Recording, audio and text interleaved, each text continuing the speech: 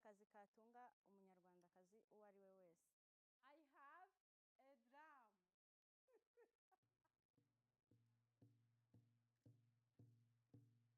Umuco wo kuvuza ingoma mu Rwanda wari uri mu cyendera. Nyuma ya jenoside igihugu cyifashishije imbaraga z'abagore mu kongera kubaka igihugu kuko ari wo mubare mwinshi wari usigaye. Twebwe nk'abagore n'abakobwa b'abahanzi twafashe umwanzuro wo kuzamura no gusigasira umuco wo kuvuza ingoma.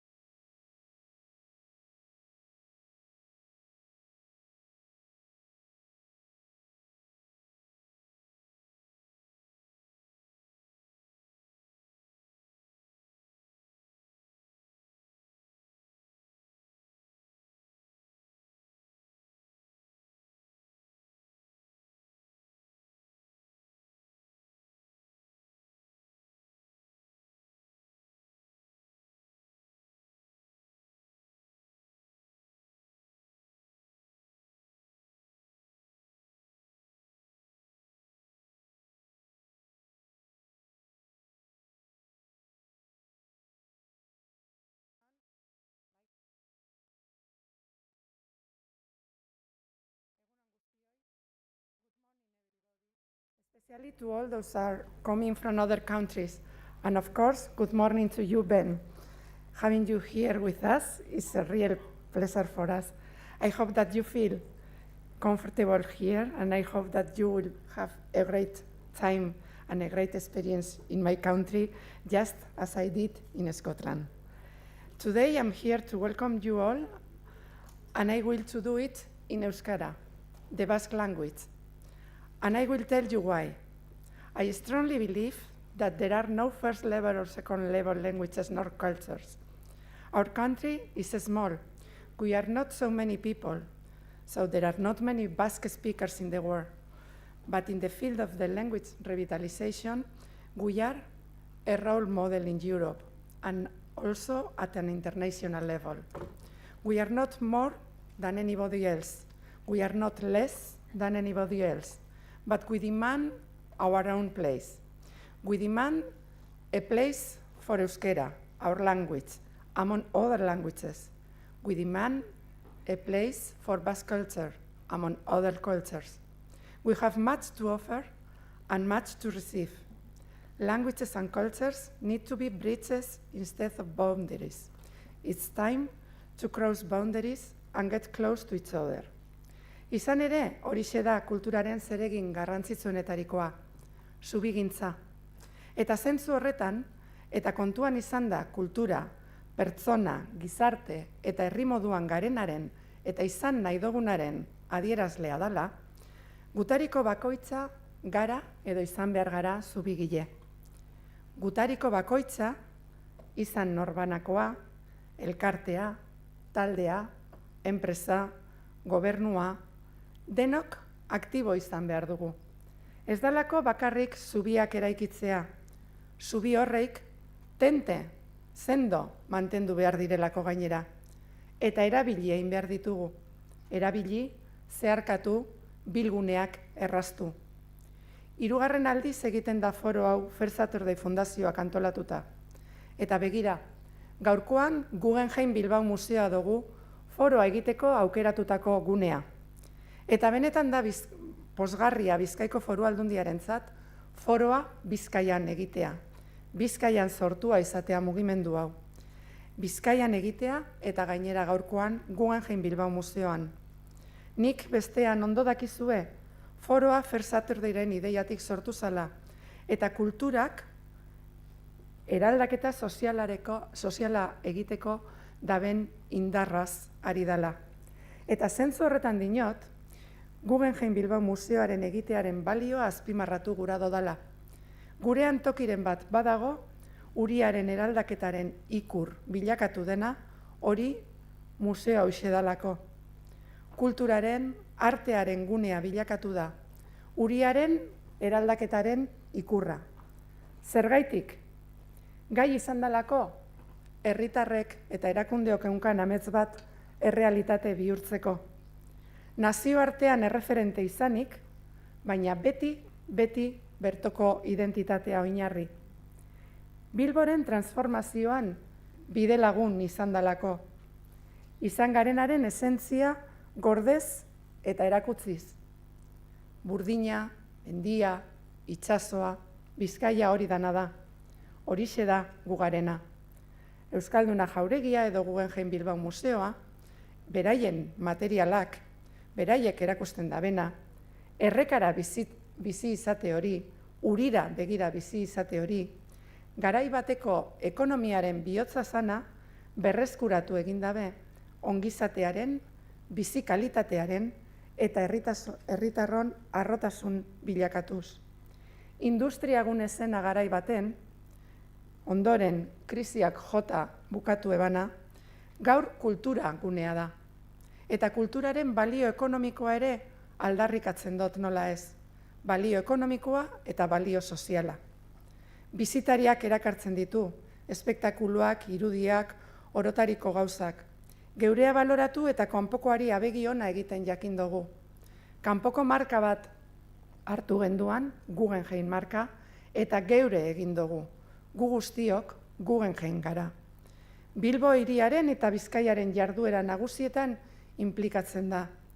Artea bai, baina baita be ikuskizunak, aisialdia, hausnarketarako, esperientziak bizitzeko eta eraldaketarako gune gaurkoan bezalaxe. Gurean, Bizkaian, Euskadin, kultura aberatza dugu, eta horixe da gure bereizgarria, gure nortasunaren ezaugarri nagusia. Besteengandik seguruenik bereizten gaituena, eta aldi berean, beste batzuengana interesa sortzen dabana, batzen gaituena. Mugak kulturaren bidez gainditzen dituen lurraldea da Bizkaia. Mundura zabalik dagoena, nondik datorren argi daukana. Eta lekua egiten dautzena zelanez, bertako adierazpen kulturalei, bertoko kulturei, hizkuntza propio ere baduguna, euskerea, bere hizkuntzen artean toki aldarrikatzen dauana, eta guzti hori, kanpotik datorkun guztiari, eskuak, besoak, zabalduz. Gaur goizean zehar, kulturaz jardungo dozue. Nazioarteko islareak izango dituzue bidelagun, eta nazioarteko esperientziak izpide eta hausnarketarako abia puntu. Kulturak egungo garai berrietan izan beharreko papera zarituko zarete. Azken mendeko zutabe zaharrak gaur egun utz egiten dabela dirudien honetan, zein da kulturak izan beharreko rola? Edo rolak. Interesgarria benetan eztabaida. Eta horrela izan da ere, nik beste zeo zerbe gehituko neuke. Zein da bultzatu behar dugun kultura eredua? Edota zeintzuk dira baleko kultura eredu horreik, hasieran aipatu dodan zubigintza hori bideratuko dabenak.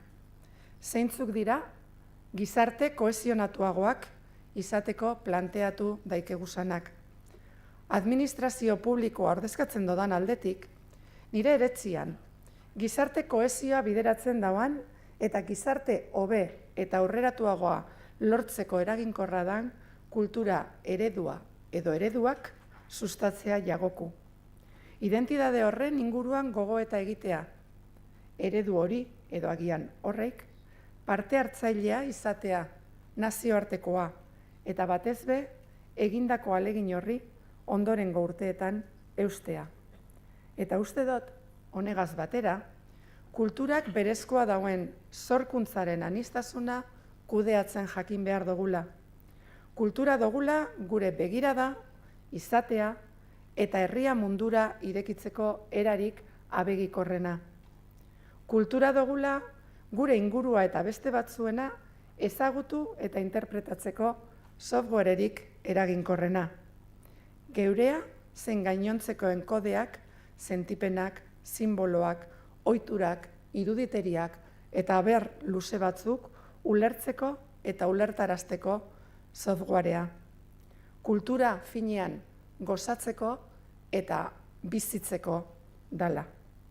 Eskerrik asko gaurko foro honetan parte hartuko dozuen guztioi. Esperientzia ugari partekatuko dozuez jarraian. Esperientzia biziak gainera, egungoak, egingarriak, uztartzeko modukoak. Ziur nago, aberazgarria izango dala elkartrukea, eta seguru modelo zarrak, subizarrak, astindu eta barriak eraikiteko balioko dabala. Oraingoan oinarrituta etorkizun hobea nahi dugulako gagoz hemen. Etorkizun bidezkoagoa, garatuagoa, eta bide horretan kultura ezinbestekoa dugu. Ondo etorriak Bilbora, ondo etorriak Bizkaira, ondo etorriak kultura eragile sozial eta ekonomiko garrantzitsutzat dugun lurralde honetara. Eta eskerrik asko bereziki, amaitu aurretik, itzultzaileei. Gehienetan ahaztu egiten doitugu, ahaztu egiten zaituegu, eta zeuen lana, zeuen guztion lana, funtsezkoa izaten da gure mezuak zuzen eta egoki helarazteko. Egia esan batzutan mirestu ere egiten dut daukazuen kapazitatea. Lo mismo nos hablan de electrofísica que de la cría de gallinas, que de lenguas o de culturas. Kontua da, gure arteko harremana erraztu egiten dozuela. Eta finean horixe da gure zeregina. Elkar ulertzea bideratzea. Eta orain bai, orain isildu egingo naz, eta arinago esan bezala, eskerrik asko eta ondo etorriak beste behin ere gure lurraldera. Bihotzez diot, Eskerrik asko.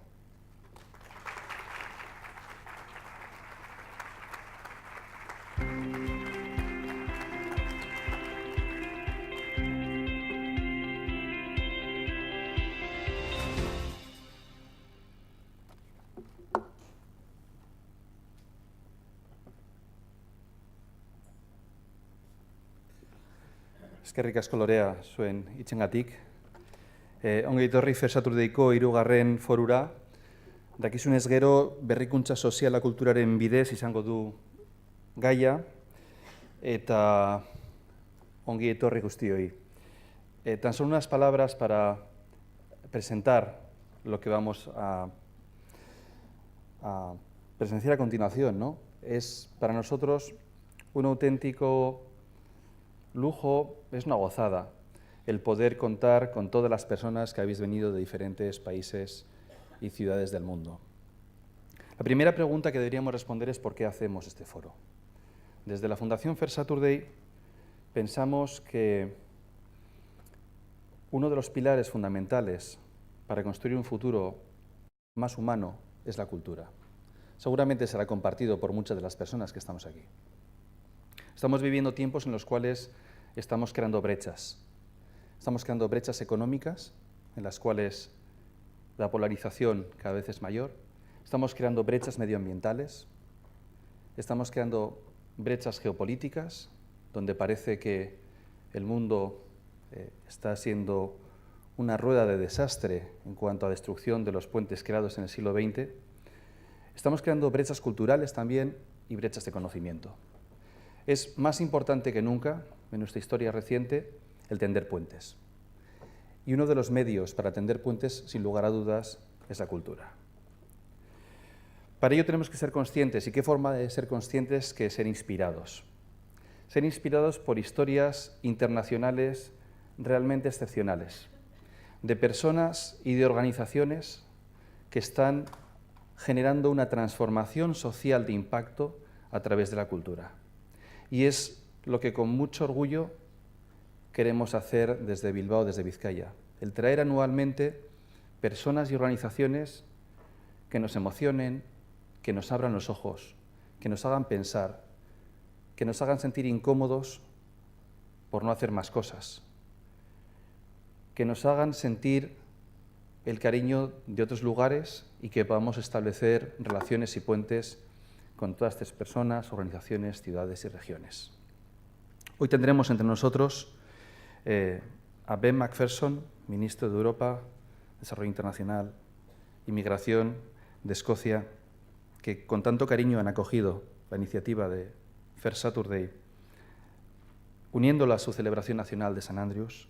Tendremos, por supuesto, a Odile Gakire-Katese, de Ruanda, con la iniciativa de Ingomasia. Tendremos a Manuel Veiga, director de Cultura de Lisboa, que con mucho cariño también iniciamos este año una buena relación para hablarnos del caso de Lisboa, cómo a través de la cultura están acelerando una ciudad que de por sí es apasionante. Tendremos al Festival de Cine Invisible, Greta Frankenfeld, una iniciativa como muchas otras a las cuales hay que dar toda la voz que podamos por haber nacido aquí, por hacer una reflexión muy importante a través del cine, de las artes audiovisuales. Tenemos a Ubarten, Surt, capital cultural de Europa en el 2018, una ciudad que, a pesar de su tamaño, de no ser una ciudad excesivamente grande, una región grande, han hecho una ciudad alrededor de la cultura y de la participación social. Tendremos, por supuesto, a Cardiff. Alison nos hablará sobre la capacidad de entendernos, incluso hablando diferentes idiomas. Tendremos a Fundación Voces, venida de Madrid. Ana, bienvenida, con un trabajo excepcional en la Cañada Real, esos 16 kilómetros a veces olvidados. A Suhail, de San Antonio, Texas. Quizás si hablamos de Texas hoy nos viene una palabra a la cabeza que es muro, pero probablemente nos deberían venir otras que son puentes. Gracias a Musical Bridges Around the World están precisamente construyendo puentes. Bienvenida, welcome Camille, de Atlanta, Georgia, donde después de los Juegos Olímpicos del 96 y gracias al impulso principalmente de Camille, la cultura se ha convertido en un motor de desarrollo económico, social, un motor de inclusión y de diversidad. Y por supuesto Marlene, de Sudáfrica, una de las personas más reconocidas, activista por los derechos de las mujeres, de minorías, de la cultura indígena, y está dedicando a través del Artscape Theatre Center toda su vida precisamente a esto, ¿no? Y cerraremos con Lita Cabellud. Es un honor tener a Lita entre nosotros, vendrá enseguida, y por supuesto con nuestro querido Antonio Garrigues. Espero disfrutéis muchísimo del foro, espero que salgamos con alguna idea, con alguna emoción. Espero sirva esta pequeña iniciativa que esperamos continuar todos los años en traer a personas, como decía antes, excepcionales a Bilbao, a Vizcaya, y todo mi agradecimiento a las instituciones que lo hacen posible, Mila esker Lorea. Muchas gracias a todos vosotros por venir y, por supuesto, al equipo de trabajo de Fair Saturday, sin el cual todo esto no sería posible. Así que muchísimas gracias. Vamos adelante.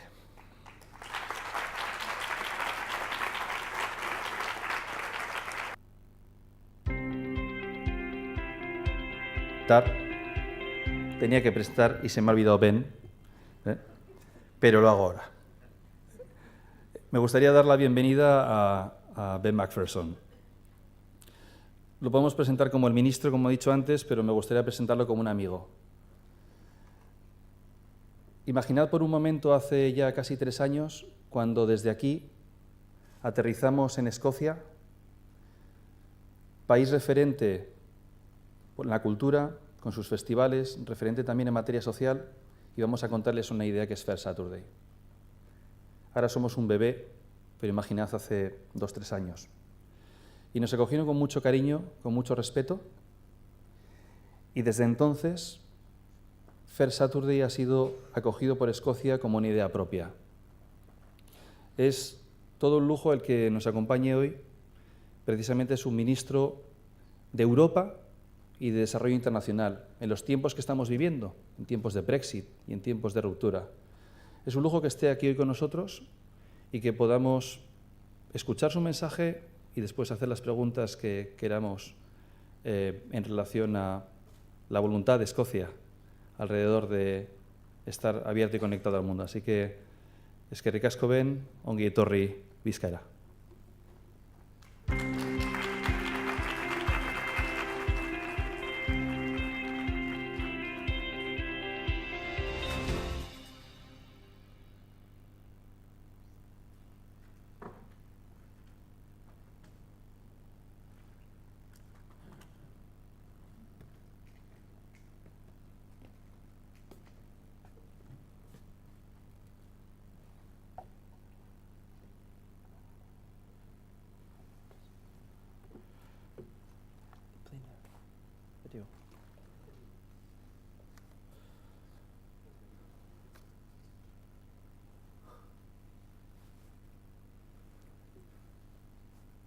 Now is a place where hope calls home.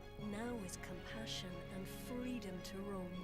Now builds bridges, now breaks down walls. Now is new thinking, now gives its all. Now is the heart, the soul and the head. Now is the town you'll want to paint red. Now more than ever is what the world needs. Now is the hope that our country feeds. There is no waiting. Scotland is now.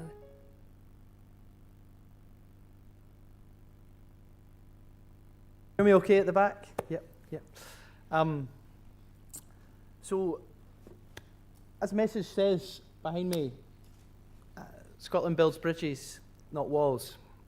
And it's great to be with you all here this morning to discuss those themes about connectivity, about how through culture we can continue to not just enhance the human condition, but to build more relationships together. In these times, there are many challenges facing us, and those of you who know Scotland's constitutional position and are aware of the Brexit scenario that we face, you'll know that we have messages that are different from the messaging that's coming out from the Brexit process. We are clear and determined that Scotland is open, Scotland is European, and Scotland is delighted to be here. Delighted to be here in terms of myself as Minister for Europe, Migration and International Development, and as if that wasn't enough, I already also have responsibility for our winter festivals in Scotland, which includes St Andrew's Fair Saturday, which I'll say more about in a moment. I'm also delighted to be joined by Councillor Amy McNeice-Meakin, who's here representing our capital city, Edinburgh, and also to have one of our excellent institutions in Edinburgh, the Queen's Hall, represented by Emma. So we've got a Team Scotland here, and we're delighted to be here because we're so proud, not just the institutions that we represent, but Scotland as a whole, to be part of the International Fair Saturday movement and the positive impact that that movement is making together. And when we walked in and looking around this incredible place, what a remarkable building to gather in, to consider culture for a fairer world. The Guggenheim Museum here in Bilbao is, of course, in its own right, a cultural and architectural icon, showcasing the very best of the arts to a truly worldwide audience. It also is a place recognised globally as a key catalyst for the regeneration of this fantastic city, and the perfect venue for us to gather and celebrate how culture can be a key driver to achieve sustainable and positive social change. And thank you to Loria and Jordi for your warm welcome and for having us here in this remarkable setting to discuss these themes. In these times of flux and challenge, when the voices of cynicism can be loud, progress towards a better world can, of course, feel daunting. It's a mammoth task, but the key, of course, as history has proved and today proves too, is collaboration at a local, national, and global level, with organisations and individuals and governments at all levels helping and empowering proud and confident communities to promote kindness, justice, and openness. In Scotland, we are very proud to be making meaningful progress towards our shared aspirations of fairness, inclusion, and diversity. And in terms of political leadership, we take a cross-government approach which is mainstreamed into everything we do, including all the policies we develop and all activity we deliver in partnership with public, private, and third sector bodies, and of course, communities themselves. As many of you will know, at least I hope you know, Scotland has a unique and diverse culture with our traditions, but also iconic celebrations of, for example, St Andrew's Day, Hogmanay and Burns Night, our winter festivals, which are recognised across the world. In addition, we also have landmark events such as Edinburgh's festivals, which I'm sure you're aware of, and also the Celtic Connections Festival, which attract artists from across the globe and reach a truly massive worldwide audience. And these events, these festivals, welcome the world, but also provide a platform for Scotland to show off our talent in all of its diversity.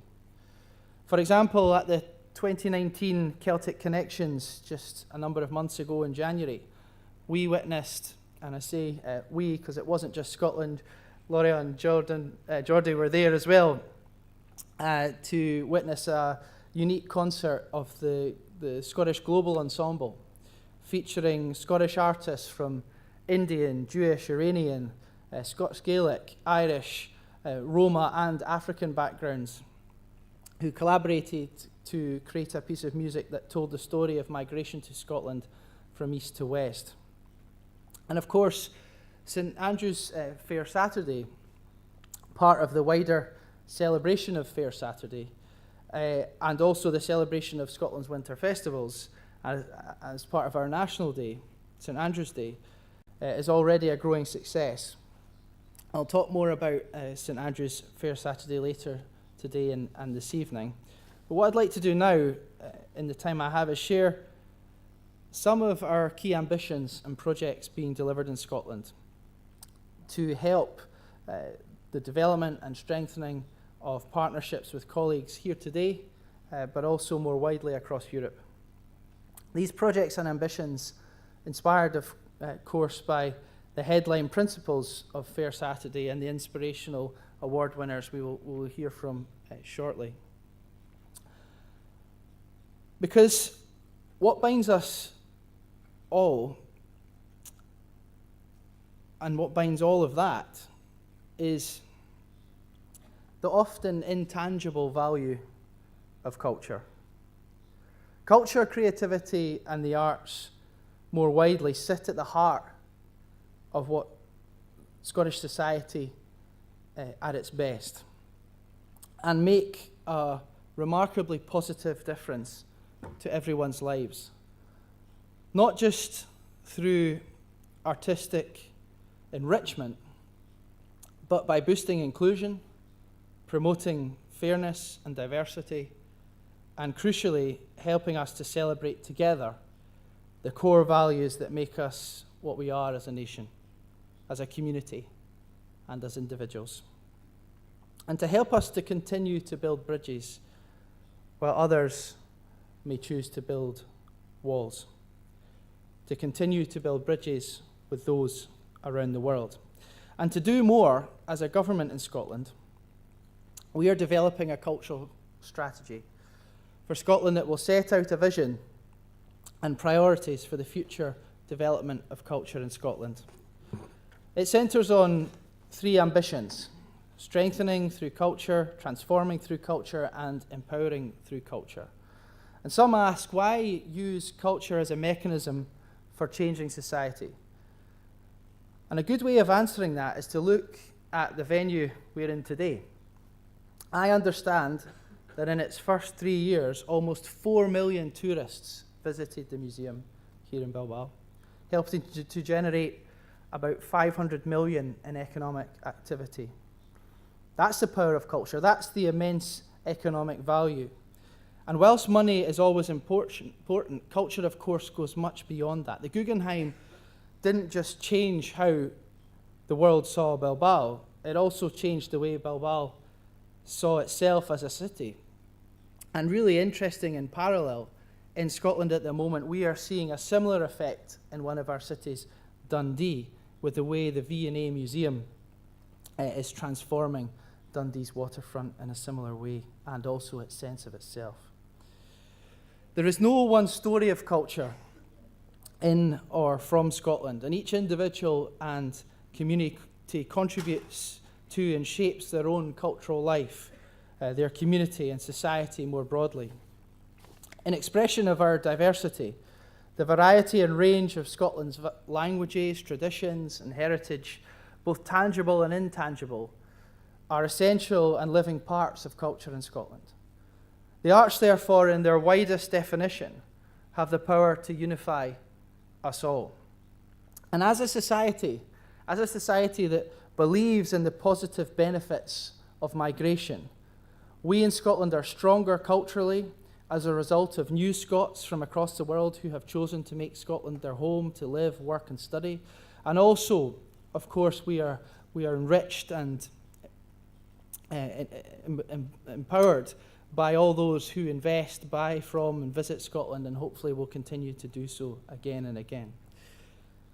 It is this commitment to openness and to being welcoming that is why the Scottish Government places such effort into our work to maintain and strengthen an outward focus, make connections and support trade and investment across Europe and across the world.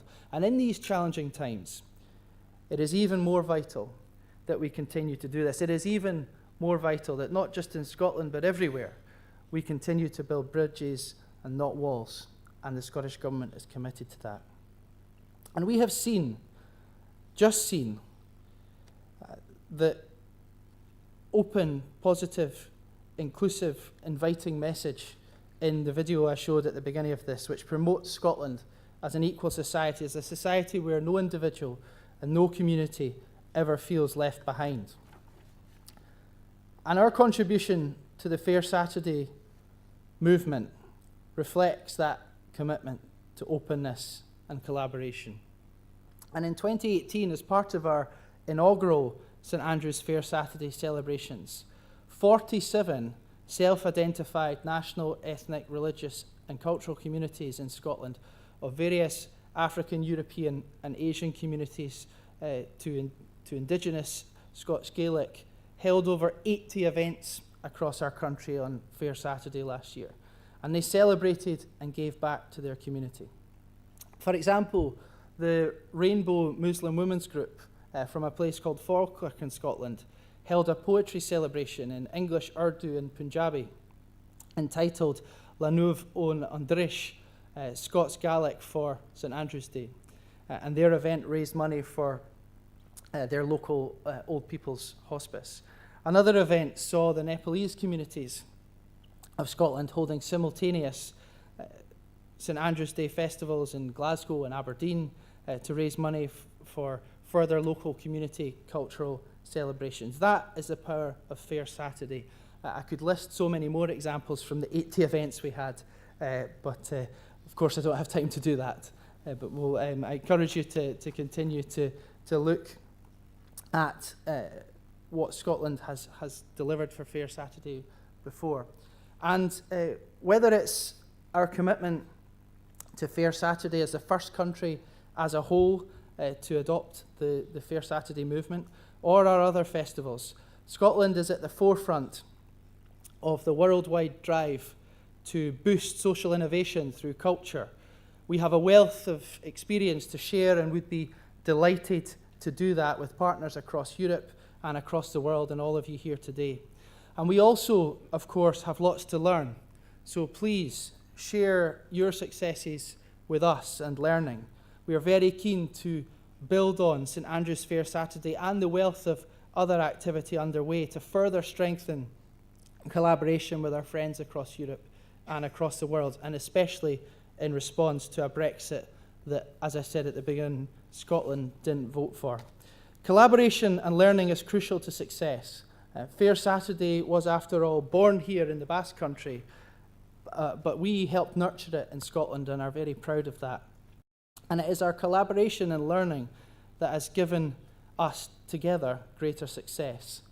So building on this, and to close, I invite all of you as partners from across the world who share our values of fairness, inclusion, and the celebration of diversity to join the collective drive, spearheaded by Fair Saturday, to respond positively to the many challenges we face globally together, recognizing that only by celebrating and sharing in our cultural diversity can we make the world a better place and continue to always push back against the negativity and intolerance which is always a threat, even in these more enlightened times. Let's build even stronger bridges and knock down more walls. I look forward to hearing more of the inspirational stories and from inspirational organisations today, and it's a real honour to be with you and send this positive message from Scotland. Thank you for listening.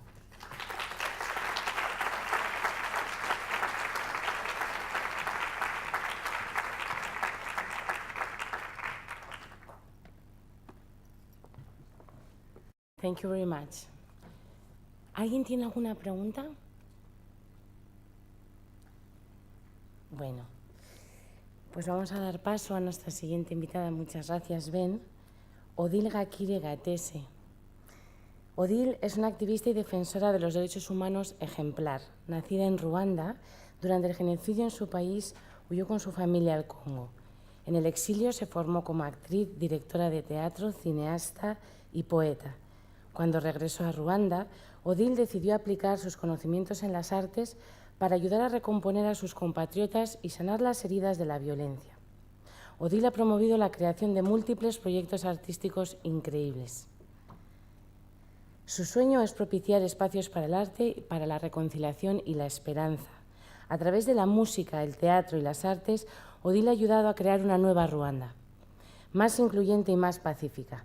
Odile, fundadora del Women Cultural Center, nos acompaña para compartir la experiencia del proyecto de mujeres más destacado tras el posconflicto ruandés, Ingoma Nisha, Muraka Sanese. Bienvenue.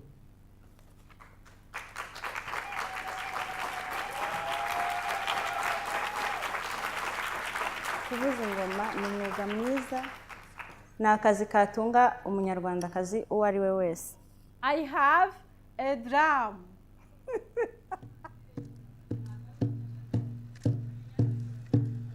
Umuco wo kuvuza ingoma mu Rwanda wari uri mu cyendera.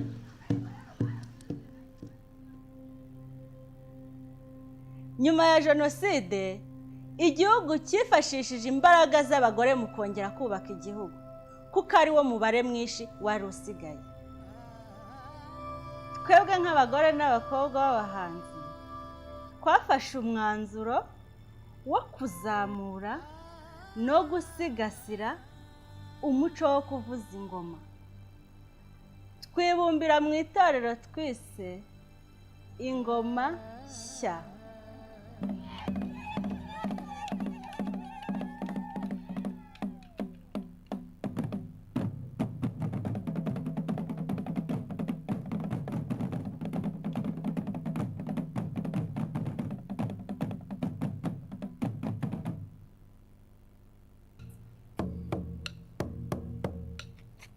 Muri karitsiye mu midugudu tubamo babanje kutwita abasazi.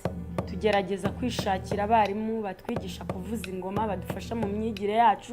Ubu tuzi kuvuza ingoma neza byo mu rwego rwo hejuru, nta muntu n'umwe uturusha.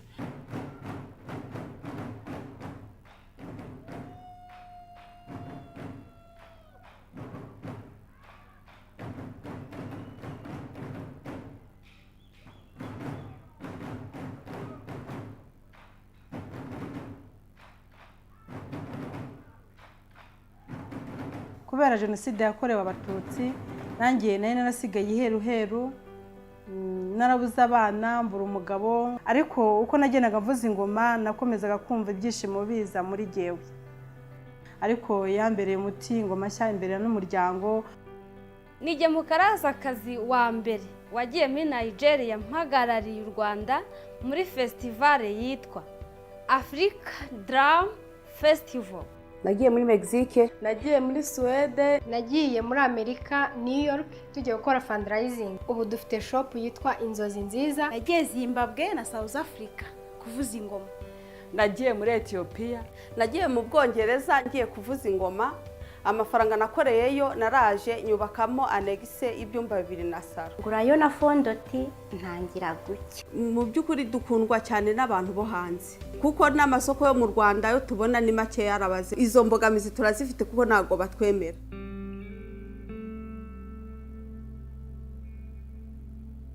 Perezida wa Repubulika yaduhaye agaciro, aravuga ati n'uburinganire kugira ngo tubashe kubaka u Rwanda rwacu. Ikintu cyagaragaje ko nyakubahwa Paul Kagame adushyigikiye niwe watwohereje muri Senegal muri 2008. Umukobwa ntagihezwe mu bintu byose mu Rwanda, barajya mu ngabo z'igihugu, muri polisi, mu buyobozi, mu iterambere, mu kwihangira imirimo, mu bacuruzi. Buri ugiye mu isoko wasanga abacuruzi benshi ari abadamu. Ariko ugeranije imyaka 15 ishize tuvuza ingoma n'ibinyejana byashize, umugore atemereye gukora na gato ku ngoma mu Rwanda ni nk'agatonyanga. Hakaba hakenewe imbaraga nyinshi zo kuziba icyo cyuho. Hari abantu bataratwumva, hari abantu bacyumva ko tukica umuco, kandi mu by'ukuri ntabwo ari ukwica umuco. Nta zuba ryavuye ngo rye kuziba, nta mvura yaguye ngo ye guhita. Kuvuza ingoma ntabwo ari kirazira. I have a drum. I have a drum ni gahunda yo gufungura amashami y'ingoma nshya mu turere twose. I have a drum ni umukino turi gutegura tuzakinira muri Amerika mu gihe cy'amezi 2 duhagarariye u Rwanda mu ruhando mpuzamahanga. I have a drum, filime mbarankuru n'igitabo bizabikwamo amateka y'ingoma nshya.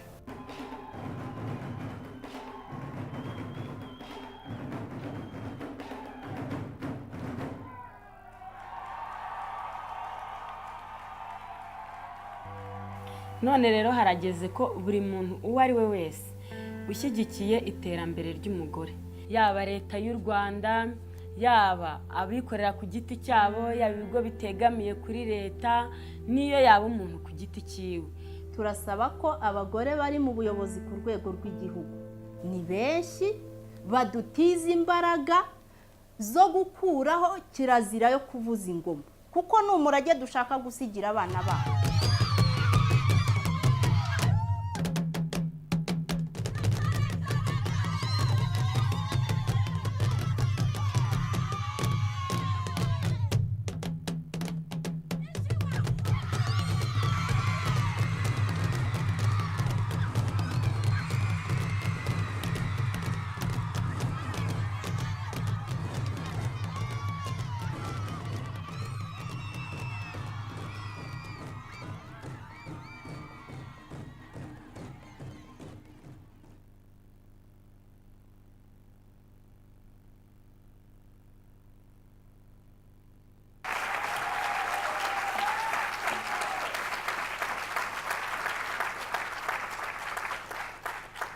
Thank you very much. It's a great honor to be here tonight. Thank you, Jordi.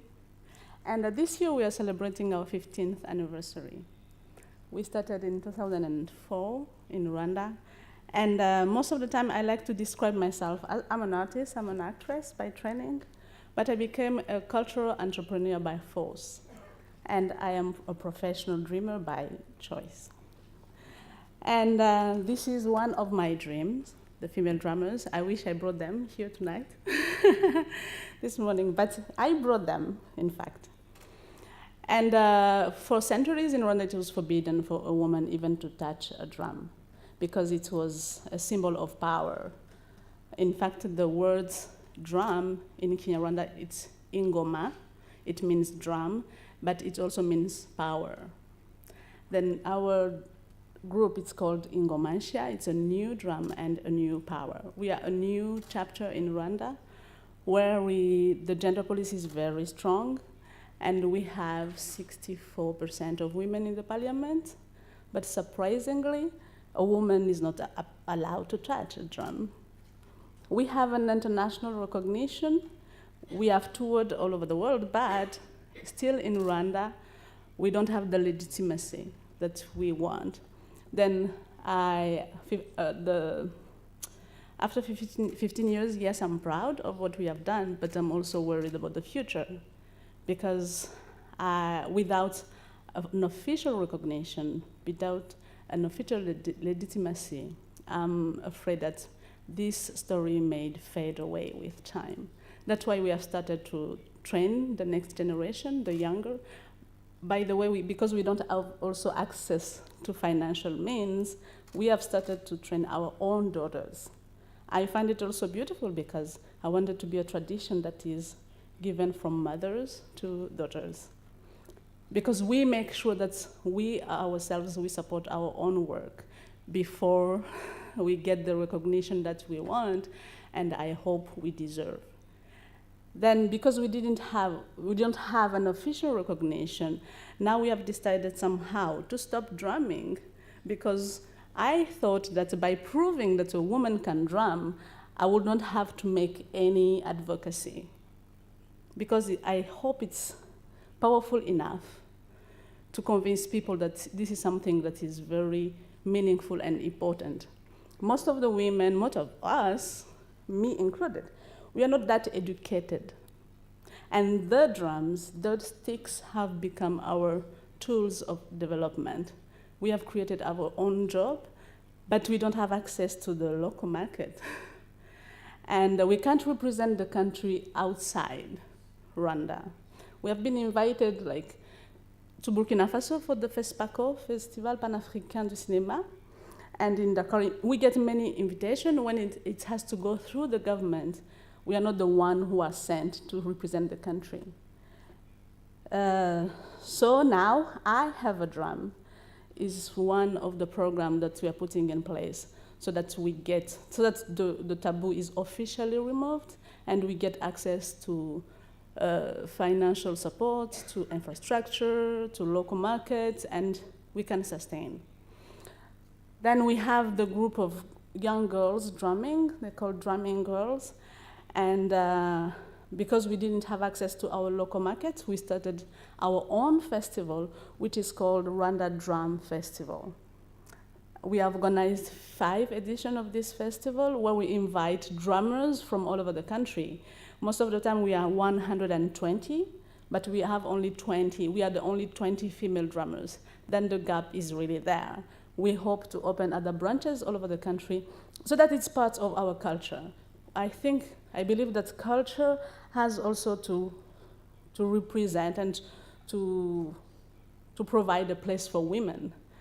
The culture has also to represent women and to empower them. I didn't mean to be a feminist. I'm a dreamer. I want to be a dreamer, but now I'm a feminist, whether I like it or not. I don't know why I have an issue with that, but I've accepted that now. And I think that gender empowering starts in culture. We have to find a culture that represents us and empower us. We don't have to empower women when they're adults. It's somehow too late. We have to grow strong and happy women. Then the Rwanda Drum Festival, the initials looks for the Rwanda Defense Force, RDF. It's our army. And we have this new power and the new drum, and we have our own army where we want to provide Rwanda with an army of strong and happy people. I think happiness is also a basic need. Most of the time when I write projects, I write project proposals, most of the time I want also to claim that joy that we provide and that we are found in the drumming. And this is why also the projects have also sustained, because beyond, even if we don't have the recognition we want, we don't have access to the market and everything, there is so much fun we are having. And for that, we will keep drumming. But we also want it to be our job. Most of the time when we tour internationally, the fee we manage to get, we'll go back home and we rehearse every single day from 8 to noon, from 2 to 5. Because we have also to be competitive and to access the international market. And this is the job we have chosen. So I Have a Drum, it's an advocacy campaign. It's a show that we want to be a world-class show, to tour all over the world. It's a documentary film and a book. Now I think it's also important to write down our story so that it doesn't fade away.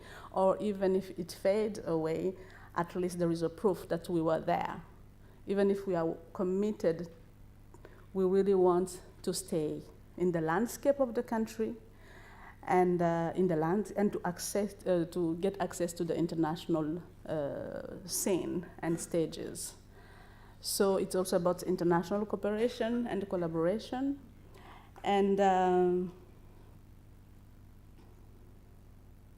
it's also an award that we are claiming now. It's really funny what we are doing because without the official recognition of the country, no one values what we are doing. We do value, but it's not enough, unfortunately. We have realized that we also have to go get that recognition that we need to have so that it becomes sustainable, so that we have a next generation in the future. So that's it about Ingomansha. Thank you for your attention.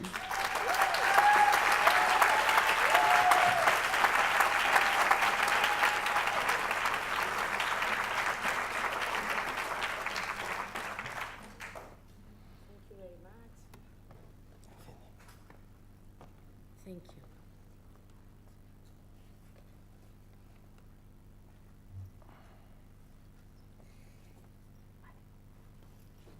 A ver, este no funciona. Gracias, muchas gracias, Odil. ¿Alguien tiene alguna pregunta? Yo tengo demasiadas, entonces, a ver si alguien tiene solo una o dos. Y adelante, un segundito, por fin, te vamos a acercar un micro. Odil, can you please? Excuse me.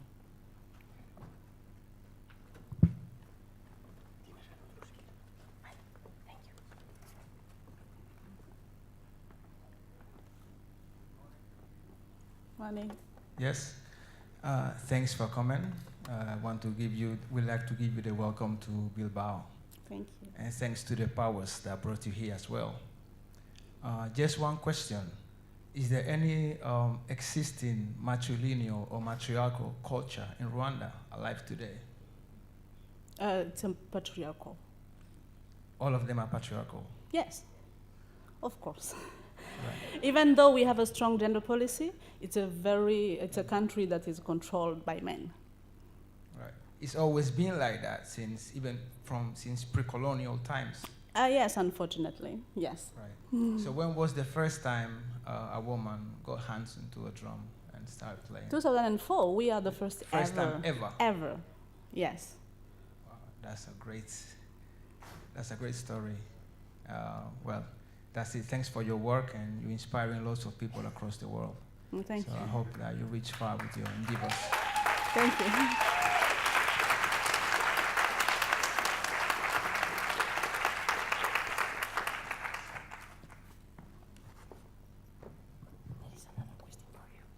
Hi. First of all, thank you so much for your presentation. It was very, very inspiring. I was just wondering, because I'm from Algeria, and I was just wondering if, as Rwandese, you had like partnerships with other women organizations, especially within the cultural sector around Africa, especially North Africa, because that's something that now, with what already is happening in our region, is becoming stronger and stronger. Women taking the lead sometimes, and really hope to see it more often. So just wondering if you had this kind of partnerships around North Africa. No, not yet. But we really look forward for that, because we have been very busy during the 15 years just to exist and to be excellent in what we are doing, not being women who are trying to do something without success. But now I think that's why I was saying somehow we have to stop only working on the stage, I mean, drumming literally, but also to find a way to connect with the world and to connect with others, so that we get a stronger voice and visibility and network that I think will allow us back home to get the recognition we want. Thank you very much.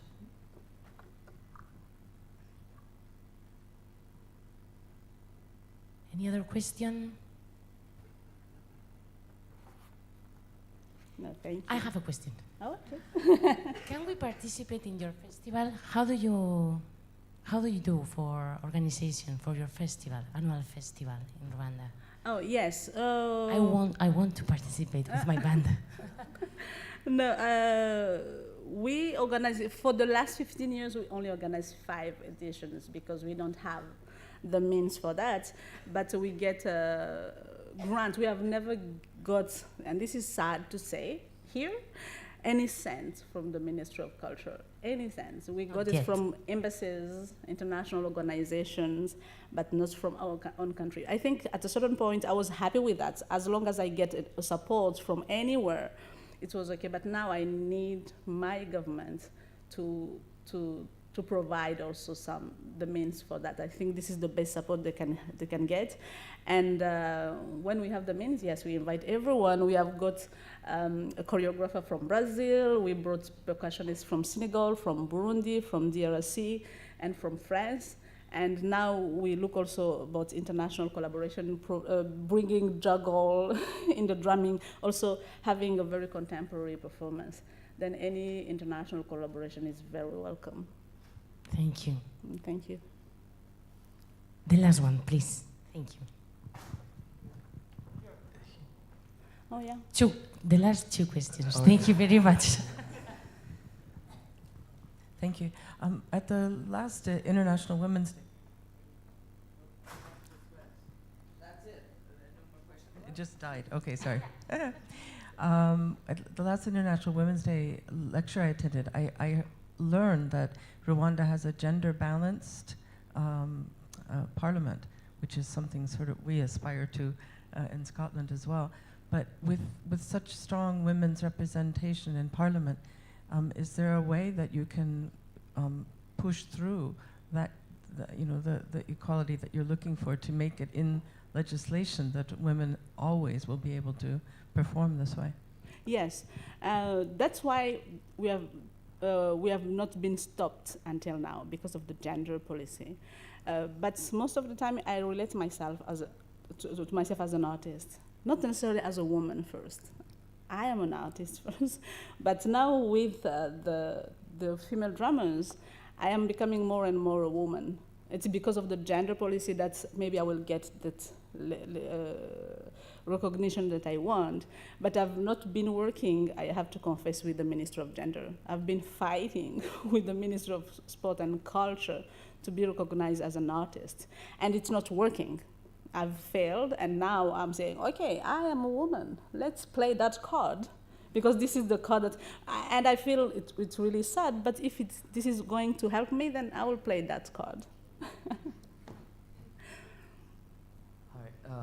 Thank you for your presentation. You talk about that you have a new generation of drummers, young drummers. How was the work with the parents, especially the fathers? Oh, even with ourselves, we have girls, young girls that came to join the group, and women who had to convince their partner or their families. And but the people are really embracing it because it's really entertaining, and it's really empowering, and it's also generates some income, not for the kids right now, but for their wives. That's the only thing also that helps us to have men approve this, because it also brings some income in the family. And with the kids, that's why I say that we are teaching our own girls, because we don't have that energy and means to go convince other people. But I remember the last 5th edition of the festival we did, we toured in secondary schools, because we wanted to open drumming clubs in those schools for girls. And we have over 300 girls who wanted to have drumming clubs in only 5 schools. Then the interest is there. It's a perfect job for us in many different ways. And but we have the permission of the parents, the spouse, but as long as it's not in the policy, there is not tools that help us to sustain, it will only go with our energy, and with time we will get exhausted, or will get hopeless and give up little by little. But if we provide a conducive environment, that's why I feel it's very important that the ministry or any legal entity, public institution, recognize us and then provide the space, and then provide the fund, and then provide the mobility fund, because we got lots of invitation all over the world, but we can't go there because we don't. It's not the father who is going to pay for that, and also making it really a job for anyone. I think it is something that can help to sustain and to stay. Thank you very much. Thank you.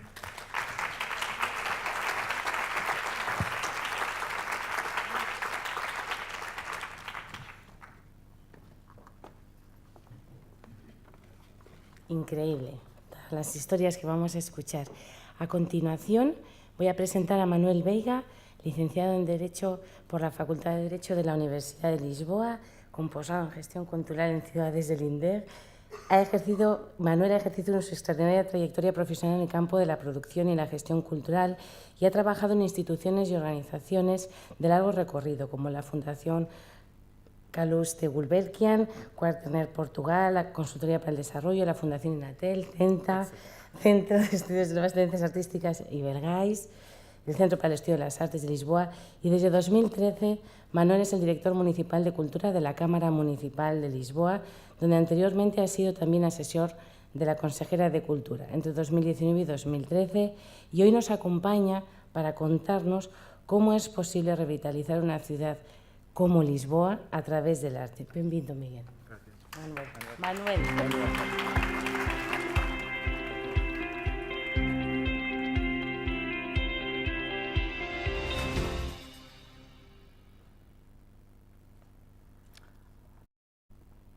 Good morning. Greetings from Lisbon. Olá de Lisboa.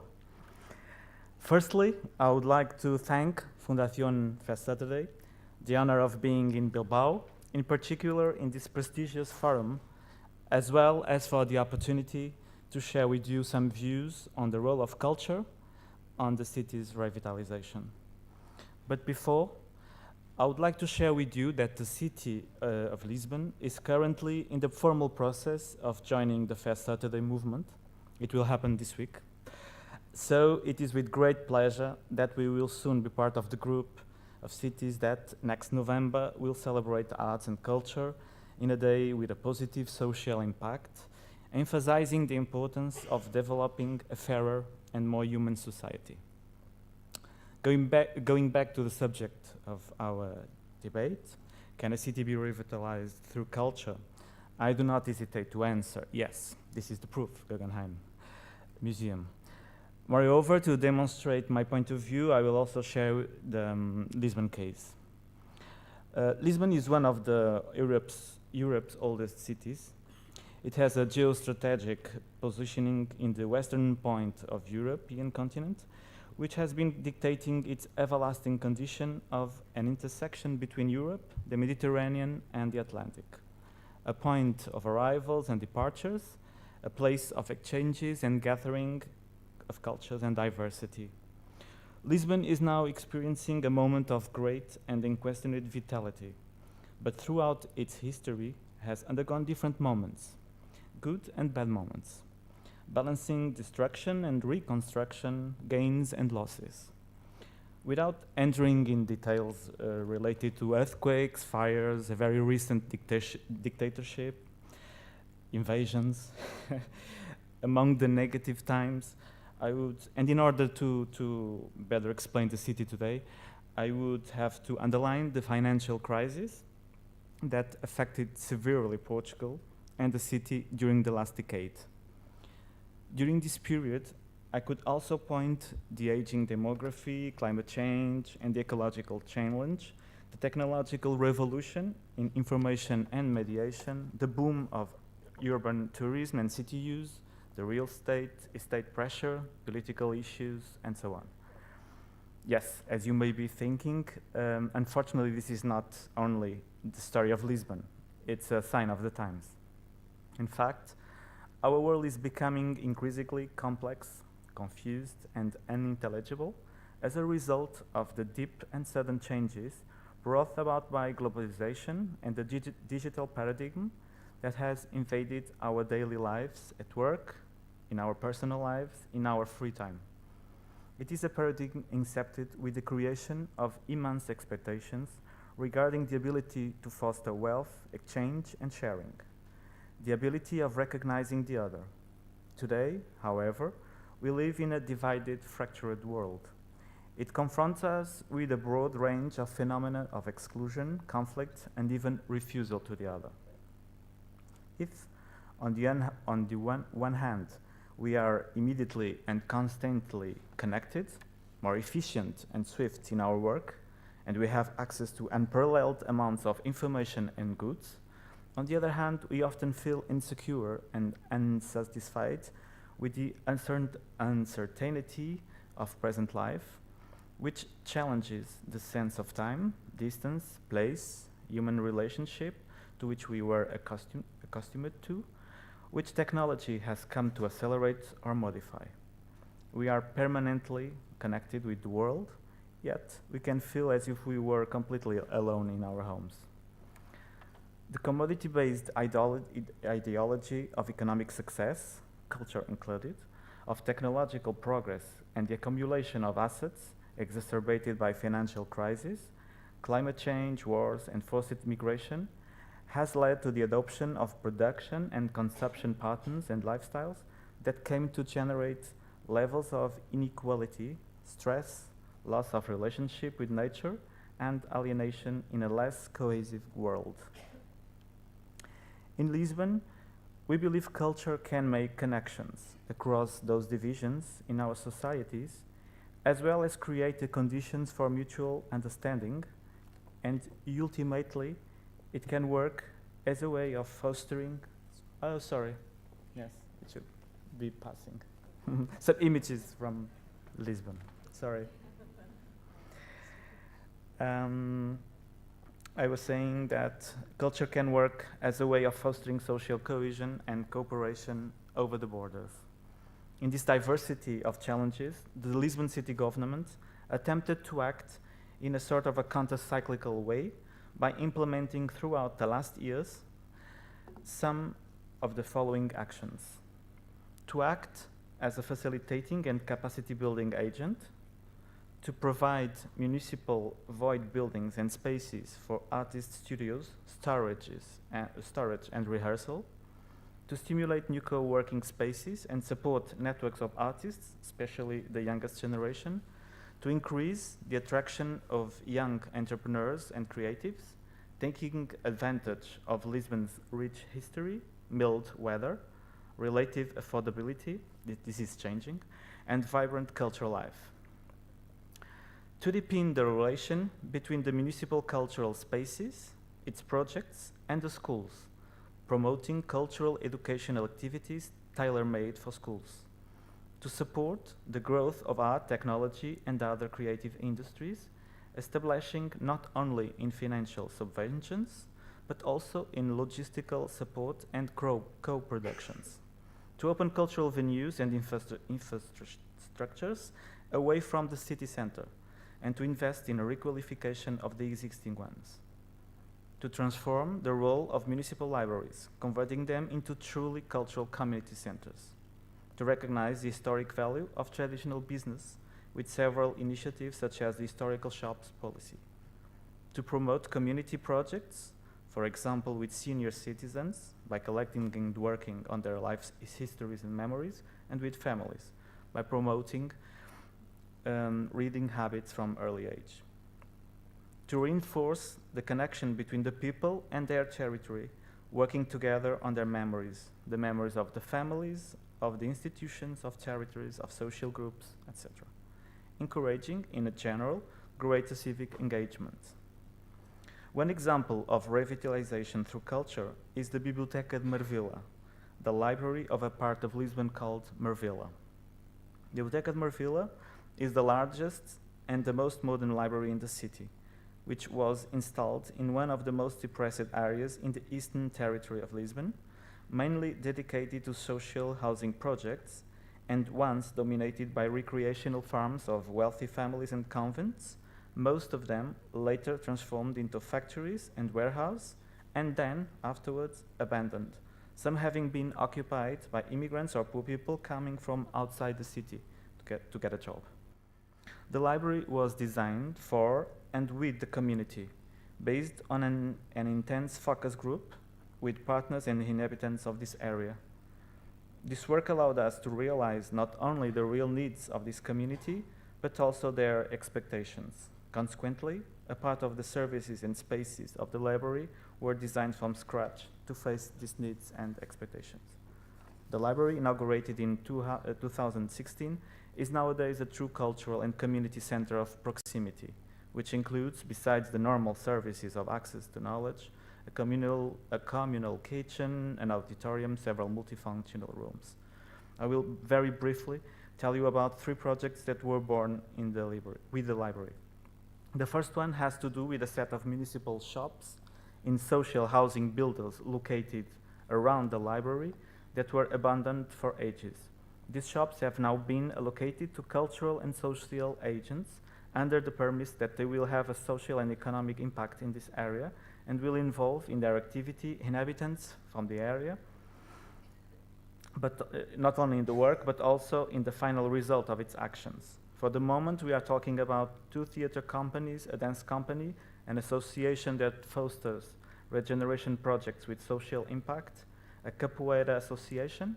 Capoeira is the Brazilian cultural expression that mixes martial art with dance, music, I don't know if you know, and sports, and a video game production studio. The second project is precisely related to gaming. From an early stage, we realized that gaming, just like throughout the city and the world, but especially there in Marvila, was the activity that first captivated young people and adolescents to enter and remain in the library. To that extent, we are creating what we call the playful mind space that will have 2 strands. It will be an office, an open office with game developers and designers working, but also a library space where people can stop to listen to a lecture, to play board games, among other activities related to gaming. Simultaneously, in the shop for the video game production studio that I mentioned before, there will be a game lab that will be a more professional space. The idea is that young people interested and with potential could shift from playful mind to game lab. This bet on gaming is based on the fact that gaming is still an undeveloped area in Portugal. It's in rapid growth, and in the gaming industry is still very collaborative and not too competitive. So the potential for employability in Lisbon in this sector seems frankly exciting to us. Strategy, programming, music, creative script writing, design, research, robotics, and even, why not, playing games as a profession are some of the many skills that can be worked on. The third example is the Marvila Interpretive Center, based in the library, that uses a participatory way of collecting and disseminating local heritage.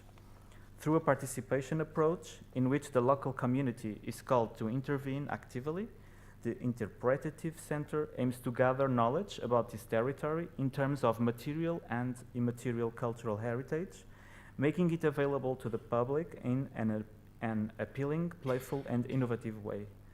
The organization committee includes historians, sociologists, social service technicians, but also residents with no technical required skills. 5 groups have been set up and are collecting information on the cultural heritage, identifying privileged witnesses of events, practices, and experiences related to the history and cultural heritage of these territories. Users will also be able, for instance, to play the video games designed locally, based on local stories, the ones that I told you before, based on local stories, memories, and heritage. Today in Marvila, we can clearly say that there is a before and an after the library. So far, we are very happy with the results, but we know that there is still a lot to work on. Actually, cities are not inorganic ecosystems. On the contrary, they change every day as a result of the sum of their diverse inhabitants, realities, and geographies. Although we can say today with some comfort that Lisbon is no longer in crisis, there are innumerable new challenges ahead of us, and that's why our work in culture is a never-ending story. And one of those challenges is to work closer with other areas of the city government, such as the social one. This is one of the reasons why we accepted the challenge of the Fair Saturday Foundation, and in particularly of Mr. Jordi Albareda, to join the Fair Saturday movement. Fair Saturday is a project completely in line with our strategy, and we share the same principles and beliefs. In fact, we believe that culture is the vital ability for expression and symbolic construction. It allows us to affirm identity, to build a sense of belonging, of public space, to think on defining options and values, to establish the links between past, present, and future, to fulfill desires, and to find an individual and collective purpose for this time we live in the cities where we live in. Culture is what makes us different. Culture is what makes us human. Thank you.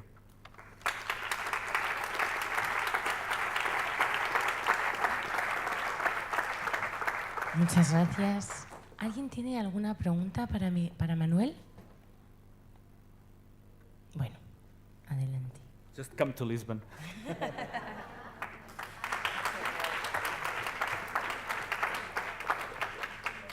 Tenemos, sí, Manuel, perdona, tienes una pregunta. Hi, hello. Just let me find my glasses to see you. I'm here. Hi, hello. Hi, hello. Sorry. I'm here from Bristol with my colleague Elise, and we are. Bristol is very keen, is working with its libraries in beginning to think about ways, as the example that you've just been talking about, which was really exciting to hear about, and like to talk to you more about it. But I'm interested with a project like the library, when it becomes a building, how long before that thing exists? How long did it take to talk or to make that come to be a thing? What was the development? Well, okay. Well, the project started like 20 years ago, the project itself, the architectural project. But we had no money to build it. But after being built, I would say we went to the field, we went to that place with more actively, more permanently, like 1 year before. And we started working with the local community to understand which were their needs, what would they want their library to be like. And I must say that at the beginning, they didn't want a library. They wanted like a shopping center or something like that. So they were a bit disappointed. We don't read books, we don't need a library. So it was a hard process to make them understand that yes, they need a library, and now they are very happy. The population we have really, we are really happy. And well, during this whole year that we were preparing the work with them, we could, even before the opening of the library, we could feel that people were already happy for the library. But in the first meetings we had, it wasn't very easy. But it's also so amazing after today to have those young people coming to the library and participating and asking us, and next, what are we going to do next? And it's really, we have to do it with the community. That's the way to do it. Thank you.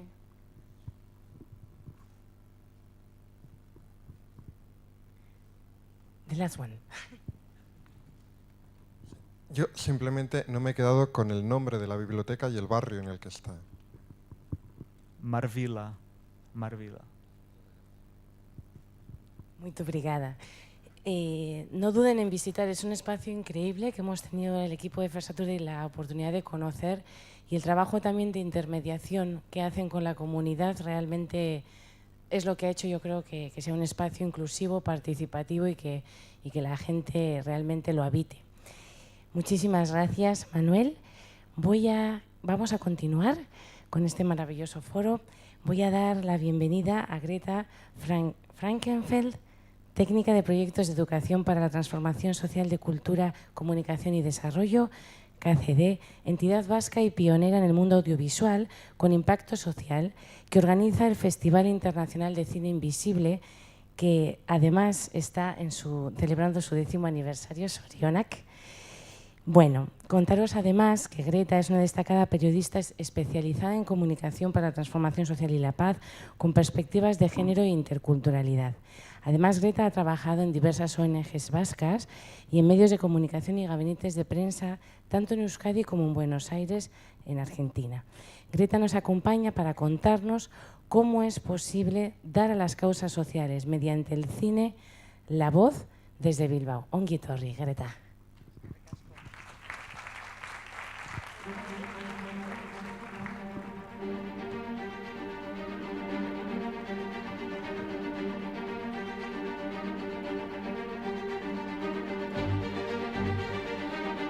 Jaialdiak 10 urte egin ditu dagoeneko, eta sendotu egin da zinema sozialaren erreferentzia gisa. Lo invisible es lo que está oculto, pero es lo que es real. Lo que los grandes medios de comunicación no muestran, lo muestra Cine Invisible.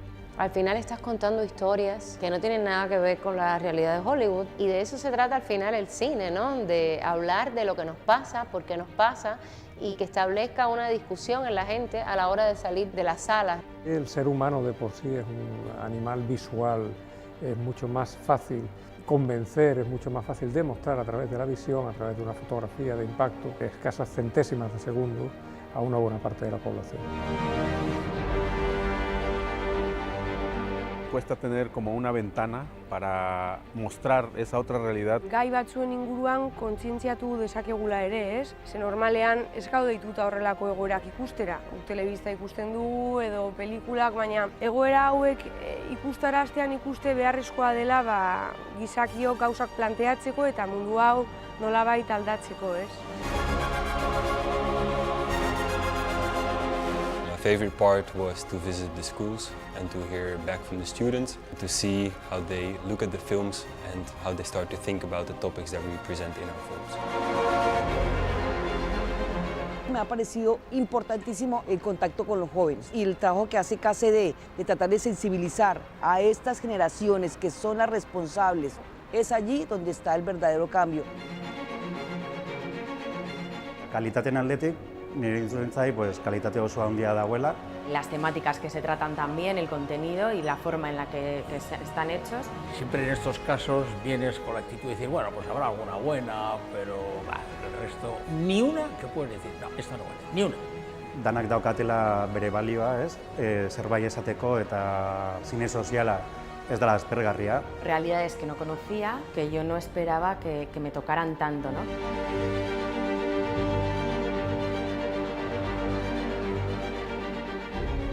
Meet other filmmakers that are doing the same thing on their own way. It's motivating. So everybody can meet each other and also make perhaps networks and also find each other and make work together. C'est cet aspect famille qui fait en sorte qu'il y a une certaine solidarité et il y a une certaine envie de faire mieux. Et c'est ce que je trouve super intéressant. KCD, garapenerako gobernuz kanpoko erakundeak urte osoan egindako lanaren zati bat, baino ez da jaialdia. Izan ere, beste erakunde eta festival batzuekin aliantzak bilatzen ditugu, zinema gizartea eraldatzeko tresna izan dadin. Espero que durante muchos años más sigáis visibilizando muchas más realidades olvidadas. Pues no sean 10 años, que sigan muchos más. And I would really hope that it will exist for many, many years. Otros 10 años de seguir haciendo cine social, cine con amor social, cine para la transformación social. Larga vida al Festival de Cine Invisible. El mundo necesita gente contando historias. El cine invisible es un antídoto contra la pasividad.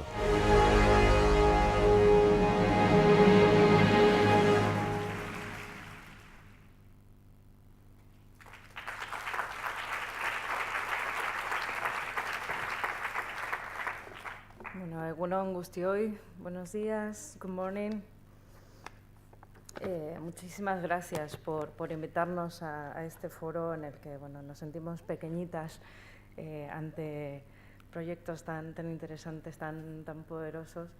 Y bueno, para mí es un orgullo representar a todo el equipo del festival aquí hoy en este foro y intentar responder a la pregunta que nos lanzabais, ¿no? Si es posible dar voz a causas sociales mediante el cine desde Bilbao, y nosotras estamos convencidísimas de que sí, que claro que sí, y nuestro intento, bueno, lo habéis conocido aquí un poco, pero bueno, por ampliar un poquito más la idea, detrás del festival, para que funcione, lo que pensamos que hace falta es tener una estrategia muy clara y fijarnos mucho en los detalles.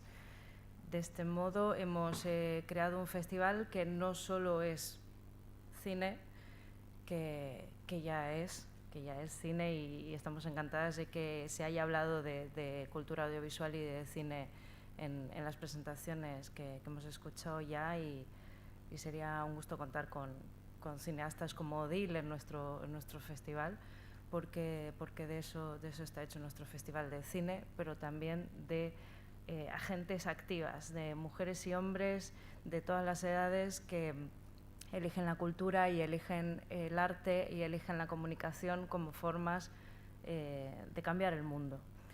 Nuestro festival tiene como parte de su estrategia esas 25 sedes de las que se hablaba en el vídeo, que son muy diferentes entre sí. No son 25 porque nos gusta que sean muchas, que también, sino porque cada una tiene un objetivo. Llegamos a jóvenes de 16 años en los centros educativos, llegamos a las personas más mayores en las aulas de la experiencia, donde eligen acercarse a la universidad quizá por primera vez o quizá no, pero bueno, donde encuentran también un espacio de reflexión. Llegamos a diferentes pueblos fuera también de la ciudad capital, donde llega poquito cine muy comercial y pocas veces cine de lugares tan diferentes como Níger, como bueno, tantos lugares del mundo, Pakistán. Y bueno, esa es nuestra excusa para llegar a tantos lugares, principalmente en Vizcaya, pero también en Vitoria-Gasteiz. La programación que llega a estos lugares es diferente también, no es lo mismo el código que puede manejar un estudiante, una estudiante en la escuela con su grupo de compañeras de clase, que lo que podemos ver en una sala de cine, ¿no? Lo que podemos esperar también. Y en ese detalle también nos fijamos mucho. La sede central sí que está en Bilbao y está en un lugar muy referente de Bilbao, que es las Cunas Entroa, o la Lóndiga de Bilbao, según su nombre anterior. Y nos gusta que el cine social esté en este espacio privilegiado porque creemos que le corresponde a la cultura, aunque no sea la más comercial, aunque no sea la que más millones mueve en el mundo, sí tener este lugar en el centro en donde todo el mundo sepa que está, ¿no? y que sea accesible. Allí organizamos nuestras galas, donde, como habéis visto, hay toda clase de performances artísticas, de música, de teatro, de danzas y demás. Y a lo largo de los 8 días oficiales del festival, pero que en realidad son 2 meses, se van extendiendo por distintos lugares y sedes, se puede ver cine que habla de derechos humanos, de equidad de género, de interculturalidad, de desarrollo sostenible y todos estos ámbitos cruzados, porque no son independientes entre sí, sino que tienen una clara combinación entre ellas. Vemos cine realizado por personas de decenas, por no decir más, países, territorios. Vemos cine realizado por mujeres y hombres en unas proporciones muy equitativas, que es algo que tampoco suele pasar. El festival recibe cada año a concurso más de 1000 películas. Bueno, este año ha sido la locura, con 1300 películas que nos han llegado para visionar, de las cuales se seleccionan en torno a 80 o 90. El 34-35% de las películas que nos llegan están dirigidas por mujeres, que ya es un buen promedio para lo que se suele ver, pero trabajamos para que las películas seleccionadas sean incluso más equitativas, con un mínimo del 40, entre un 40 y un 50% de películas dirigidas por mujeres y por hombres, y os garantizo que no se pierde ni un ápice de calidad en el camino, que lo que vais a ver en el festival es pura calidad, dirigida por mujeres y por hombres. Y bueno, y con todos estos ingredientes llegamos a nuestro público, que como decíamos es muy diverso, y les acercamos historias de lugares de los que igual habían escuchado muy poco hablar, o con perspectivas que no habían recibido, no habían conocido hasta ese momento. A través del festival llegan historias de personas muy activas en esto de construir el mundo que queremos, de hacer un lugar habitable para todas y todos, mujeres y hombres. Y sobre todo hay muchos espacios para compartir, todo el público puede votar, hay foros, hay talleres, hay actividades que se organizan en cada uno de los centros donde somos sede. Hay 12 centros educativos donde el profesorado y el personal directivo se involucra muchísimo para dar forma al festival en cada sede. Y nuestro objetivo y lo que más esfuerzo nos lleva cada día es dejar en estas personas, como decía Carlos, el director, pues esa semillita, ¿no? Ese antídoto contra la pasividad, que el cine social a veces parece que tuviera que ser muy triste y muy gris y muy aburrido e incluso deprimente, y una cosa que dices, jo, sábado a la noche, ir a ver cines, una peli social de Pakistán, de verdad, no sé si es un plan. Bueno, intentamos que sí sea un plan y que la gente salga de ahí diciendo, bueno, no he estado tan mal, podría hasta volver, ¿no? Quizá otro día a ver otra cosa, ¿no? Dejar un buen sabor de boca con lo que nos gusta comer aquí en Bilbao. Ya lo sabréis, si lleváis aquí un par de días, o lo descubriréis inmediatamente. Y bueno, que la gente se inspire, ¿no? Y que encuentre en este festival un punto de partida, un lugar de encuentro, un espacio donde generar ideas, donde intercambiar proyectos y colaborar y bueno, seguir haciendo que esta idea que compartimos muchas y muchos de que el mundo tiene que ser un lugar más justo, más equitativo y más sostenible para también las que vengan detrás de nosotras sea realidad. Así que nada, muchas gracias, estáis todas invitadas si queréis venir al festival en octubre, los que estéis por aquí, y bueno, a disposición para preguntas o lo que queráis. Un placer.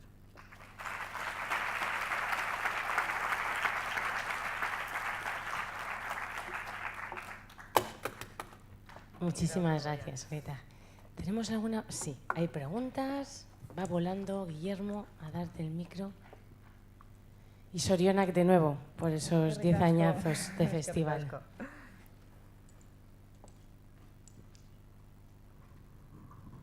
Hola, buen día.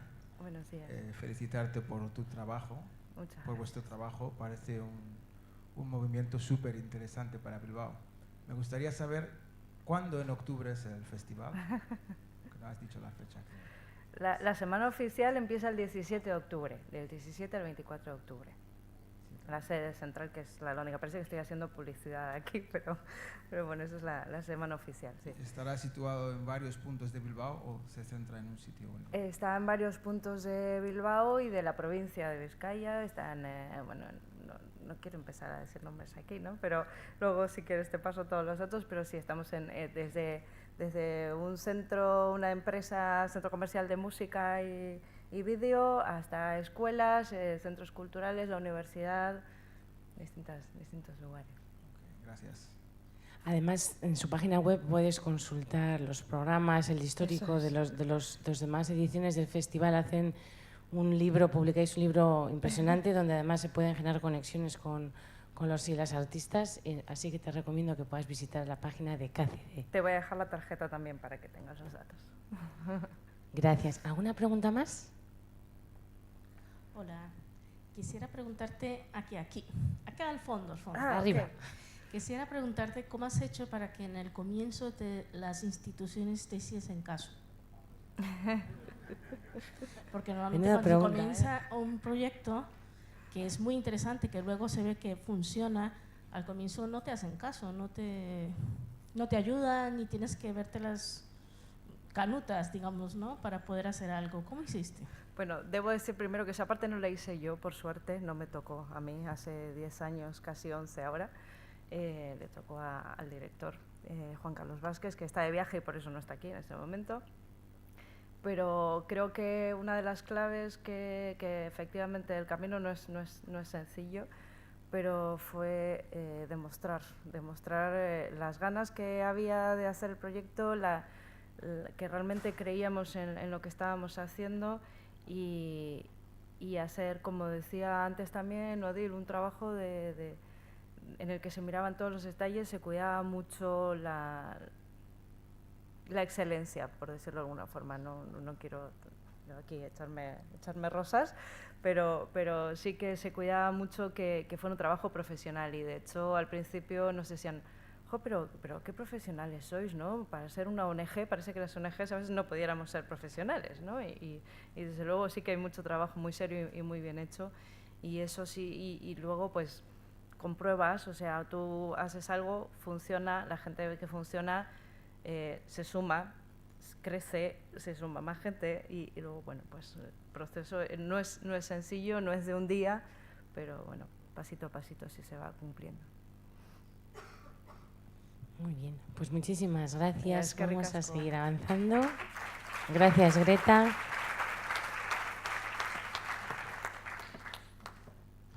Yo creo que todas las personas que están aquí presentando estas historias increíbles y estos proyectos de alto impacto es sobre todo porque son seres humanos con una gran convicción de que los sueños se hacen realidad y que es posible ser parte de la construcción del mundo en el que queremos vivir, y sobre todo porque son personas muy apasionadas y muy perseverantes. Así que desde ahí también toda la energía para que tu proyecto vaya adelante.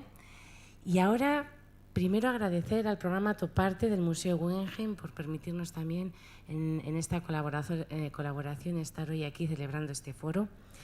Vamos a presentar a nuestro querido Sver Bosman, no sé si lo he dicho bien, creo que no, quien es un grandísimo gestor cultural y fundador de increíbles festivales como el Welcome to Village o el Discover the North, que yo quiero visitar en los próximos meses.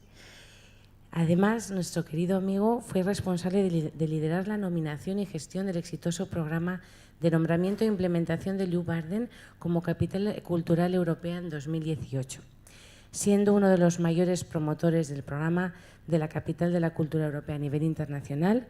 Va a compartirnos su experiencia. Bienvenido.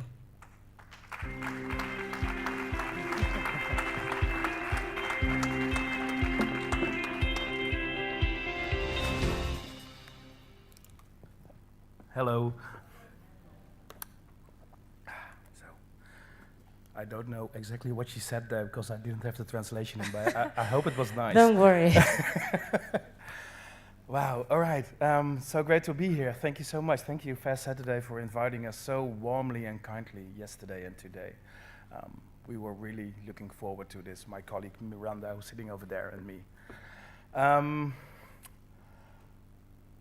So I completely changed my presentation last night, so because I thought that this story I would like to tell is more suited. We are from this little town and region called Leeuwarden in Friesland, way up in the north in the Netherlands. It's Belgium and France to the south, and of course Germany to the east. And this is a story of the little town that would. I am from this town called Leeuwarden. And so like 10 years ago, this was a town where nothing was going on, really. It was terribly a shitty place to live. And I'm not exaggerating here. But somehow, last year, we were European Capital of Culture. For those of you who've never heard of that, the European Capital of Culture program is a program where the European Commission appoints 2 cities in Europe every year to be the European Capital of Culture. And in the 90s, those were the big capitals of Europe, but nowadays it's much used as a way of revitalizing regions and cities throughout Europe. And we were somehow able to win that competition, which is crazy because the competition is always fierce. I would like to tell you a little bit about why we wanted to win that competition, how we won that competition, and make a plea for the arts, and also do a little bit of Greek mythology in between. So this city where I grew up, Leeuwarden, it was a town where really you as a young person, and I am a festival organizer myself, I've been for a while, where when you as a young person wanted to organize something cool, everybody would say, nah, we've tried that in the 90s and it failed. And somebody would even say, this is a true story, we've tried that in the 60s and 70s and it failed. So we were really good at failing. And all the big towers we ever built in my city, they either tumbled down or they are leaning even more than the Tower of Pisa. We are not really good at doing big stuff. Actually, we have this unofficial anthem, the Leeuwarden Blues. The second quote is a line from that. You will probably not be able to read that because it's in our regional dialect. But basically it went like this. Het het nooit wat weest, het zult nooit wat worden. Als de Leeuwarden geboren bist, dan kist het wel schudden. Which basically translates to, it's never been something, it will never be something. If you were born in Leeuwarden, well, you're fucked. And we're laughing about this now, but people would sing this in the football stadium, 9,000 people, when we were losing again.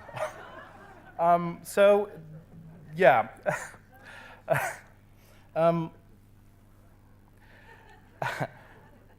7 years ago, 8 years ago, there was, of course, we had the big crisis in 2008. And this crisis made us look at things entirely differently. Also, this crisis, I think, fostered a new generation that stopped being cynical and negative, at least in the Netherlands, and I was honored to be part of a small generation in my town. A generation that said, let's stop being negative and let's try to be positive for a change. And we, as a young group of people, we were all cultural organizers, basically, in Leeuwarden. We came together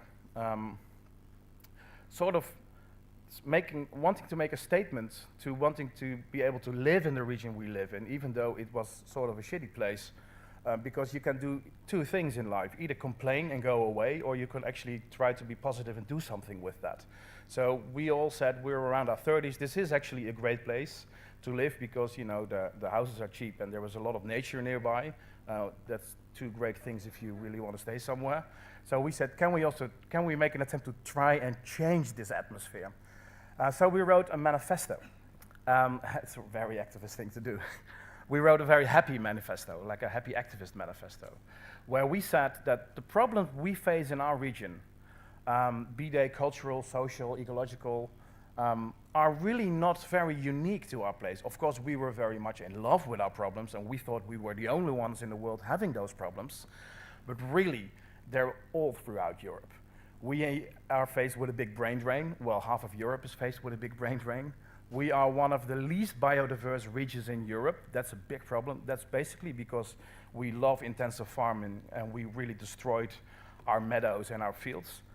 We are a small agricultural community. We have a lot of people that feel alone. We have a lot of people that are not connected with each other anymore. So we wrote a statement where we said, the problems we face are really European problems. So we do not need a local solution to that, we need a European solution to that. So we should be the European capital of culture in 2018. Not because we're so great and we have this tremendous beautiful culture, we also have some really beautiful stuff, but we want to use the arts and culture as a catalyst for change. We want to open up a discussion about our future through arts and culture. And by doing that, hopefully changing this region in a more beautiful region.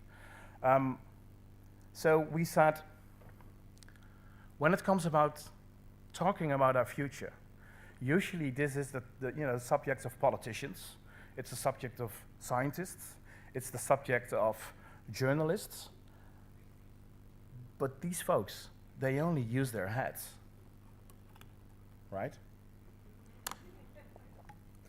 Really, if you want change to happen, you need to feel it first. Because if you don't feel it, you're never going to go for it. And that's why we need artists. Because artists touches in our hearts. And if you're touched, then you will feel. And if you feel, then entirely new possibilities are there.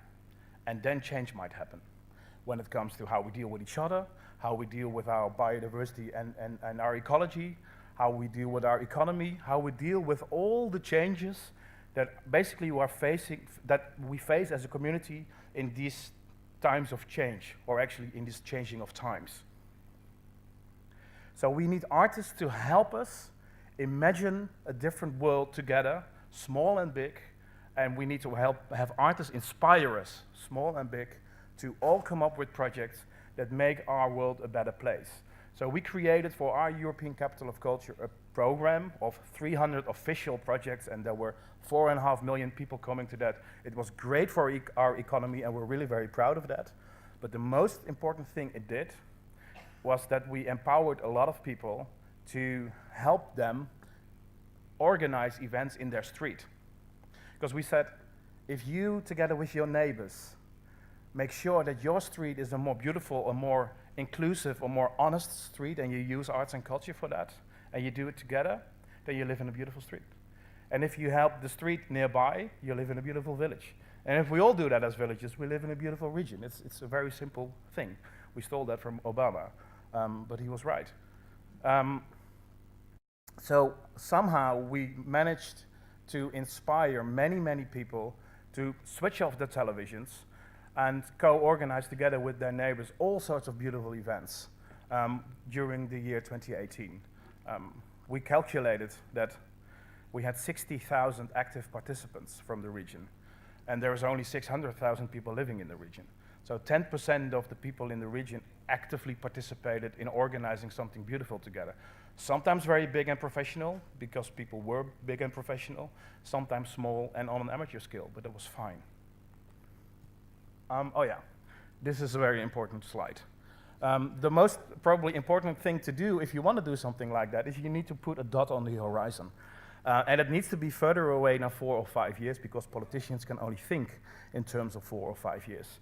So what we tried to do was come up with a dot on the horizon in 2030. This was 2013. And we said, in 2030, we want to live in an inclusive, diverse, clean society. And then we asked everybody, are you against that? Nobody was against it. So, because nobody was against this, we invited a lot of artists to come and create places, this is the Greek mythology, to come and create places where we could, for a year, envision that possible future that was diverse and inclusive and beautiful. So, these are 2 Roman gods. You might know the left one, which is Kronos. We call him the enemy. Kronos is the sort of the god of time, the Grecian god of time. He is envisioned with the scythe and the hourglass, and he is really the symbol for the time ticking away, but also for the sort of neoliberal time is money and time is everything, and we really need to work hard, hard, hard, and hurry, hurry, hurry, because time is money.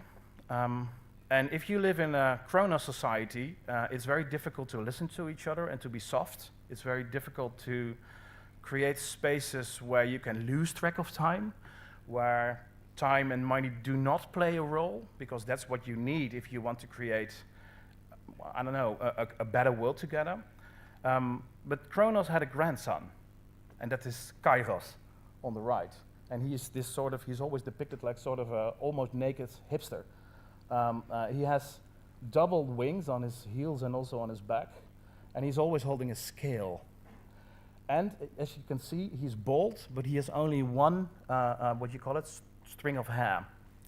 And the beauty of Kairos is sort of the subjective time. Kairos is, Kairos is depicted with one string of hair because everybody tries to grab Kairos. Because when you have him, you're in the moment. And we all know that feeling of being in the moment, because when you're in the moment, you lose track of time. And you are in this space together where money is not important, where time is not important, where you're open for feelings and thoughts, where you can reflect with each other. And what we tried to do with Leeuwarden last year is to be for 10 months in Kairos time and talk with each other, listen to each other, and use arts and the artists to help us envision a more beautiful world. I would like to end with a small video. It's 3 minutes. Do I have 3 more minutes? Yeah? Okay. And see some of the results that we've done. So yeah, I'll stop talking and show you. Thank you. Yeah. Oh, and come and talk with me, because I want to tell you a story. It's a once upon a time story, because they begin with the impossible and end with the dream come true. So, Well, possibly we will not show you a video, but then you just have to believe me.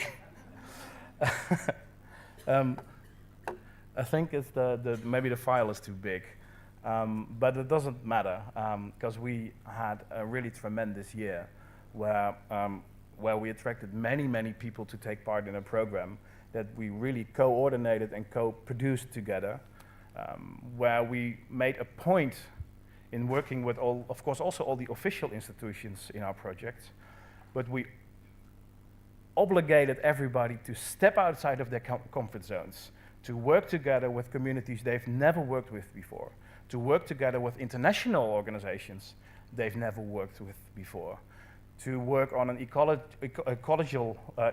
ecology level that is more healthy that they've never done before. And by driving all the organizations in our region out of their comfort zones, I think we succeeded and created a cultural program that crisscrossed many communities and made us as a society a much more vibrant place to live in.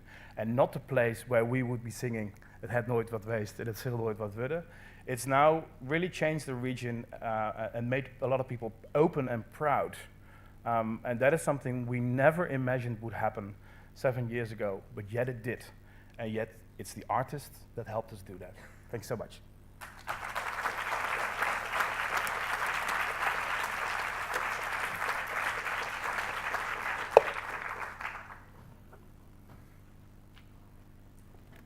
Thank you very much. ¿Tenemos alguna pregunta antes del café? Sí, hay una pregunta.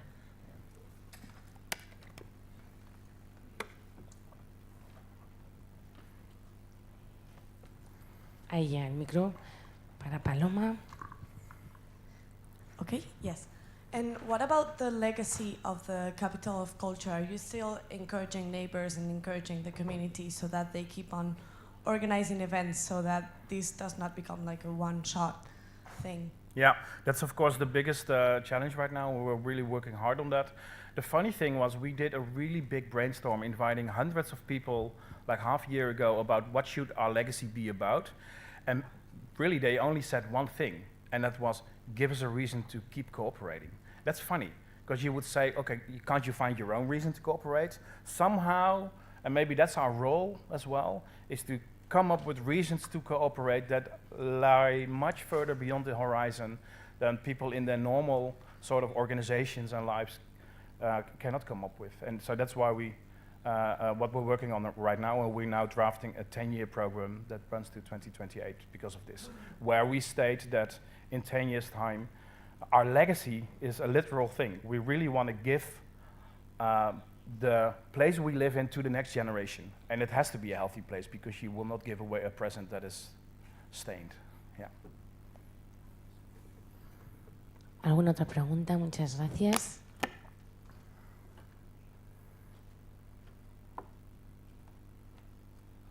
Sí.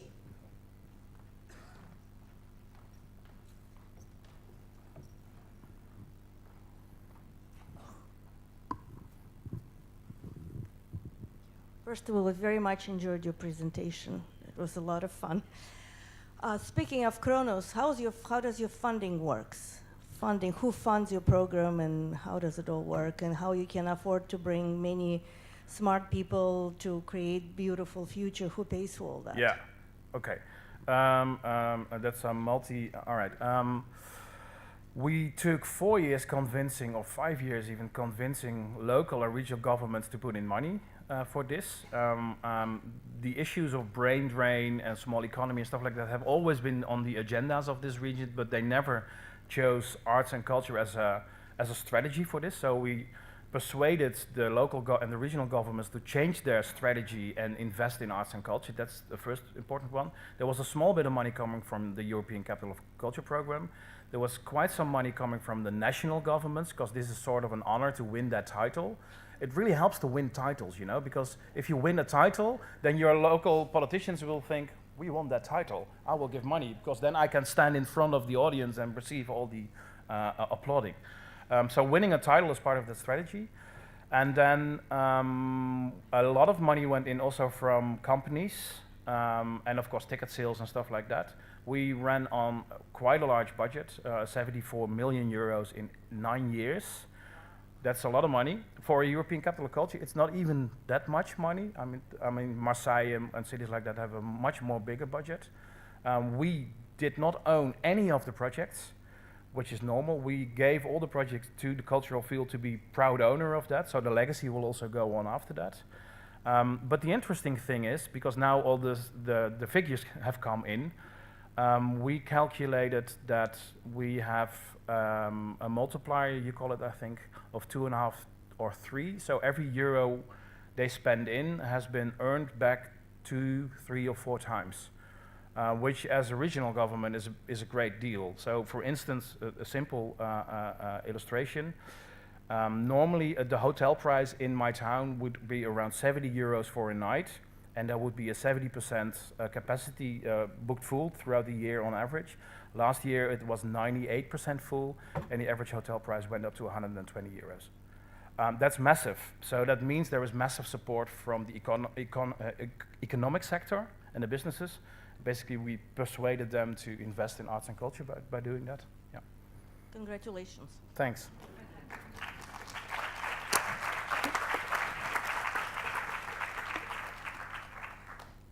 Thank you very much. Now we take a rest and vayamos a disfrutar de un café. Muchísimas gracias. Continuamos en 20 minutos.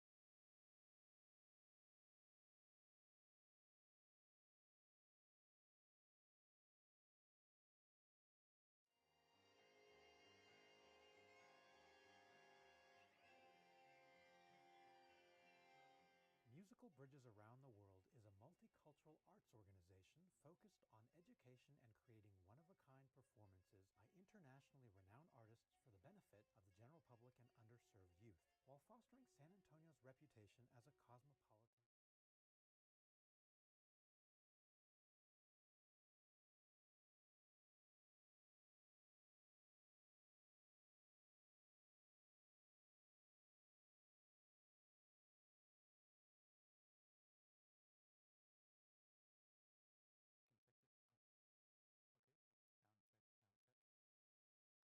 Sound check, sound check. And then what I know is a little bit light here. No, light. Yeah, a little bit.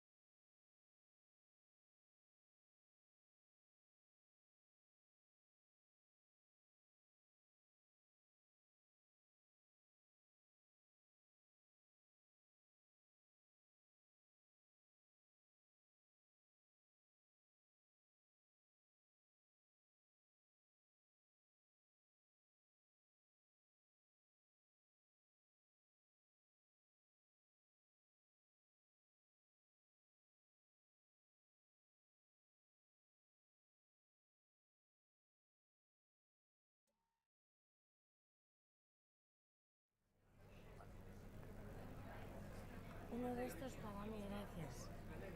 Sí. Ahora sí. Perfecto, gracias. Bueno, muchísimas gracias. Vamos tomando asiento poco a poco. Vamos a seguir inspirándonos con nuestros invitados y nuestras invitadas. Y doy paso a mi compañera Anne, que tiene a alguien muy especial a quien presentar. Buenos días, demos la bienvenida a Alison Goods. Es la directora ejecutiva del circo No Fit State, con sede en Cardiff. Y hoy en día, No Fit State es la compañía líder de circo contemporáneo a gran escala en el Reino Unido. Desde 2006 ha visto a la compañía crecer, desarrollarse y adquirir su primer hogar permanente, Forums. Su visión consiste en apoyar a No Fit State para que se convierta en una empresa sostenible que libere el espíritu creativo e inspire a la gente a hacer cosas extraordinarias. Demos paso a Alison Goods.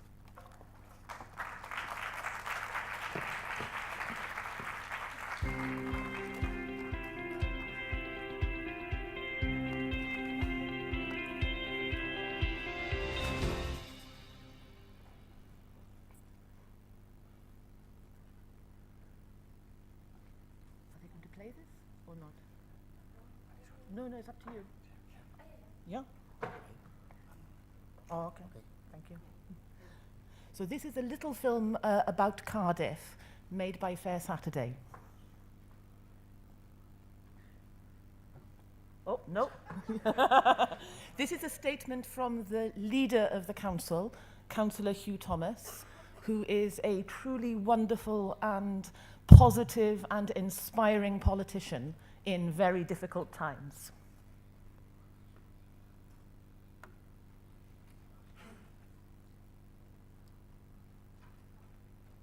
This is the main scene down in the bay. This is a very large performance that happened in the centre of the town about a year ago, celebrating Roald Dahl. This is our fake castle. It's not a real castle. It was only built about 100 years ago, designed to look medieval. This is an enormous outdoor performance celebrating the stories of Roald Dahl. And this is part of the installation around this. This is the National Museum, camouflaged. And this is from one of our performances called Bianco that has toured all over the world. This is Welsh National Opera, who will be one of the companies participating in Fair Saturday this year. We've managed to persuade, and this is another one of No Fit State's performances called Block, which is currently again touring throughout Europe.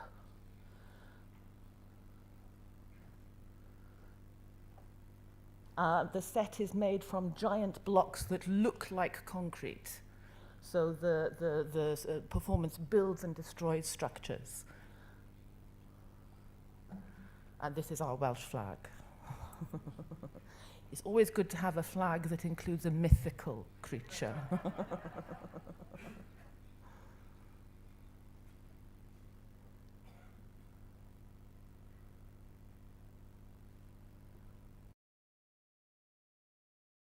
And Cardiff and Wales is very, very strong on music. Music is the art form for which we're possibly best known. This is the National Orchestra of Wales performing in their new concert hall, and National Orchestra of Wales will also be taking part in Fair Saturday this year. This is a band.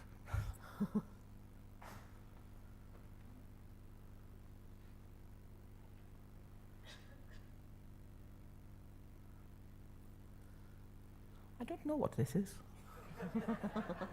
It looks very good. I'm sure it was excellent. Thank you. I think I've stopped it now, I think.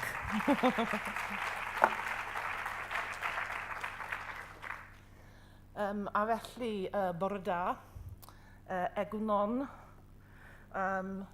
diolch yn fawr iawn am Geordie. Geordie has gone. Esgeri casco, placera handia de ende egotea. Tea. I don't know how to pronounce it. It's a try. I have to start with two confessions. The first is that it's very revealing speaking to people here just how collectively depressed we are in the UK. And you can really feel that at the moment. Partly because of bloody Brexit, and partly because our political culture is collapsing in front of our eyes.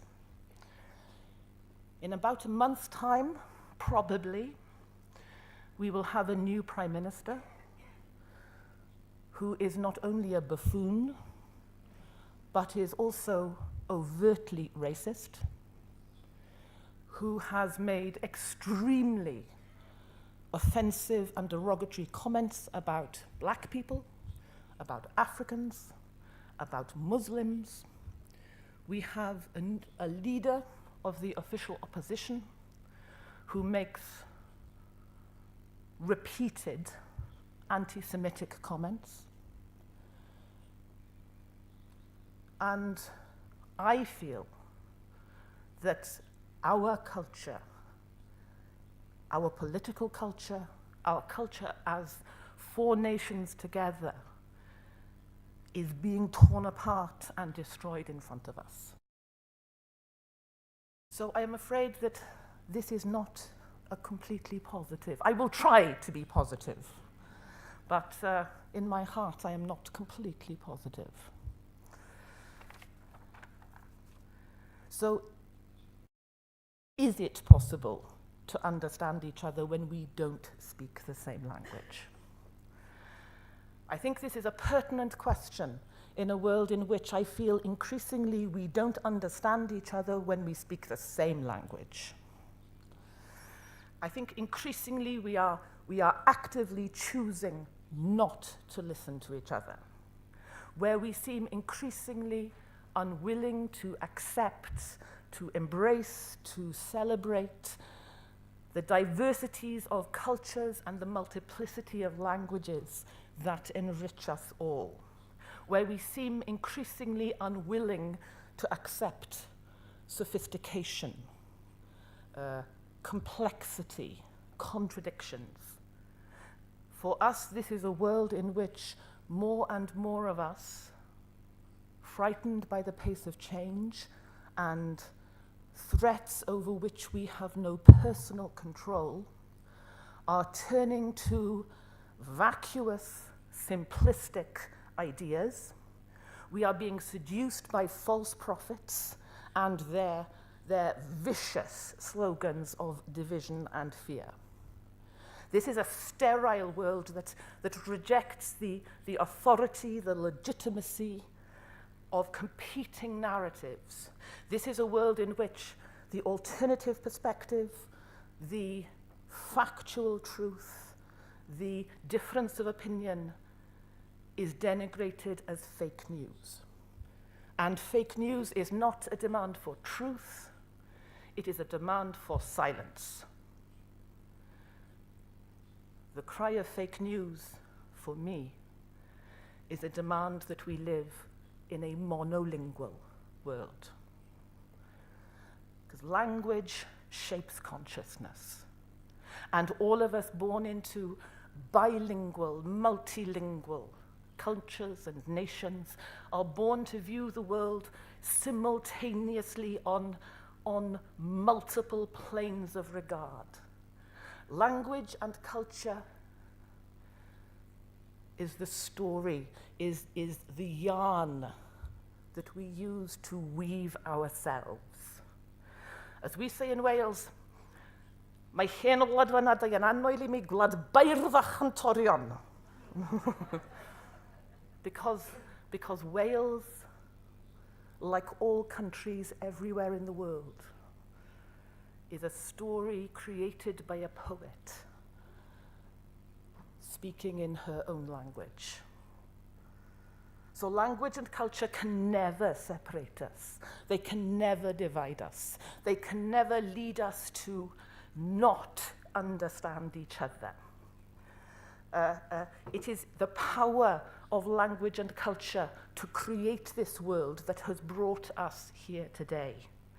And it is our commitment to refuse to silence those who disagree with us. It is our commitment to listen to the languages we have not yet learnt, to sing the songs we have not yet heard that bind us together. The cultural and linguistic diversity of the human race is as essential for our survival as the biodiversity of the world.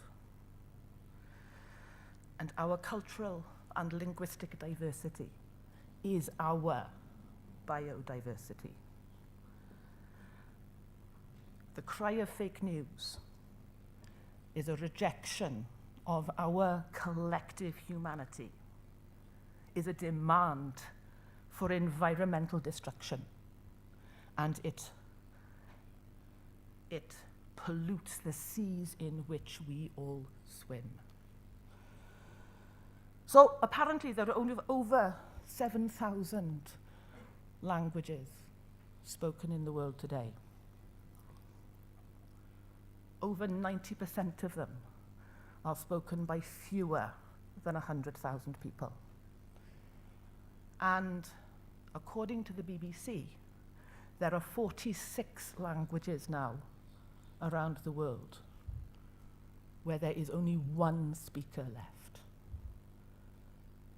46 languages where only one person holds on their tongue the entire memory of a culture, the trace of an entire world. And this too demands an extinction rebellion. So it is almost 80 years since, 80 years, God help us. It is almost 80 years since W.H. Auden wrote a poem called 1st of September 1939. And the final stanza of that poem, I think we should all of us learn and engrave on our hearts. And this is it. Defenseless under the night, our world in stupor lies. Yet dotted everywhere, ironic points of light flash out wherever the just exchange their messages. May I, composed like them of eros and of dust, beleaguered by the same negation and despair, show an affirming flame. So Fair Saturday is an affirming flame. And we are gathered here today as torchbearers to light that torch into a world where, to quote Auden again, we must love one another or die. Thank you. Diolch yn fawr iawn.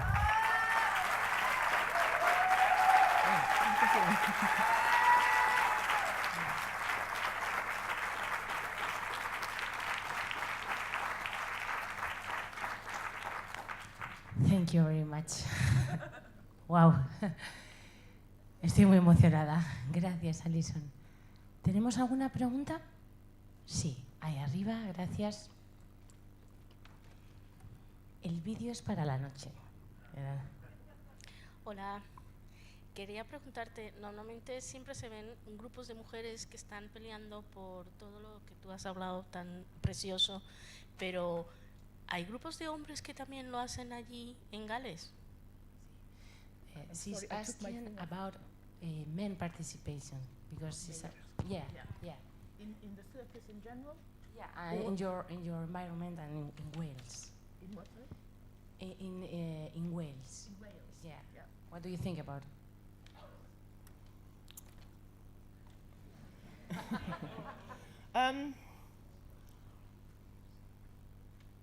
I think in the UK, as a whole, we have a problem, as we do in many, many countries, Rwanda,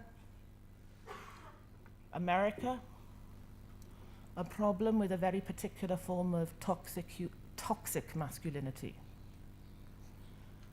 And I suspect it has always been there, and in the current climate, it is being given permission to reveal itself very, very openly. I think it is significant. Ben was here earlier today from Scotland. Hugh Thomas, the leader of the council in Cardiff. I think it is interesting that Scotland and Wales are showing that a different kind of masculinity is possible. It is a pity that this has not been adopted throughout the whole of the UK. I think that in No Fit State has a long history of creating roles for very strong female performers. It's one of the things that we're known for. You have to be both physically and emotionally and mentally very strong to be a circus performer. And also one of the things that I think makes circus unique is just how dangerous it is, and the extent to which the performers are literally dependent on each other for their lives in every performance. And that creates a different relationship between the performers, including between men and women. There has to be absolute trust, absolute confidence in each other, or things will go very, very badly wrong. So I think that just as drumming does, just as culture does in general, just as circus does, I think that we have a role to play in educating some of the less developed forms of masculinity that we see. Thank you. Another question. Hi, just a basic question. What No Fit State does? What's the activities? We are a contemporary circus company. We every year have at least 2 shows that are out touring internationally. At the moment, right now, we have 1 production in France and 1 production in Germany. They both of them tour internationally. We always have 1 big show that tours in a big top, a big tent, and we tour in the lifestyle of a traditional circus. So people are traveling together with their families, with their children, with their dogs. They're living in caravans and trucks. We create a village on tour, and that also affects the feel, the nature of the work. It is a community. It is not a company moving. It is a community moving. And then Block, which was the other production you saw, is one of our smaller touring productions that is also touring mainland Europe at the moment.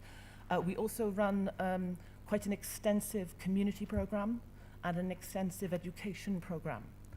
Circus, like music, is one of those disciplines where you need to start very young in order to be, like classical ballet, you need to start young.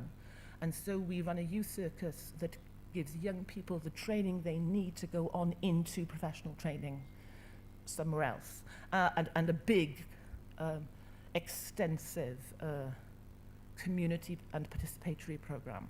At the moment, right at the moment, we are particularly focusing on working with adults with learning disabilities and creating integrated performances for them as well. Thank you. Well, Alison, thank you very much for making people believe in magic, even in crisis moment. And welcome to the Fair Saturday communities. Thank you. Bueno, impresionante. Seguimos con las emociones a flor de piel. Ahora vamos a dar paso a Ana Isabel, representante de la Fundación Voces y codirectora del Festival 16 Kilómetros en Madrid. El Festival Internacional de Cine 16 Kilómetros es el trabajo y el fruto del trabajo, desde la cultura de la Fundación Voces, que la Fundación Voces lleva realizando desde 2011 en la Cañada Real, en una zona de Madrid muy estigmatizada por la delincuencia. Ana nos va a hablar sobre la creación de festivales alternativos que integran a población en situación de condición de riesgo de vulnerabilidad social. Gracias, Ana Isabel. Hola. Como nuestro trabajo es muy comunitario, a mí, si me veis bien, prefiero hacerlo aquí, porque prefiero que no haya un obstáculo entre mí y entre mí y la audiencia. ¿Me veis bien? ¿Me escucháis bien? Bueno, ante todo, muchísimas gracias por estar aquí hoy, muchísimas gracias a Fair Saturday por habernos invitado a tomar parte en esta maravillosa aventura.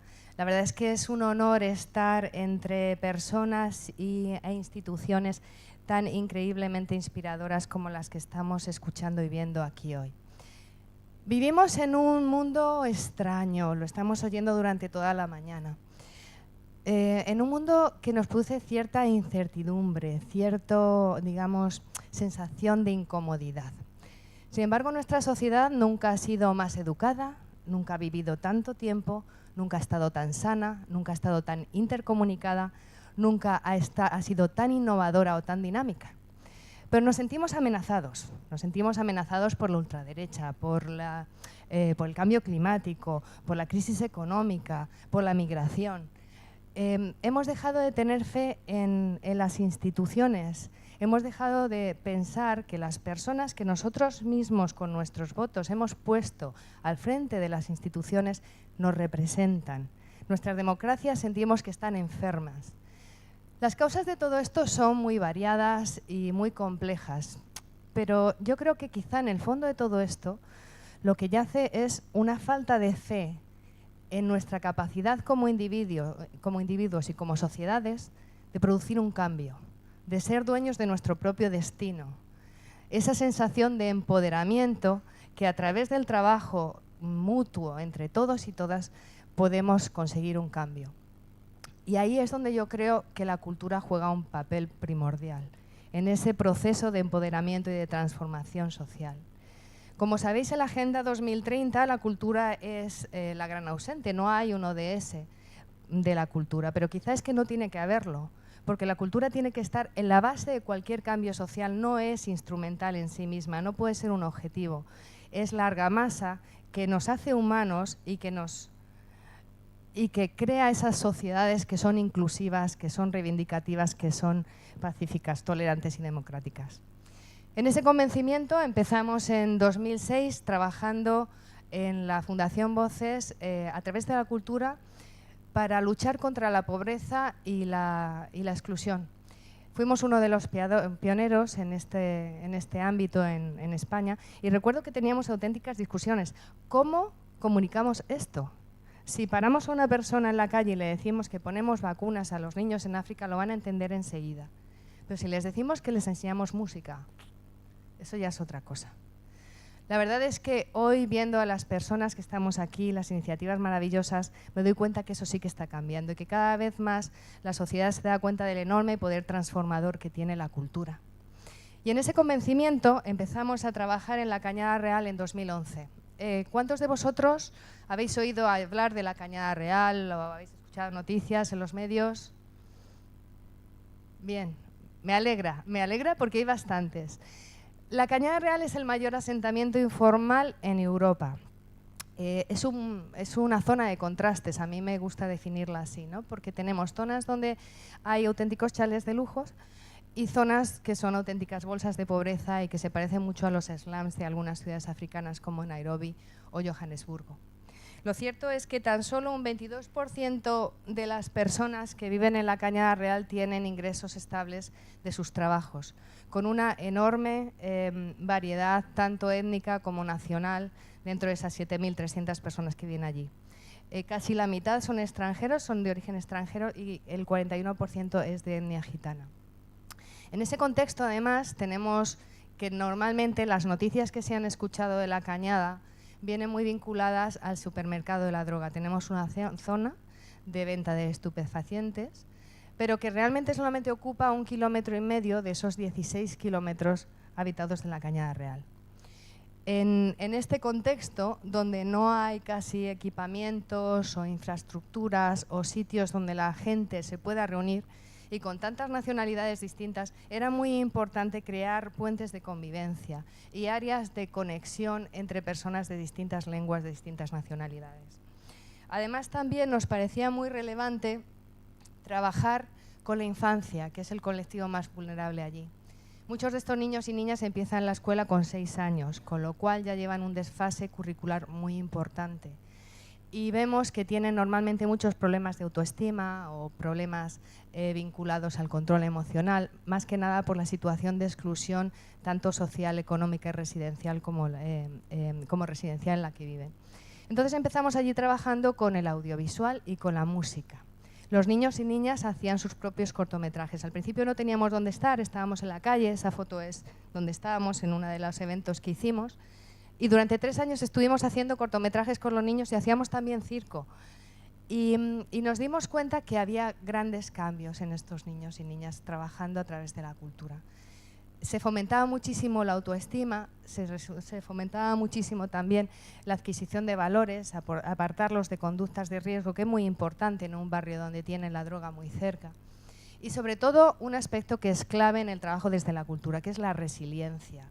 Es decir, nosotros tenemos una capacidad limitada de cambiar el entorno en el que estos niños y niñas viven, pero sí que podemos darles las herramientas personales y sociales que les ayuden a superar todos esos inconvenientes, todas esas dificultades a las que se tienen que enfrentar día a día.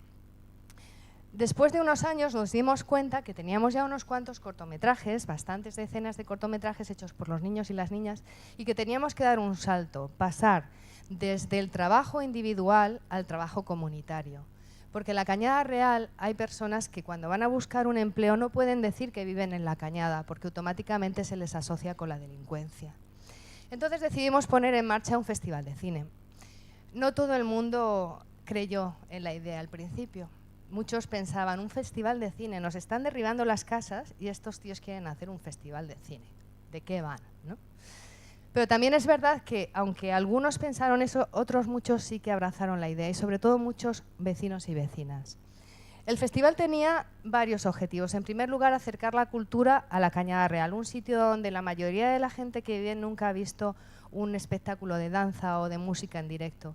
Y muchos también tampoco han visto una película de cine en formato grande.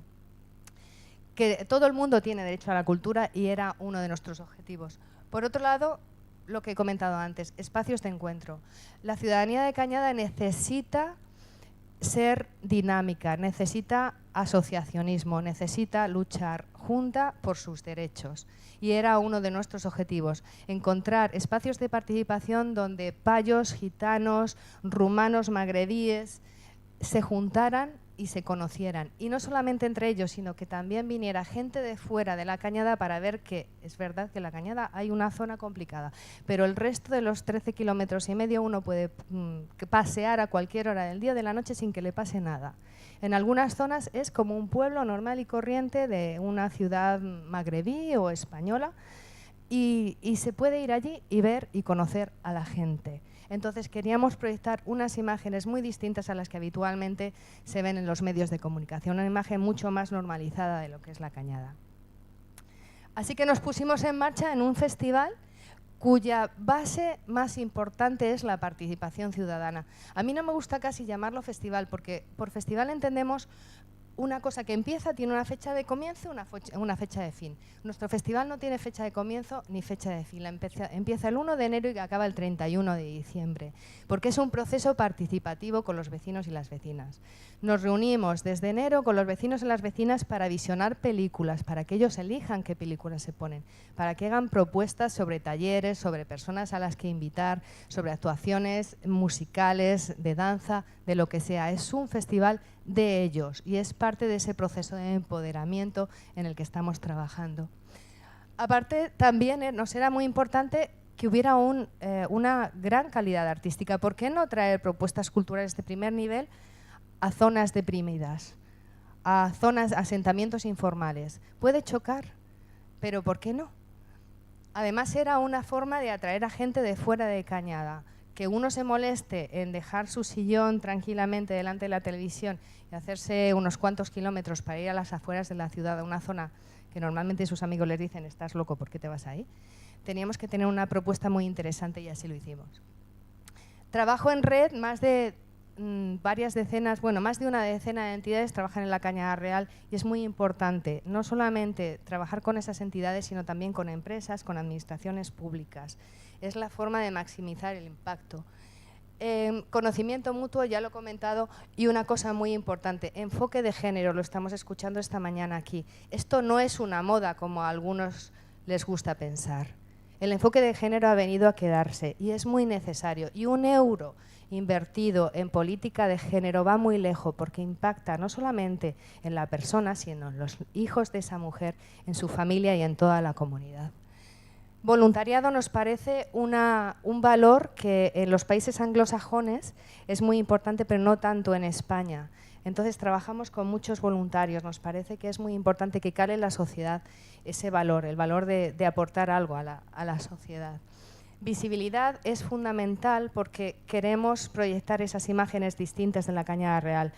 Hemos de decir que los medios siempre nos han tratado muy bien y que las personas que trabajamos en lo social, aunque a veces no nos guste porque ya sabemos que los medios a veces no pintan la realidad como es, pero tenemos que tenerlos como nuestros aliados. Son los mejores aliados para que nuestro trabajo se visibilice y vaya calando poco a poco en los ciudadanos. Y por último, sostenibilidad. Queremos ser sostenibles, tener el mínimo impacto medioambiental y sobre todo también educar en la sostenibilidad. Lamentablemente en la Cañada hay zonas que están pegadas a un vertedero.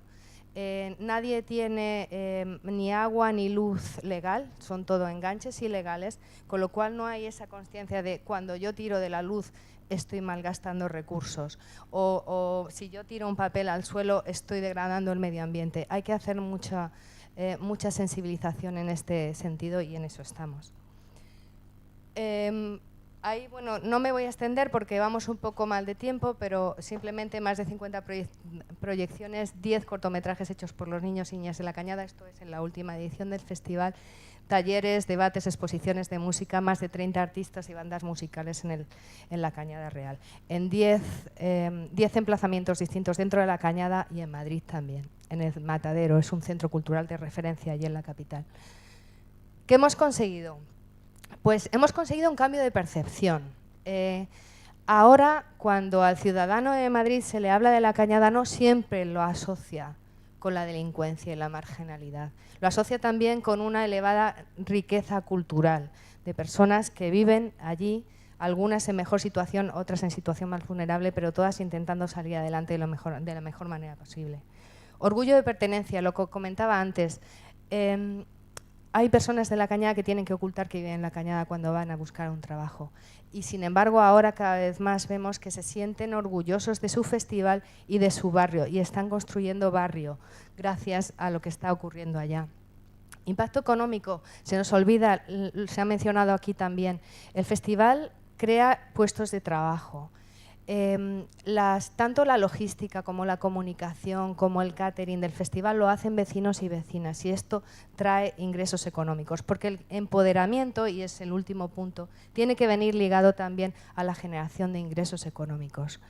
Y en eso estamos en empoderar a la ciudadanía de Cañada en un momento crucial de su historia. Está encima de la mesa un plan por el que se va a decidir si esas personas se pueden quedar allí o no. Ya sabemos que la mitad de ellas se van a tener que ir. Ellas mismas no saben dónde se irán, si van a tener derecho de realojo y si van a poder, o si por el contrario no tendrán derecho a realojo y tendrán que irse con lo opuesto.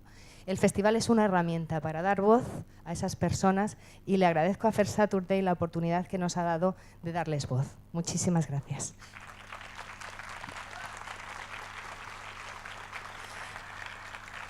Tengo un pequeño vídeo que no sé si nos da tiempo a poner o no sé cómo vamos de tiempo. Si no da tiempo, no pasa nada.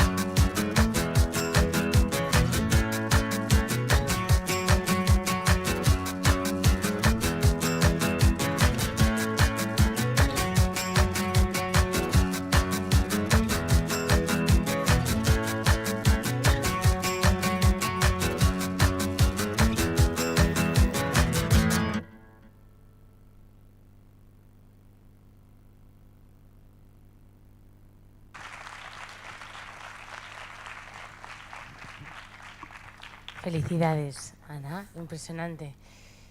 ¿Hay alguna pregunta del público? Yo mientras comentar que tenemos mucho en común con todas las personas que estáis aquí, los proyectos, aventuras, y también nos cuesta a veces contar, ¿no?, que Fair Saturday es un proceso, que sí, tenemos un gran día al año, que es el último sábado de noviembre, pero que el trabajo del equipo y de todas las personas que estáis aquí, formáis parte de la comunidad, dura todo el año, ¿no? Entonces, gracias por evidenciar de nuevo el poder transformador del arte y la cultura y muy interesante todos estos conceptos sobre crear proyectos vinculados a que sean sostenibles, modelos, ¿no?, de cooperación y de financiación público-privada, de intermediación, como en el caso de Marvila también compartía en la mañana Manuel.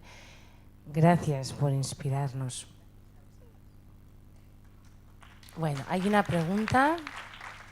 Sí, yo te quería preguntar por la asistencia al festival de gente de fuera de Cañada Real, sobre todo por dos temas. El primero, entiendo que al principio costaría más que la gente fuese, cómo fue atraer gente a Cañada Real y cuánta asistencia había de fuera, y hoy en día sí que no un porcentaje no, pero si crees que es más la gente que viene de fuera o es más para la gente que está allí el público objetivo. Estimamos que es 50-50 en la última edición. Es verdad que al principio costó más, pero también el festival ha hecho un esfuerzo en facilitar la llegada, porque algunas zonas de la Cañada no son de fácil acceso, no hay transporte público. Entonces, el hecho de que los medios nos hayan ayudado a difundir el festival ha también ha propiciado que aumente la participación de gente de Madrid. Además, el festival pone autobuses desde el centro de Madrid hasta la Cañada y eso lo facilita mucho. Es uno de los retos, conseguir que cada vez más ese 50% siga subiendo, porque nos parece muy importante.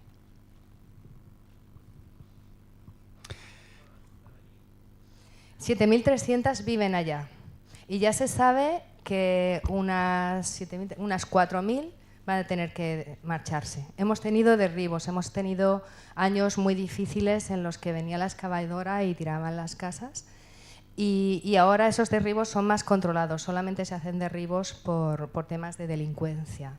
Pero esto va mucho también con los políticos en cada momento, entonces dependiendo de quién esté en los ayuntamientos, hay 4 administraciones públicas implicadas, con lo cual eso también lo complica. Es una época de incertidumbre y de lucha ciudadana en la Cañada Real, y en eso estamos. Hola, enhorabuena y mucho ánimo y mucha fuerza, y preguntarte... ¿No crees que a veces el tema del margen y la marginalidad ya está empezando a ser como parte del propio sistema que ya tiene previsto los márgenes? Y si esto que hacemos ahora desde los márgenes ya es un tema de actitud y de resistencia, o si tiene... ¿Cuál es tu idea para el futuro? Y más con lo que acabas de decir, que te lo iba a preguntar, lo de que acaba de ocurrir después de las elecciones de comunidad y de ayuntamiento. O sea.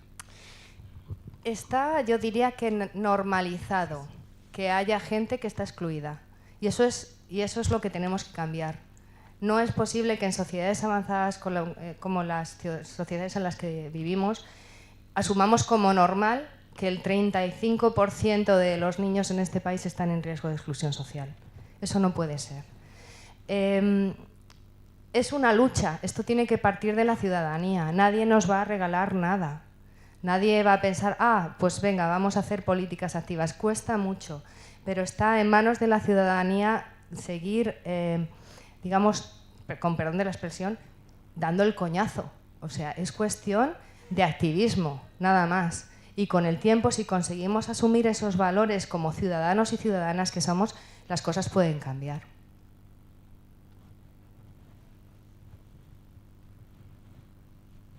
¿Algo más?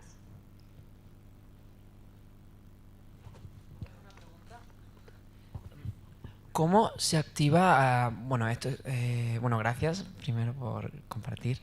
El festival se activa durante un corto periodo de tiempo y a lo largo del año, ¿cómo operáis en estos entornos o cómo se trabaja con este concepto dentro de Cañada Real? Nosotros desde enero estamos haciendo talleres, tanto con mujeres como con niños y niñas. Entonces son talleres para los niños, lo que hacemos es que combinamos el refuerzo escolar con la actividad artística. Ahora estamos en tema de audiovisual, haciendo cortometrajes con ellos y montando una orquesta también, una orquesta sinfónica. Y con las mamás también trabajamos durante todo el año. Y aparte hay lo que se llama los grupos comunitarios y los comités organizativos del festival. Hay un comité que se reúne una vez al mes y en el seno de ese comité se van decidiendo qué películas se ponen, qué actividades se hacen, qué talleres, qué debates. Y luego aparte se trabaja con los grupos comunitarios en grupos más pequeños, eligiendo propuestas específicas para cada uno de los sectores. En la Cañada hay 6 sectores. Tened en cuenta que es una antigua vía pecuaria, es larguísima, es como una calle larga, o sea que tampoco la geografía ayuda demasiado. Entonces hay que ir al terreno, a los distintos sectores, que además son muy distintos. El sector 6 no tiene nada que ver con el sector 1. El sector 1 está prácticamente integrado en Coslada y el sector 6 es muy marginal, ¿no? Entonces hay que ir trabajando durante todo el año con los vecinos y las vecinas. Por eso digo que no tiene una fecha de inicio y una fecha de fin. Es un trabajo continuo, participativo y comunitario. Gracias. ¿Algo más?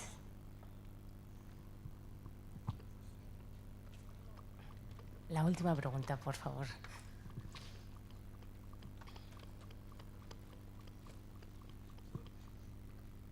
Enhorabuena, sí. Muy Gracias. breve. Has hablado de que es difícil porque no hay servicios o instituciones donde ubicar para llevar a cabo los proyectos. Entonces quería preguntarte físicamente qué equipamientos, si los habéis construido o qué utilizáis, qué centros utilizáis o cómo habéis creado ese tema. Pues en las pasadas ediciones estábamos en los locales de las asociaciones de vecinos y en casas particulares también que nos cedían los vecinos y las vecinas. En esta edición tenemos la suerte que gracias al Festival de Cine se ha construido un centro comunitario, lo ha construido el Ayuntamiento de Madrid, que se inauguró justo el mes pasado. Y ha sido fruto de todo ese trabajo que se ha hecho en torno al Festival de Cine. Entonces es un centro que os invito a que lo busquéis en internet, no tengo aquí ninguna foto, pero es un centro muy interesante porque se ha construido gracias al esfuerzo voluntario de 1000 y pico personas que han trabajado en la construcción. Es un centro efímero que se puede mover. Y bueno, ahora estamos en el reto de darle contenido y sobre todo pues, un poco con esa incertidumbre de qué pasa con las políticas municipales en Madrid en este entorno, ¿no? Porque ha cambiado el color del gobierno y todavía tenemos ahí cierta incertidumbre, pero seguiremos ahí luchando.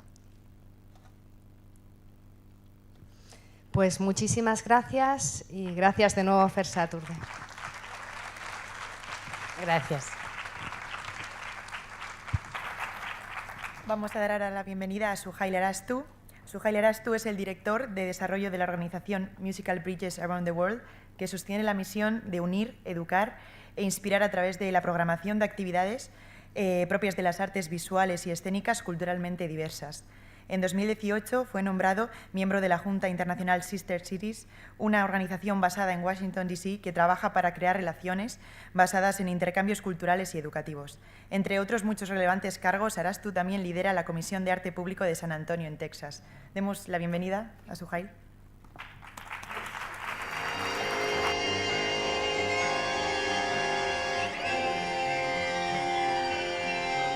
Musical Bridges Around the World is a multicultural arts organization focused on education and creating one-of-a-kind performances by internationally renowned artists for the benefit of the general public and underserved youth, while fostering San Antonio's reputation as a cosmopolitan cultural center. All of our performances are free. What makes our programming unique is the pairing of Grammy Award-winning artists with folk, classical, and jazz musicians across genres. Works are often commissioned by Musical Bridges for world premieres, and artists frequently develop future collaborations after meeting in San Antonio, Texas.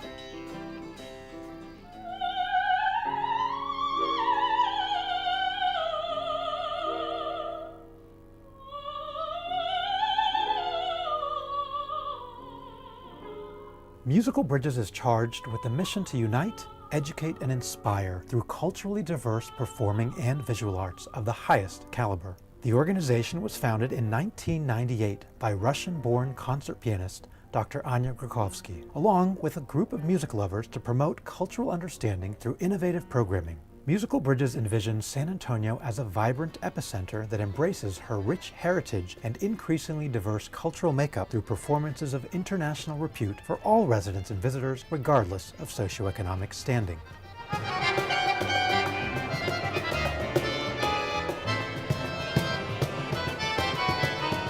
Musical evenings at San Fernando Cathedral are a combination of free, world-class concerts and captivating architecture.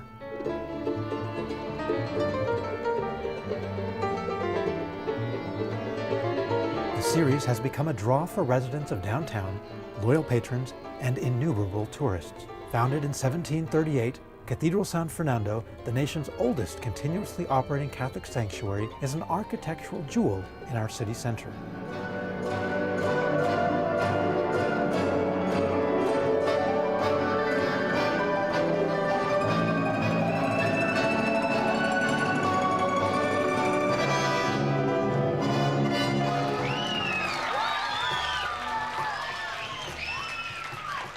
Kids to Concerts benefits upwards of 50,000 elementary school students with interactive performances by acclaimed artists.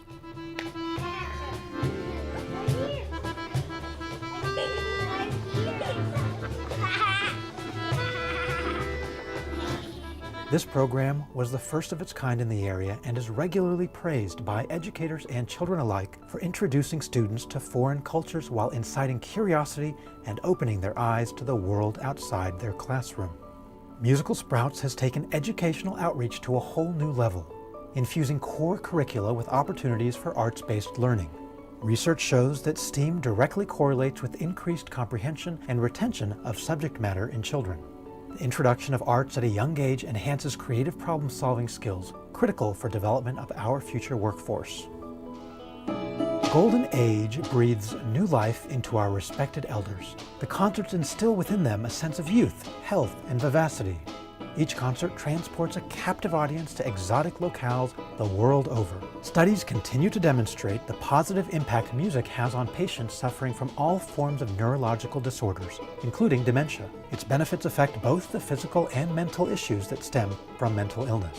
Golden Age is an asset to senior centers and communities, as residents are freed of the logistical and financial challenges of transport and ticketing fees.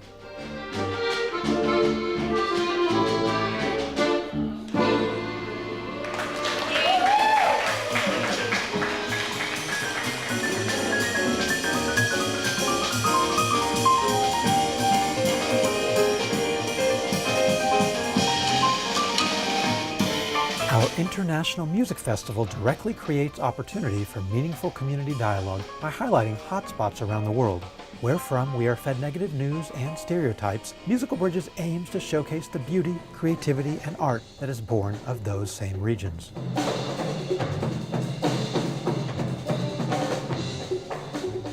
Musical Bridges Art Gallery showcases the work of internationally recognized visual artists, sculptors, and literary greats while hosting retreats, seminars, and student recitals.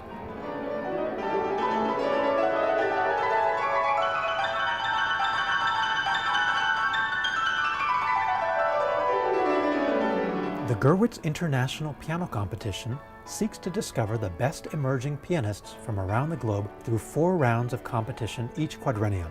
The Olympics of Piano, the Gurwitz places San Antonio on the global stage as a member of the World Federation of International Music Competitions, highlighting our city's heritage with commissioned work, Latin composers, world music, and partnership with our beloved San Antonio Symphony in the Tobin Center for the Performing Arts. Musical Bridges seeks to integrate high artistic quality, integrity, and cultural relevancy. For all programs, we seek one-of-a-kind talent, highly accomplished in Western music, yet connected to ethnic roots. We believe that art is the soul of a great metropolis, an economic driver, and should be accessible to all as a universal language that unites us.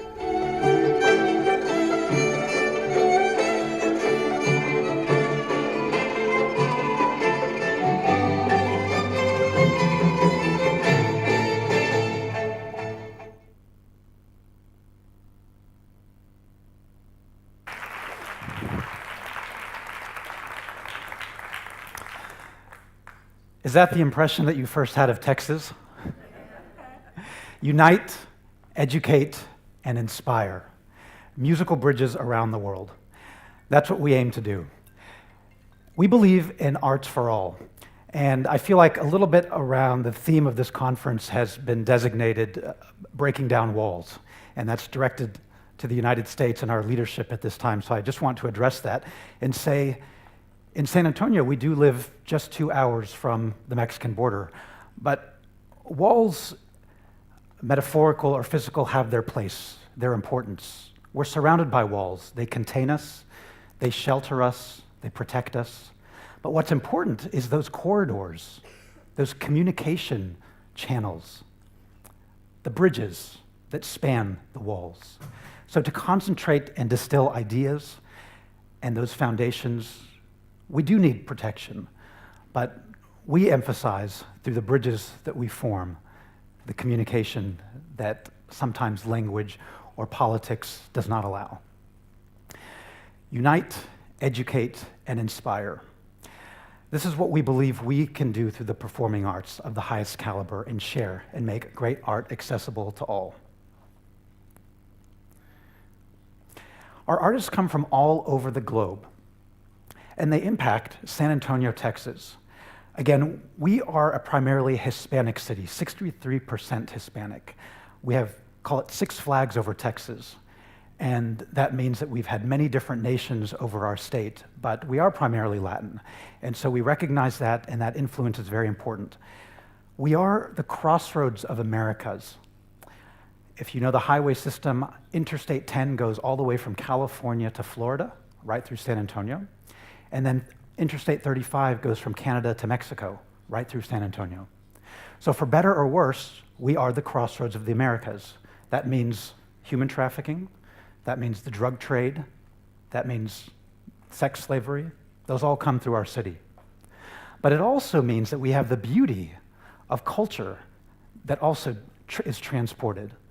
And so we see that, and we as an organization aim to highlight that. We impact the community, over 80,000 strong with our small team of 5. We work off of a small budget, but we have amazing guest artists, and our cost to the public is 0. That's how we believe great art can be accessible. If you lower the barrier of entry, you provide access. Our public programming, you got a sense of in this video, and the Cathedral San Fernando is the oldest continuously operating Catholic sanctuary in the United States. In Europe, that doesn't mean much. 300 years is nothing. That's a blink of an eye. But in the United States, which is a very young country, this is a very old place. And it's significant because this is where the cornerstone of the city was laid when it was actually by Spaniards, by Canary Islanders, when they came. Our foundation as a city was established as a Western city. And so we do celebrate our ethnic heritage from the Native Americans to the Canary Islanders to the Hispanic and Mexican culture, and all of this comes together really in this hallowed space. This audience that comes to this series is very interesting. They're from all walks of life. We have regular concert goers who love classical music. We have students that come for school credit. But we also have the homeless, because the concerts are free. They get to be inspired in this beautiful space and enjoy a free dessert reception afterwards. We lower the barrier and make art accessible to all. The International Music Festival, this particular photograph was taken last year during our tricentennial. San Antonio celebrated 300 years just last year, and we brought in musicians from our sister cities around the globe. We have sister cities, 2 in the Canary Islands, in Las Palmas, in Tenerife. In Mexico, we have Monterrey and Guadalajara. In Europe, we have Darmstadt. In Africa, we have Windhoek in Namibia. We've got in Japan, Kumamoto, in India, Chennai, Gwangju in Korea, as well as friendship cities like Tel Aviv and Suzhou in China. And together, when these musicians came, we thought we had organized everything, but when they hit the ground, we realized that we forgot to get translators for everybody. But it didn't matter, because when the conductor of this jazz ensemble started the first downbeat, the music began, and that was the language that was universal. So it didn't matter what they spoke. And so came together the Sister City Jazz Ensemble with musicians representing all of those regions I just mentioned. The art gallery, we believe that visual art is a medium that can communicate, again, beyond language. It's a powerful force, and what you see here is images of Quranic scripture, which is sometimes within books or in hallowed spaces inaccessible. This artist brought them down to the people. She layered what she thought was beautiful scripture and made it accessible, some of her favorite verses from the Holy Quran, to share that. Again, San Antonio and Texas, in the eyes of the world, does not always have a vision of being a diverse or an inclusive place, but we like to showcase the fact that we are. In our community, we share these great musicians and the artists with our young people. In San Antonio, we are an economically segregated city. We are the 7th largest city in the United States, but we have our challenges.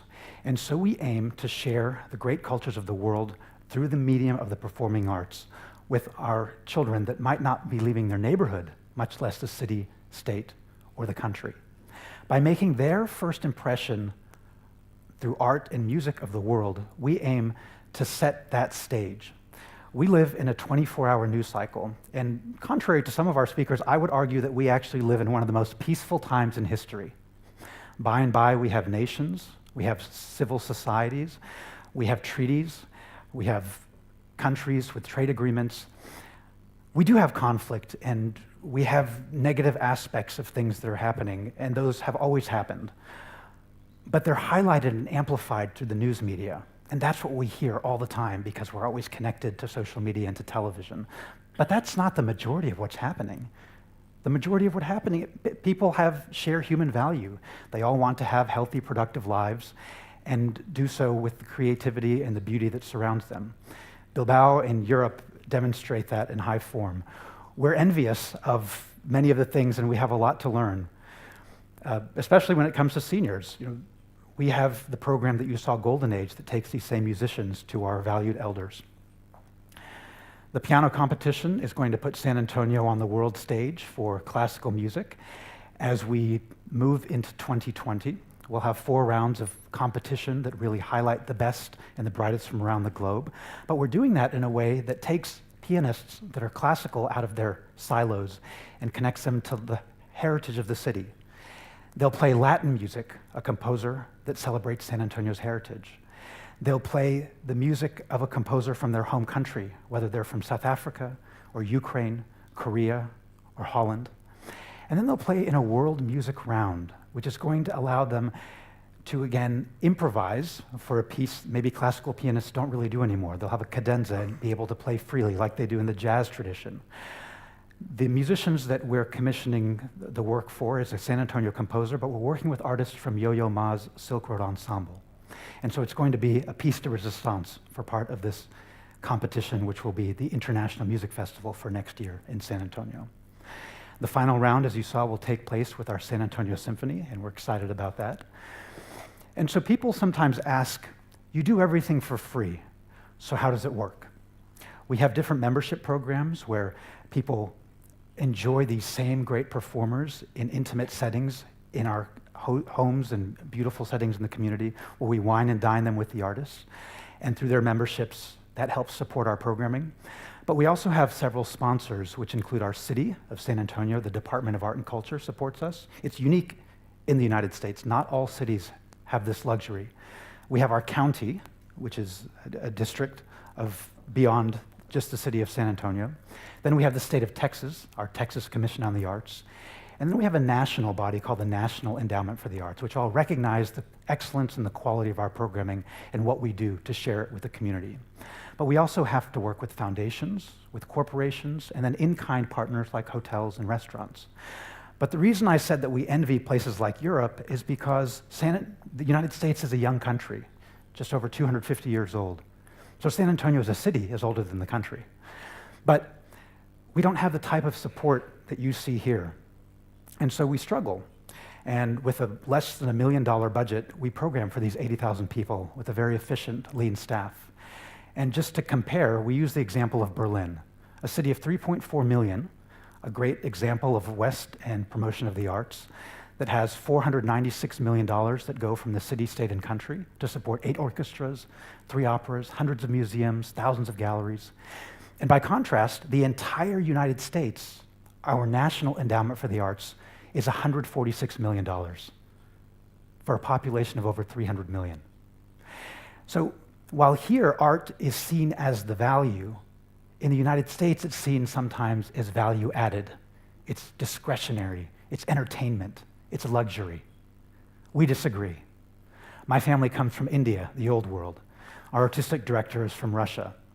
We have an amazing team that really believes that we can share the value of art and we can instill that in our civic leaders and our corporate leaders.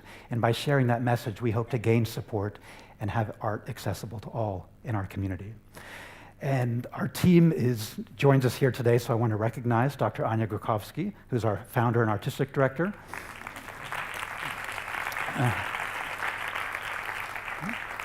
We have Dr. Elena Portnaya, who is our artistic coordinator and our pianist as well. Julia Jara, who's not only our development director, but she also made the beautiful video that you saw before that. So we have an amazing team, and we hope to be a part of the future of downtown San Antonio as we look to our next 20 years. We just closed our 21st season, and we're grateful to Bilbao, the city, the Guggenheim here, Jordi, and Fair Saturday for honoring us here, and it's really been a privilege, so thank you.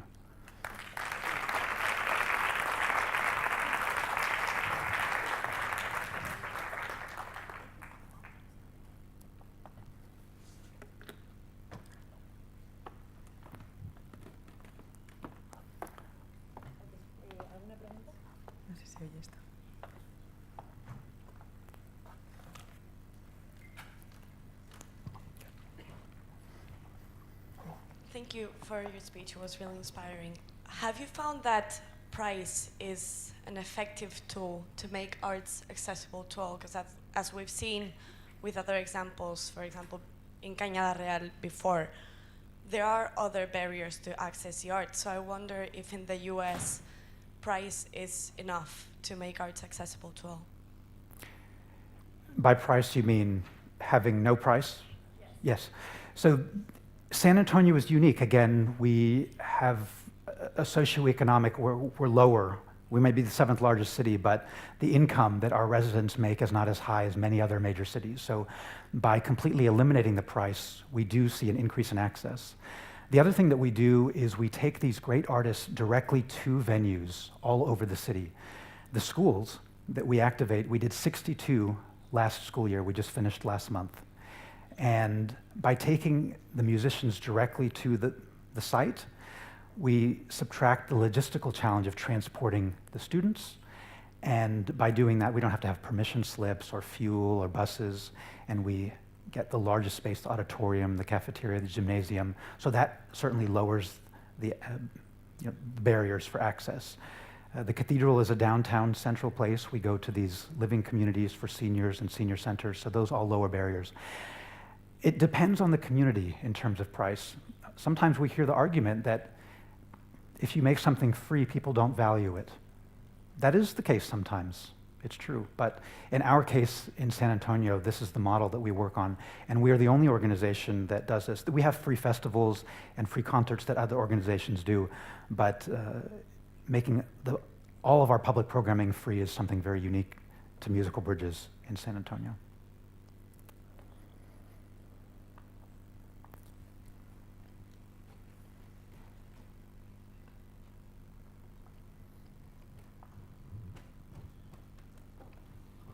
Yes, thanks for coming all the way from the USA down to Bilbao. And I have a confession. I'm going to confess in front of everybody here. My idea of San Antonio, Texas was a redneck country, for sure. Maybe it's due to the media. Well, I have no questions. Yes, to congratulate you all for their work is amazing. Like the way I've seen the fusion by the different styles of music and genres is amazing, yes. Thank you for your comment. And we have a large amount of immigrants that come through San Antonio, the immigrant caravan that we're dealing with now. And we joke that we are very diverse. I mean, the organization itself was founded by a Russian Jew. I'm an Indian Muslim. We program in a Catholic sanctuary. I mean, that's America. We gain our diversity, we gain our strength through diversity. And that's what makes us strong, is that we emphasize our commonality and our common humanity and all of that we appreciate and enjoy. And we allow the differences to be celebrated, because that's what makes it interesting to live on this planet Earth.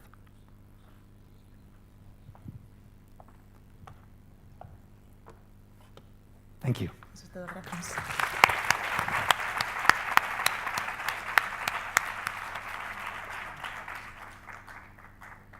Vamos a dar paso ahora a Camille Russell-Love. Camille es la directora ejecutiva del Departamento de Asuntos Culturales de Atlanta, en el estado de Georgia, en Estados Unidos.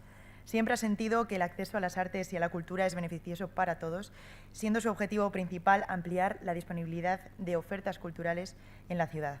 Tras 19 años en el trabajo, ella afirma que simplemente acaba de empezar y se siente orgullosa de la explosión de energía creativa que alberga una ciudad como es Atlanta. Demos la bienvenida a Camille.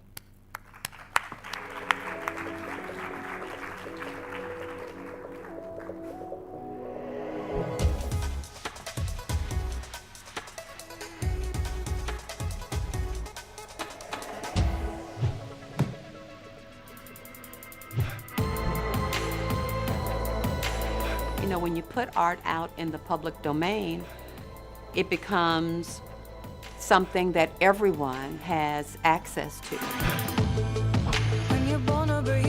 It's evident in the offerings that a city has available for people to enjoy: the architecture, theater, ballet, music festivals. That all creates an atmosphere in a city that really supplies its soul.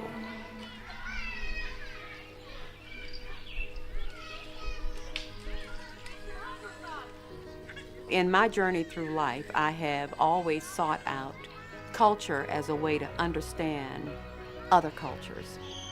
I try to just be a catalyst for creativity. I want to make sure that Atlanta stays interesting.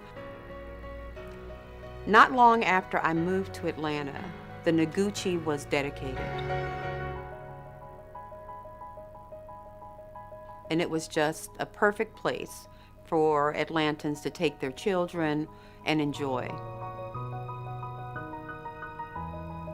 Isamu Noguchi was commissioned to do this by the High Museum of Art, and it was made a gift to the city. And it is an iconic piece of art in Atlanta's most favorite place.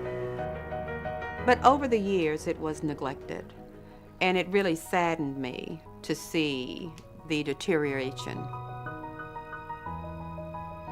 And it really inspired me to do something about it. And so when I had the unique opportunity to become the person whose job it was to manage the cultural resources in Atlanta, the Noguchi was first on my plate of things that I wanted to save. I'm proud of that. My Atlanta is a symphony.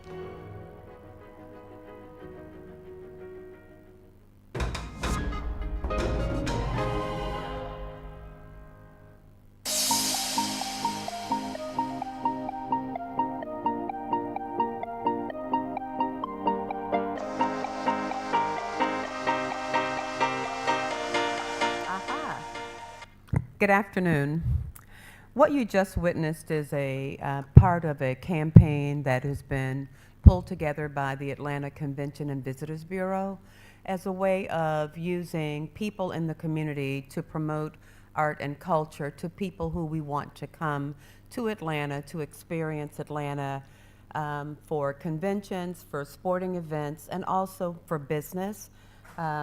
And so that was my profile of I Am ATL, but if you go to atlanta.net, you'll see others as well. But I want to talk today about Atlanta is more than just a sports city. And hopefully I'll be able to figure this out. Okay, so this is my office's statement. It's my political statement. It's what goes into our annual report. We want to make arts more available to everyone by preserving and promoting arts, creating access to cultural opportunities, and supporting professional arts communities. And And we do this through, we have a budget of about $2.5 million that we allocate to arts organizations. We also manage 3 art galleries, 1 art center where we actually allow professional teaching artists to teach people in the community. We produce 2 festivals, the Atlanta Jazz Festival, which just celebrated its 42nd year, which is free to the public. It is 2 days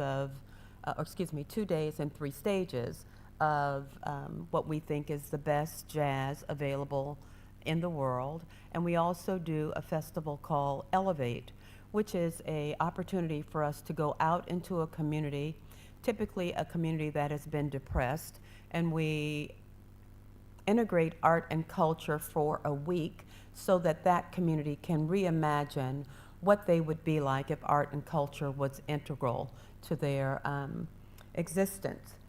But when you take a statement like this and you actually bring it to life, and we did this about 10 years ago when the city recognized that in order for it to attract business, in order for it to attract millennials, it had to be not just a city of sports and business, it had to be a city of culture.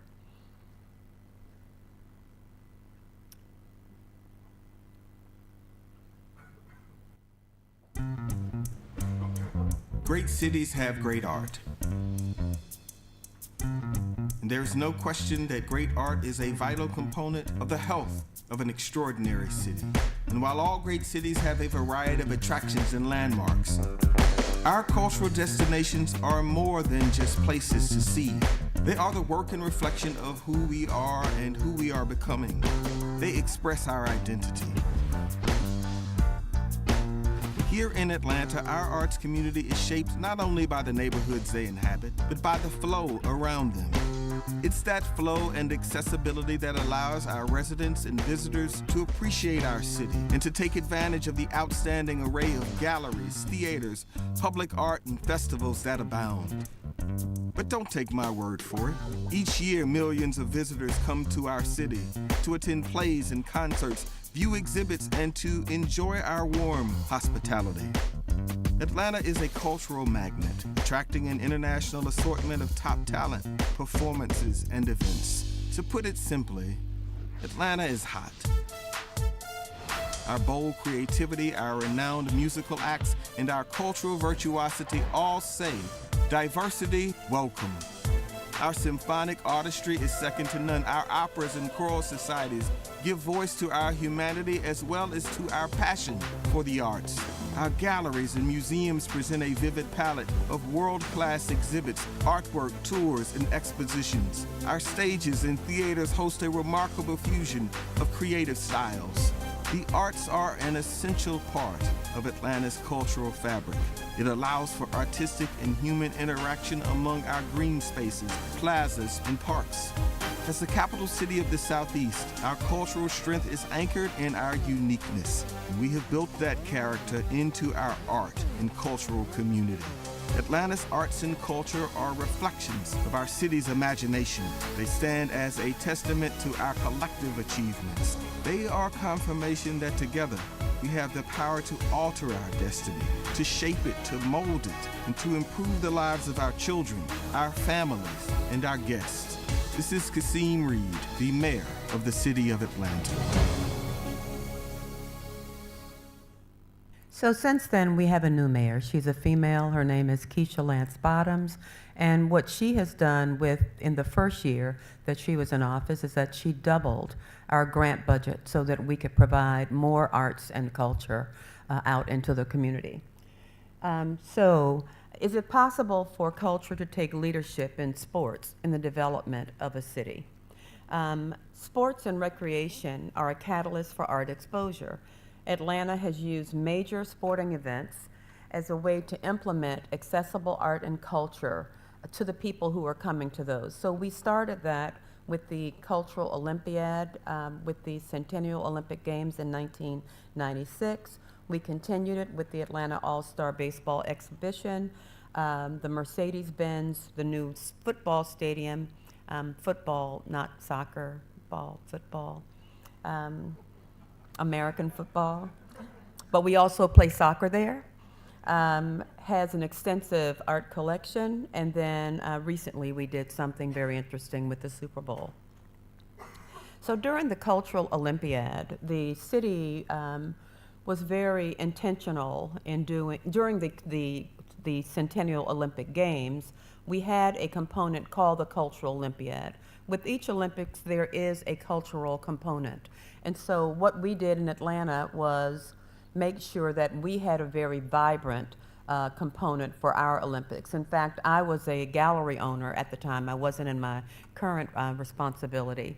And I collaborated with the country of the Bahamas to bring in an exhibition of Bahamian artists, and Sir Sidney Poitier was the honored guest.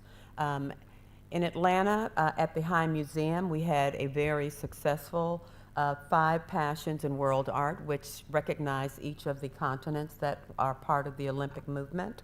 And then we also, excuse me, had a very robust effort to include public art all over the city, which now is really presenting some challenges to us, because what we didn't do, we brought in the work, we commissioned the artwork, but what we didn't think about was how to take care of it. And so now we are working to bring most of those artworks back to pristine condition. Atlanta is a sports city. We just love our sports. I mean, we're in the South, we're the football capital. Even I love football, American football. But during the All-Star, the baseball game, there was a effort to encourage artists to take something like a baseball and to embellish it. I'm sure a lot of you have heard about Cows on Parade, which is a public art project that goes around from city to city. But what we did here was we actually let artists do large-scale baseballs, some of which are still installed around the city. And corporations actually sponsored, they actually paid for the balls, and they actually paid the artist. And if they paid an artist, they got to keep the ball. The Mercedes-Benz Stadium is our newest attraction in sports in Atlanta. And again, it is the home of the Atlanta Falcons, the football team, but it's also the home of the Atlanta United, what we call soccer team. But they actually commissioned artists to put art into those arenas. So there are about 180 artworks in the arena, and there's about 54 artists that are featured. Most recently, we hosted the Super Bowl, and what we did there was we had an arts organization, Wonder Root, that commissioned artists to provide a legacy that focused on civil and human rights in Atlanta as something that people who came to Atlanta during the Super Bowl could experience as they moved around the city, going to different venues. And so there are about 30 murals. They were created by 11 artists, and they are leaving a lasting impression on visitors to Atlanta of what Atlanta is about. And so what Atlanta has decided to do is that it is using art in sports as a way to encourage the appreciation for artists by people who may not necessarily think that they would enjoy art, by basically kind of putting it in their face and putting it in the public domain so that it is accessible to all during sporting events. But also Atlanta recognized that in order for Atlanta to grow and to prosper, that it had to allow for a very robust cultural environment, because when businesses are looking to move into a city, then they're looking at the culture. They want to make sure that their employees have something to look forward to. They want to make sure that it is a very interesting space to be in. And Atlanta also, as it grows and it prospers, it wants to attract the next generation patrons to the city, inhabitants to the city. And it also knows that art and culture, it now knows that art and culture is a way to accomplish that. So, that's it. Thank you.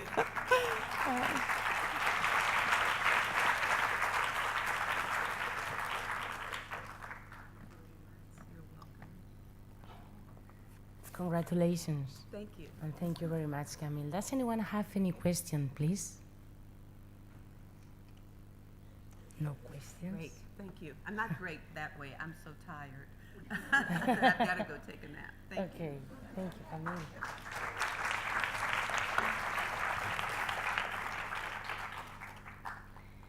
Bueno, y ahora vamos a dar la bienvenida a otra mujer increíble, Marlene Leroux. Es una importantísima activista sudafricana que ha dedicado su vida a pronunciarse por los derechos de las mujeres, de la infancia y de las personas con diversidad funcional, usando el arte y la cultura para empoderar y ayudar a las personas a cerrar las brechas todavía existentes del legado de la historia del apartheid. Cabe destacar los numerosos reconocimientos y premios que Marlene ha recibido por su impresionante labor y las brillantes publicaciones que ella ha escrito para crear conciencia sobre la promoción de los derechos humanos. Marlene, entre otras muchas cosas, es, además de una maestra, directora ejecutiva del Arts Theatre Center, el teatro más grande de Ciudad del Cabo. Welcome, Marlene.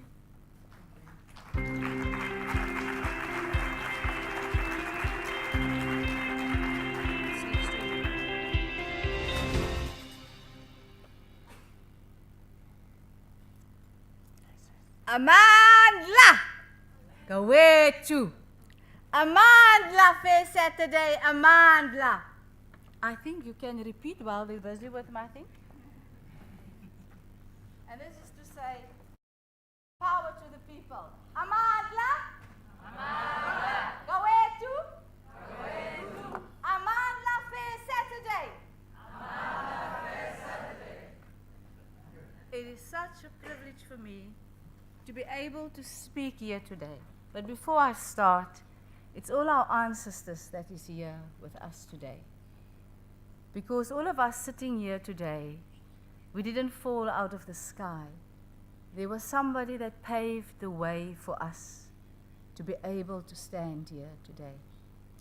And I want to start with 2 languages, because I come from a country where I have 11 languages. And our 12th language will be sign language. You're beautiful, and thank you. And it's important that when we talk about inclusivity, we talk about inclusivity with persons living with disability as well. Toe die wêreld hier nog jonk was, en die horizon wyd en hoog, was die groen hier in die halfrond, suid van die ewenaar, en in die skemer as die son sak, en die beeste huis toe loop, klink die roepstem van die vroue, oor die heuwels van die land.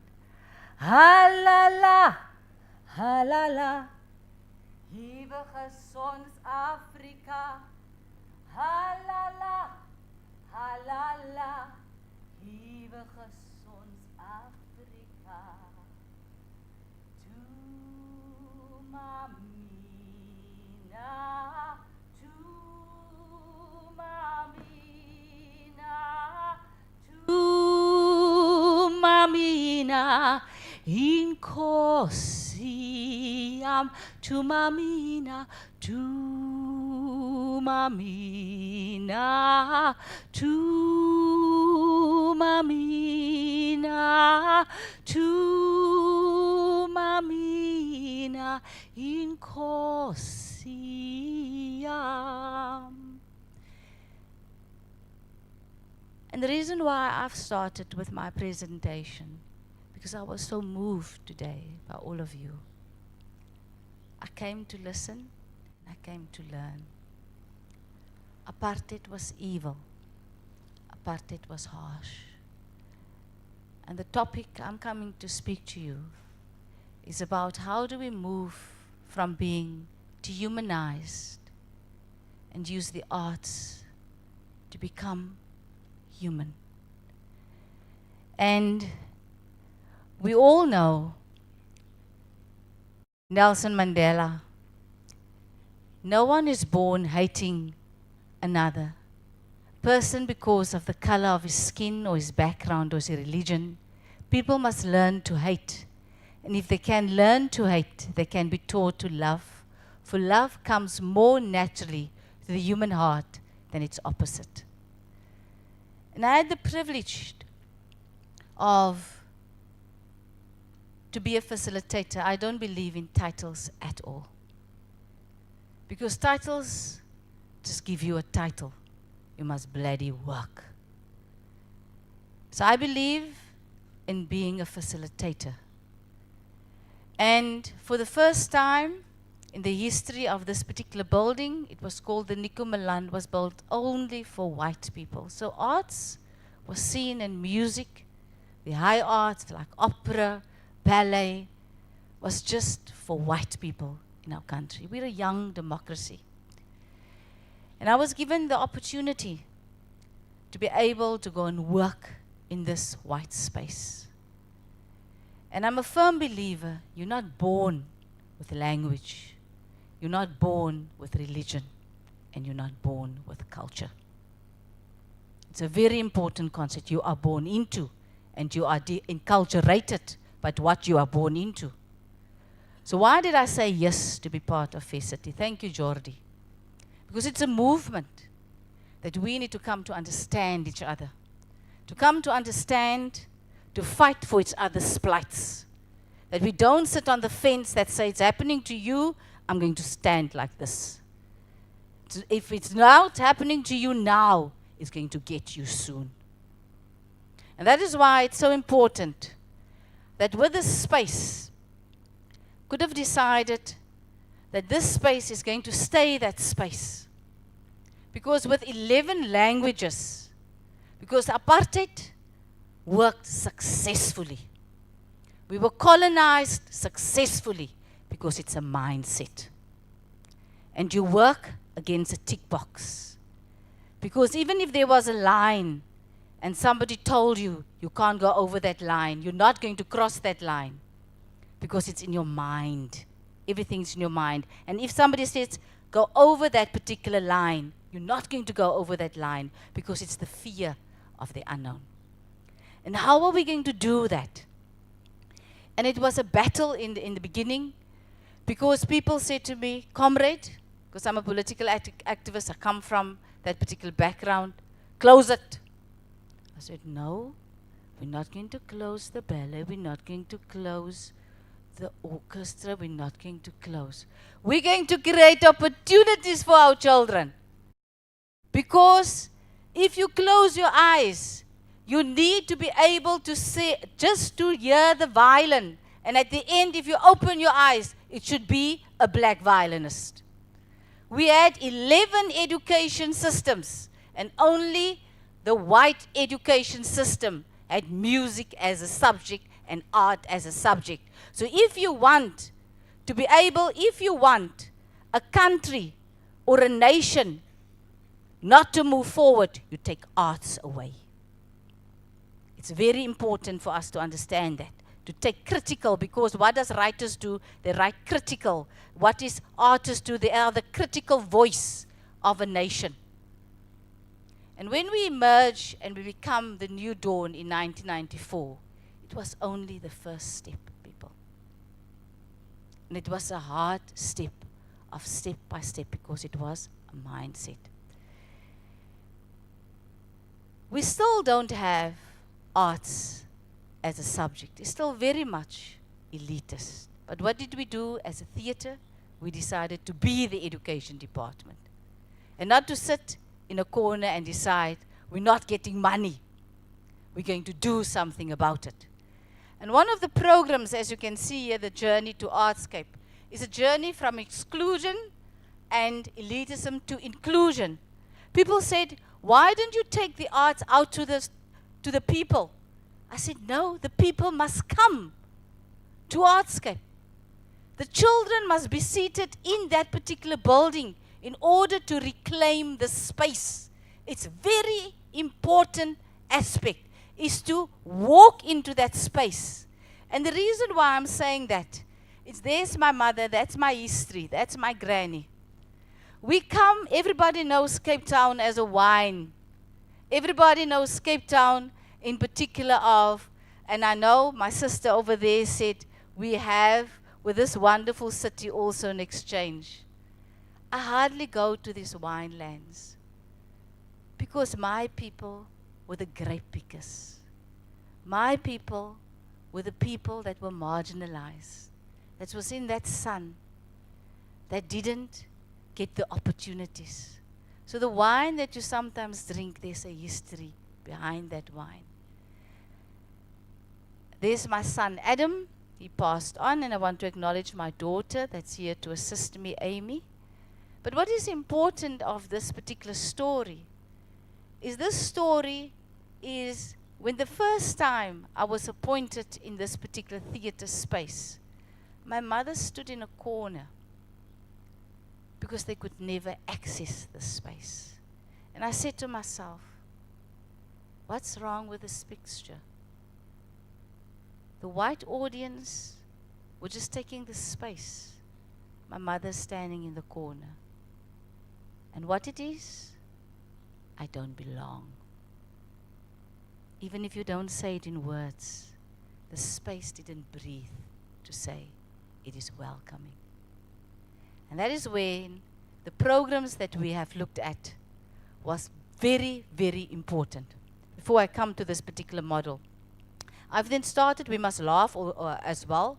I started a program, and I've heard everybody here has this program, and it's wonderful, and it's affirming because it's not easy, Jordi, who had this leap of faith to stand here. People don't believe in you. They don't give you money for it because they think you're mad. So I decided with the elderly homes, because people have never access, and I decided, okay, let us be with the new South Africa. We have a wonderful constitution, but it's on paper. Things is on paper. What about implementing here on the ground? So I start with the elderly. I took a home from Gugule to extremely poor.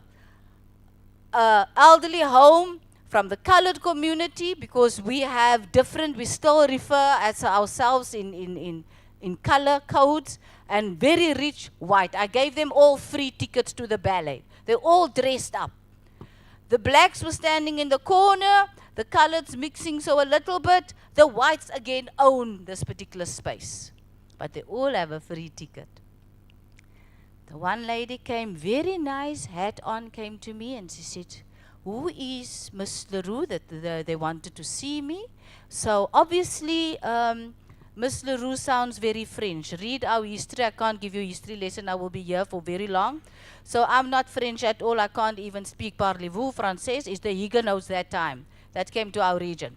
So immediately I could see this lady doesn't get it that I am actually the facilitator stroke CEO of the theater. She said she wants to see Marlene Leroux. Now I think the usher said, but I am Marlene Leroux. She still told me, I want to see Marlene Leroux. Okay, I decided I am not going to throw the tantrum, you're a racist. No, I'm not going to do it because you're 80 years old. I'm not going to change you now. I won't be able to change you. And I must now get over myself as well. So I said to her, she said to me, I don't want to sit next to them. I asked her, now who's them? Now it's the black ladies that she must also share now with the ballet, to watch the ballet. I said, okay, only for me. Interval. I will get you and then I will put you somewhere else. That day karma worked with me very well. Because I said to her, you also got a free ticket. So I mixed the tickets up. So you don't sit with your group. Okay? You sit, Gugule to sit next Menenberg. Menenberg sits next to Constantia. poor sits next to rich. That's the issue. Then I went to the ballet master and I said to the ballet master, listen, just hold on a little bit before we start with Sleeping Beauty. Interval comes. The reason why I want to tell you the story, because sometimes we must get over ourselves to get forward, because our egos gets in the way. Interval come, I ask her, I ran with my monk leg to go and see, because I promised her I'm coming. Know what happened? They were talking. They were drinking a cup of tea together. The reason why they were talking about their children not coming to visit them. They were talking about harshness, what is the new South Africa, blah, blah, blah. If I was that day taking my own situation and said to the 80-year-old, you're a racist, this experience wouldn't have happened. And it's extremely important in our situation that we need to look at what is of importance of when we do these programs. Is it our egos, or is it that we really want to bring people together? Another aspect, when you come from harshness, you're also excluded by being a person with a disability. And being a person with a disability, myself, performances is about, as you've seen, and all of you are artists and working with artists, is the perfection. You need to go on that stage, you need to be able to dance, you need to be able to move, you need to be able to work with your arms for the drumming, everything. But it's also important, the inclusiveness of persons with disability. And when we look at human rights, we look at human rights in pockets, when it only suits us. Then it's this human right, it's now for me. Human rights, it's inclusive of everybody. So how do we move from a dehumanization institution to humane institution? It's not just about black and white. It's about all inclusivity. And that is why one of the main aspects was to bring in a company specifically that is unmute company, that caters for persons with disabilities and mixed abilities. So dancers that has the ability and dancers who has a disability, they are all together in one company. And I've developed a model, and I call it the inclusive model of disability. And the arts overall plays that particular role, because the arts gives you that particular voice. But I also call it the social and economic inclusivity. The reason why I want to talk to you about it is that we can talk about equality, but if we don't have equality and equity, you can forget about equality. If I take off my brace, if you stand next to me, we're equal. Immediately if I take off this brace, I'm not equal to you because I can't walk. And it's the same way. When you come to Africa, you don't need to pay for a visa. I need to pay for a visa to come here. So this movement is extremely important. That how do we use the arts as you powerful people sitting here with powerful institutions, that is not just the arts that we move. We move on every single aspects of inclusive. The vision, it's not just about the arts, as I said, the Arts Ability Festival that we have started, it's all special needs schools. But why special needs schools? It is so isolated. We've decided, and I've made a decision. I've worked with a wonderful team. The city thinks I'm extremely mad, but you need to have madness. All of you are mad. That's why you're here. No? Because everybody say you're mad. But we have a schools arts festival for 3 weeks. Thousands of people come. Because if you put, we always say, if you put a young child on a stage, you will be full. Dogs also as well. Animals, they bring the theater Am I right, sister? No? Children. So every week, every 3 weeks, every single night, if you want to experience the diversity of South Africa, you come to the 3-week Schools Arts Festival. 15 schools participate. And every night, there must be 2 special needs schools that's performing there. And the reason for it is to educate everybody in that theatre because it's captivated. Disability mustn't be something separate. It must be mainstream. And that is the way we are doing it. But also you must engineer programs like this. And I've listened to everybody and I thank the Lord that I'm here today because I feel so blessed. You need to like the sister, you need to engineer diversity and inclusivity. It's not going to happen automatically. You need to do it. You need to say, these are the challenges, but we're going to do it. Like Fair Saturday, Leap of Faith. And that is why, as you can see, these young people performing on the stage. But what happened by having these young people on stage? You need to have a sign language interpreter. So the budget changed. No? So I need to sleep with a lot of people. A lot of people. Sleeping, I mean, sitting and drinking, you know, and then I nod off. But it's a lot of things that we need to do, because you need to have interpreters, you need to have caregivers, your budget is going to look totally different as per se. So in that way, but your stage is going to change. If you had a wheelchair person being part of this particular conference, I'm just making an example, Jordi, then you needed to have a ramp here. The whole thing changed. Then also your cabling needs to change at all. So I'm just saying that everything with inclusivity, the whole mindset changed. I can ask you, all of you here, who's diabetic, who's got high blood pressure, who likes fatty food? The clock is ticking. You can become disabled in an instant. The Women's Humanity Arts Festival. So you ask me, my good grief, yes, I use this theatre for everything. Every year I actually lose my job. There we have the Women's Festival, and it's not just a women's festival, it's a Women Humanity Festival. We use the space for NGOs during the day, where NGOs that is for social justice and economic inclusion use the theatre as a space to meet, to have their conferencing, but also to look at the challenges that we have. We have patriarchal systems. We have cultural practices that's abusive of women. We have homophobia. So we march. Can you see? Everybody come to march. Now my theatre bosses ask, but what is it got to do with the theatre? We call it the Humanity March.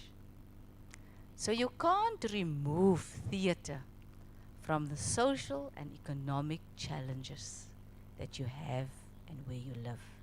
Immediately if we do that, it's not relevant anymore. That's very important, as you can see. We break a meal together. Apartheid, as I said, was successful. Because when you come and visit Cape Town, or the Western Cape, or any other provinces, 9 provinces that we have, geographically, if you're poor and you're black, you still stay in a very impoverished area. If you're colored, you still stay in a colored area. So we use the theatre, we call it now, the Cultural Humanity Center. Because as you can see there, people are waiting for a meal to be served. If you break bread together, you come and share each other's stories. So part of the Humanity Festival, and as you can see, people come from all over, from rural areas, to come and tell their stories. We call it, I work with the group Women's Zone, and they run this festival from the theatre. And it's not a missionary type of festival. Throughout the year, women are visiting each other's homes in order for us not to use the word we are tolerant of each other's backgrounds or of each other's language. Tolerance is a terrible word. We should walk each other's pain and each other's celebrations and come to understand each other's languages, each other's nuances, to come to understand that we're going into a new world. We also have to combat homophobia. You can't just be a human rights just for disability and for race. You must be a human rights on every center. I've been put out of our African countries because to say, hello Marlon, you are going to talk about gay rights. Out, you go out. Because I can't speak about human rights if I can't speak about gay rights as well. So, we went to all the gigs, and this we have now a following of AbFab. It's now institutionalized in the theater. It was never there. It's the best show ever. And I was very scared in the beginning when I started because people like to march also against you. And you must, it was not in the beginning, like Jordi said, the first time he had Fair Saturday, he had one person that came. Okay, I had 10 people. Now it's sold out. But what I want to say is that you need to have the leap of faith. Our heritage is of utmost importance, as I said in the beginning. To be able to move forward, we need to be able to tell everybody's story. Everybody needs to matter. So we went at great lengths to go out to the elderly, come and tell your stories to young people. The reason why we're saying that, because apartheid can happen again.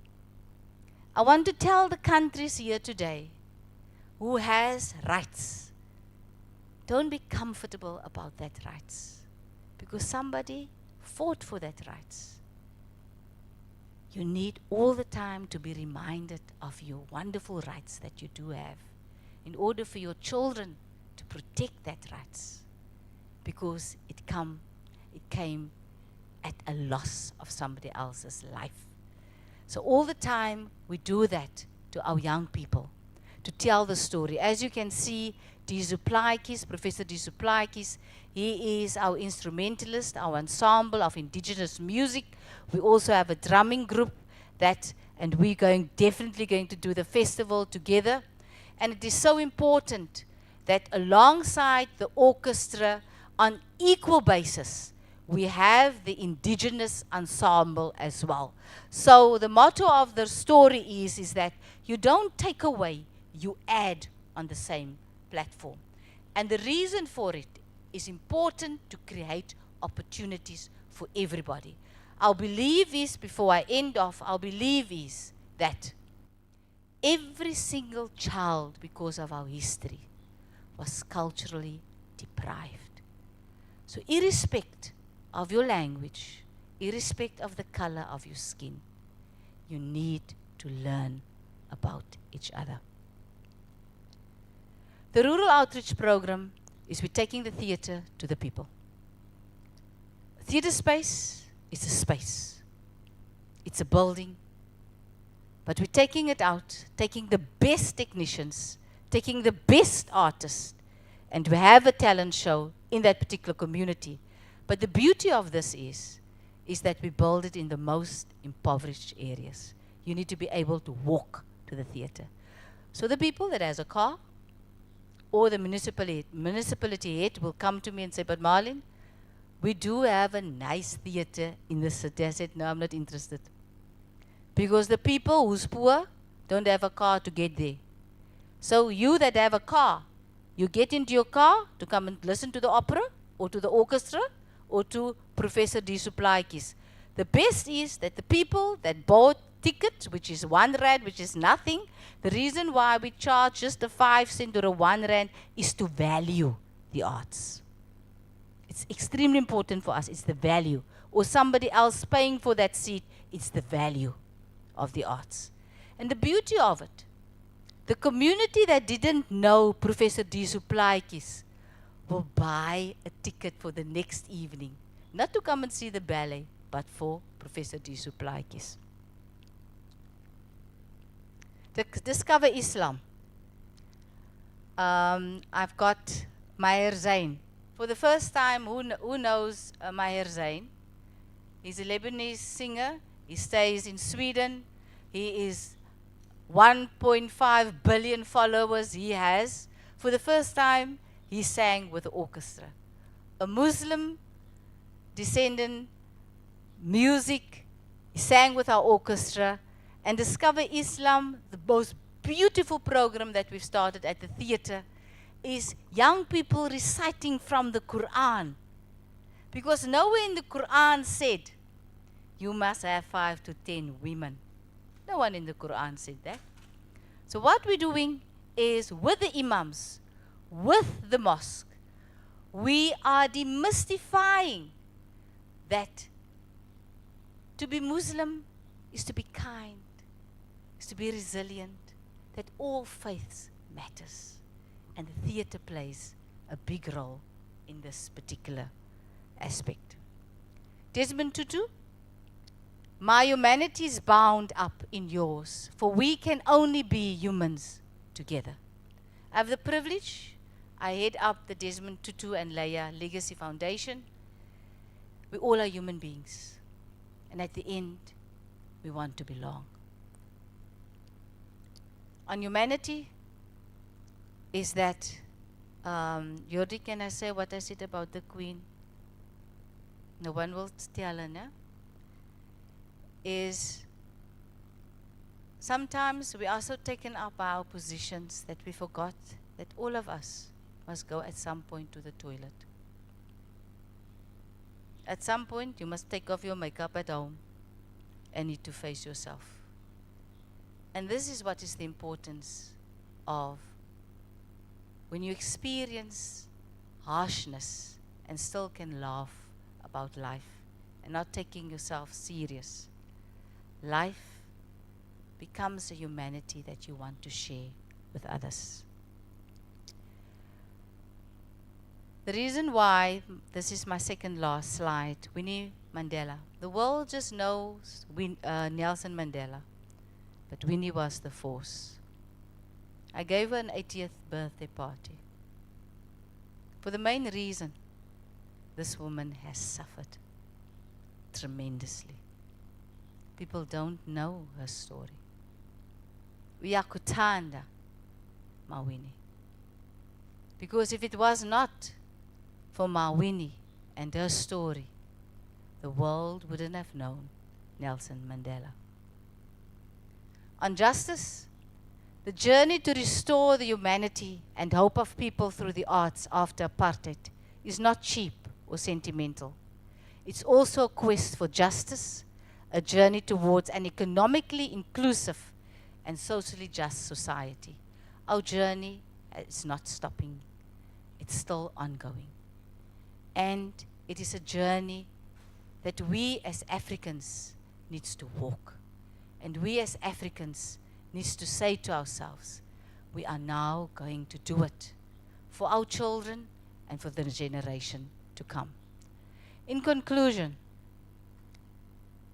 I've experienced a beautiful, I just got off the plane from 23 hours of traveling, an opera year in the Basque language.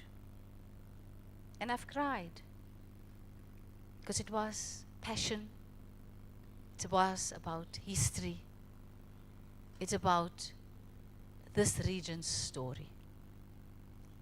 And we've produced Oma Katrina. And Oma Katrina is one of 10 people that is still speaking the Ngu language. And we took Kuni de Villiers, a composer, an Afrikaner, who was part of the oppressors that oppressed my people. And we took Kervin, who is a young person who grew up in invested gangsterous areas, a talented young dancer. and we took kuni, and we traveled to Oma Katrina to be able to produce a story. But it was not just about the language, to preserve the language. It was to display the nuances of our country, about that we don't, must have, and can't have genocide. We need to tell each other stories. We need to say to each other, this is my story, this is your story. But how are we going to develop a common story? And I want to end off with a clip of Oma Katrina speaking in her language, and the music of Kuni de Villiers, and the dancing of Curvin Fortuin.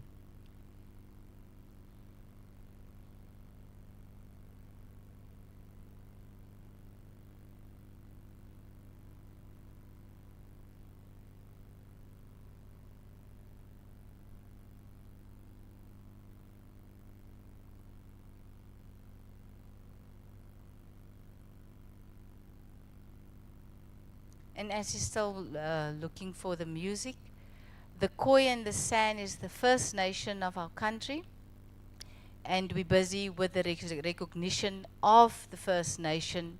Land has been taken away from them. They are nomads at this particular stage, and for us to be able to produce this and traveling to the corners of South Africa to get hold of Oma Katrina was a very, very humbling experience. If it's possible that we can just show the clip. Okay.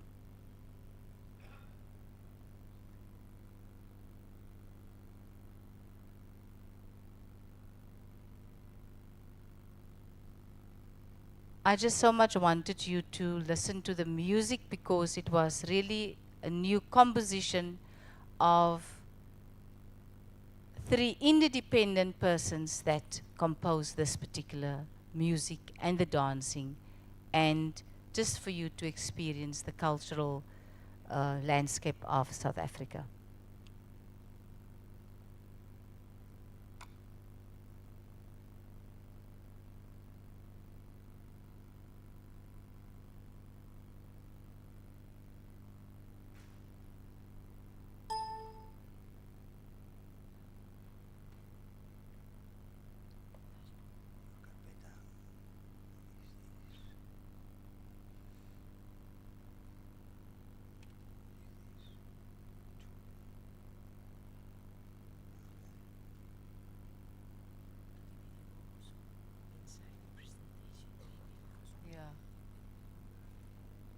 Don't worry, we will leave it, we will send it to you.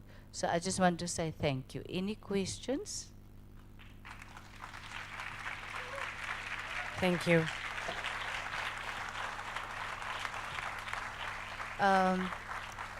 Amy, in my bag, the assistant, forget that she is the assistant. Assistant, in my bag, there is the clip is in there. I would like to hand over something to Jordi. And for this, I was nearly in jail. 8 years ago, I compiled a book of women with disabilities in all our provinces, 11 languages. And it's for all women and for all countries, for all diversity persons that sometimes feels life is too much for you. Then you must get this book. Because here are women without legs, who can't see, who can't do anything, and they love life. So I want to present to Georgie, because Fair Saturday is for me about people who was invisible becomes visible. And this book is about persons with disability, is about visibility. So I want to hand over this to Jordi.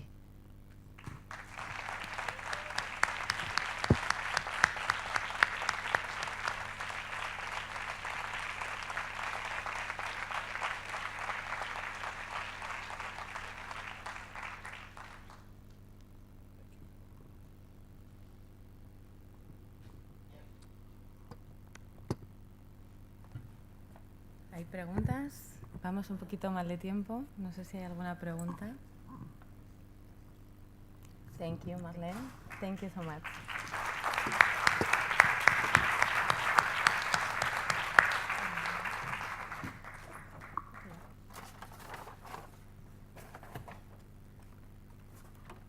Bueno, vamos terminando y para mí es un honor hacer lo que voy a hacer ahora.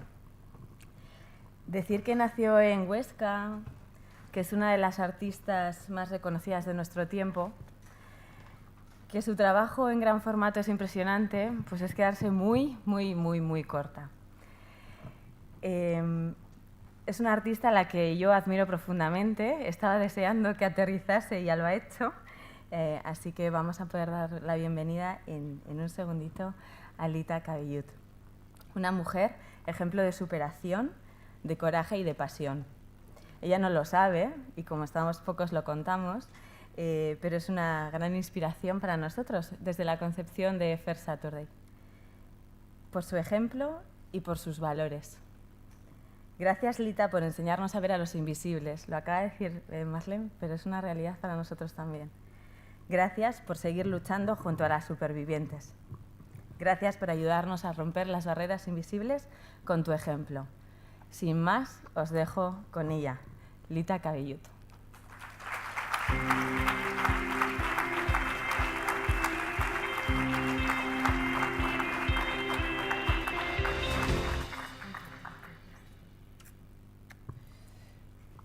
Bueno, después de haber escuchado a esta persona maravillosa, donde pone la piel de gallina por la pasión, por la decisión y por la amplitud que tiene en su corazón y en su mente, la verdad es que yo no soy una persona de mucho hablar, Jordi. Yo pinto lo que siento, pinto lo que quiero, pinto lo que me emociona y pinto lo que me horroriza. Entonces, voy a intentar de dar un par de pinceladas.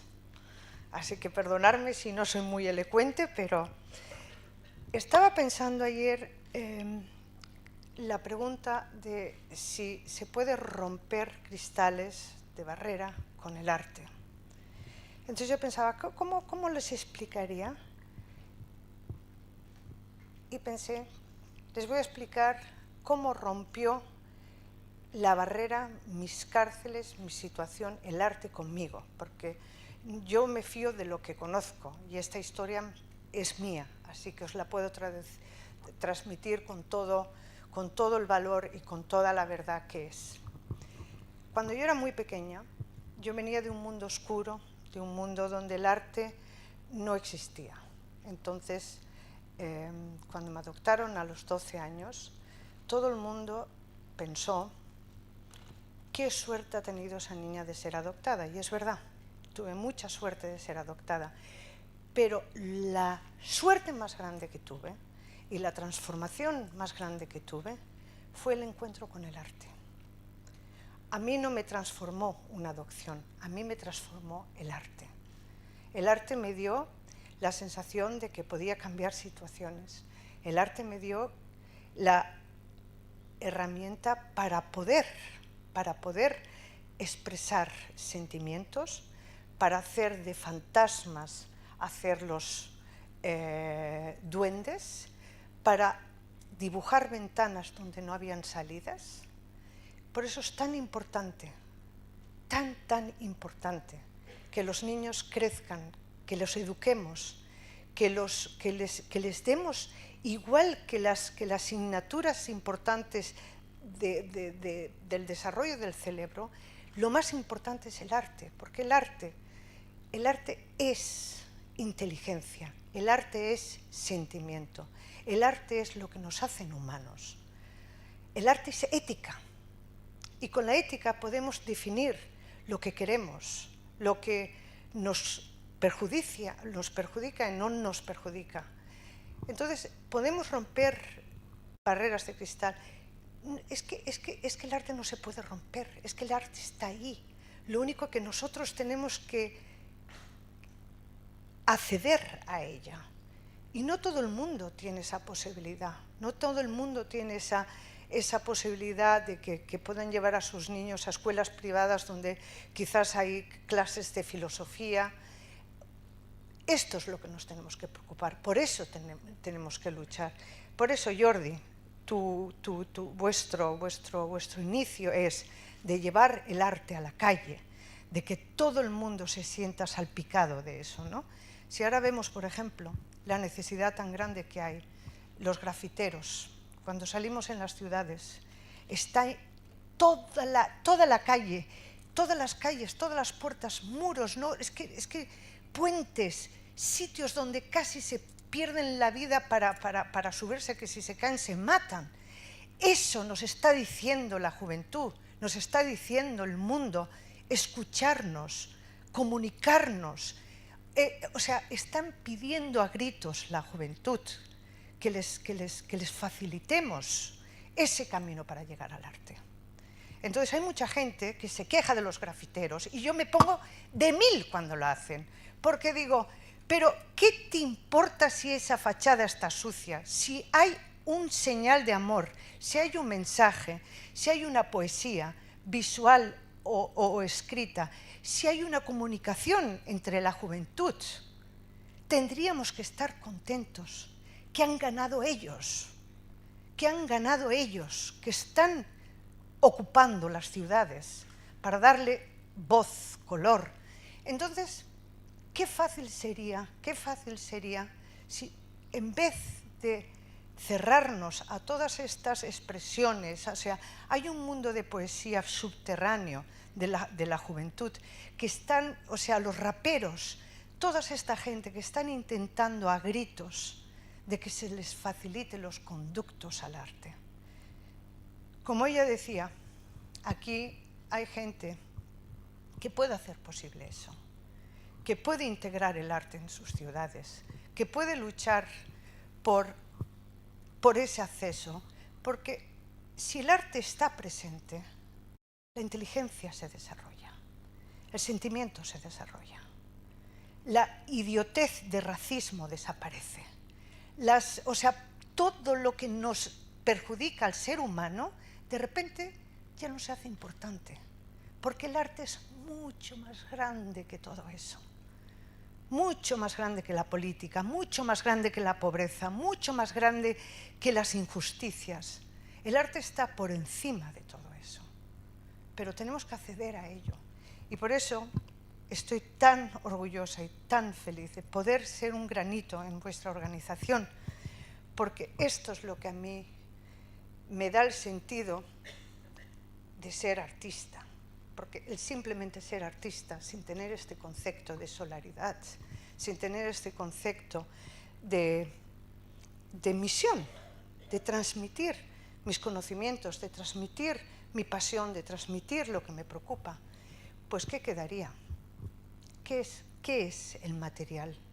¿Qué es el material? Mi material pues es un poco escultura y es una tela y un poquito de pintura. Pero eso, ¿qué sentido tiene? Si no tendría para mí el sentido de que mi material lo uso para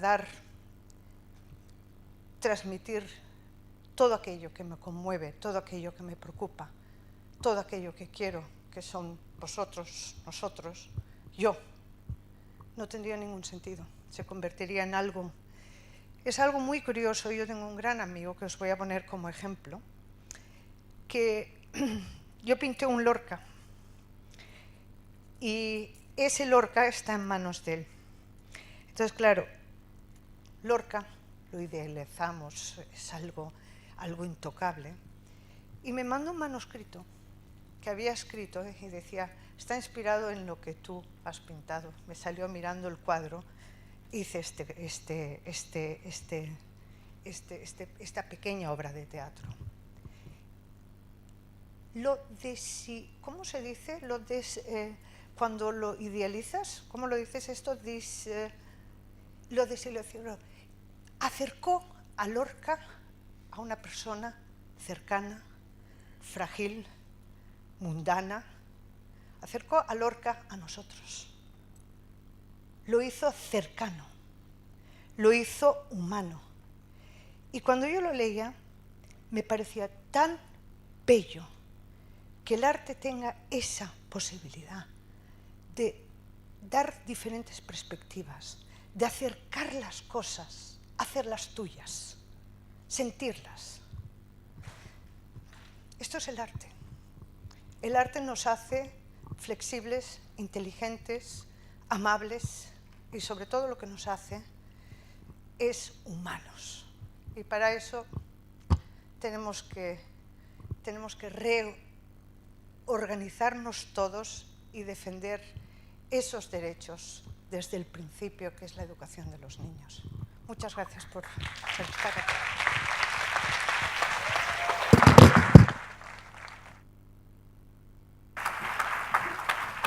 Muchas gracias.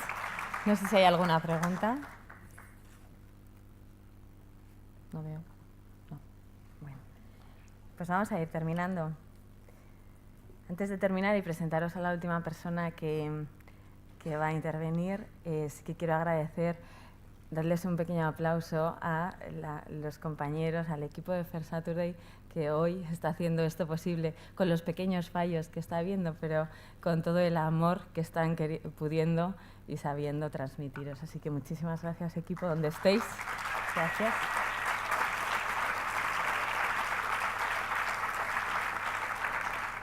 Bueno, pues como os decía, vamos tocando al final y os queríamos contar algo pues muy personal también, ¿no? Cómo está siendo todo este foro.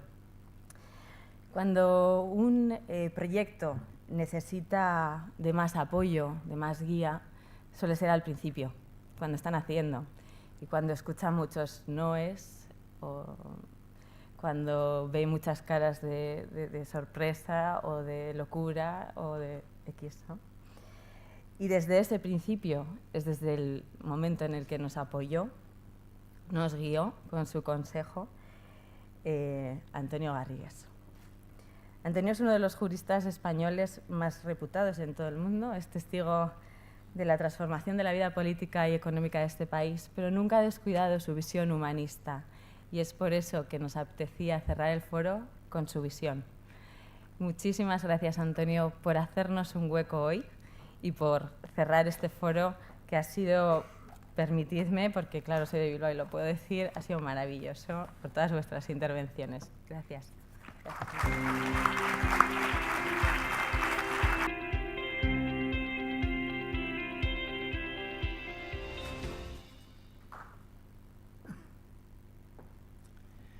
La democracia tiene que ver con la cultura, porque la cultura lo que hace es descubrirnos la complejidad y la diversidad y la imposibilidad de ser dogmático.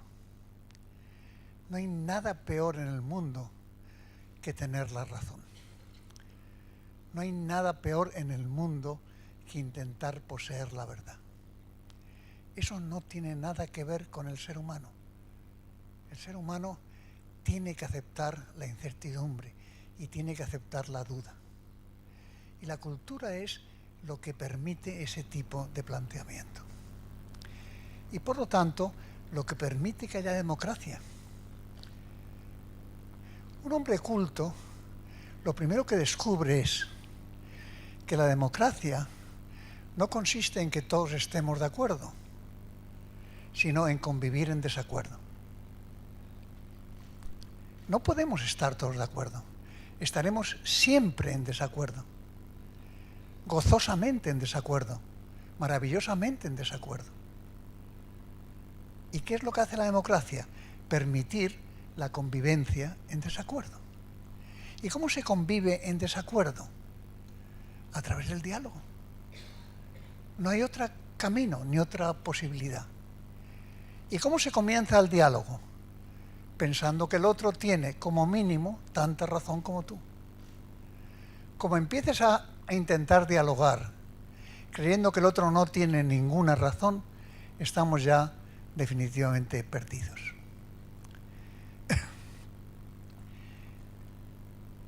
El problema de la cultura, y aquí se han dado ejemplos realmente maravillosos, es que la cultura tenemos que empezar a celebrarla de una manera cada vez más profunda.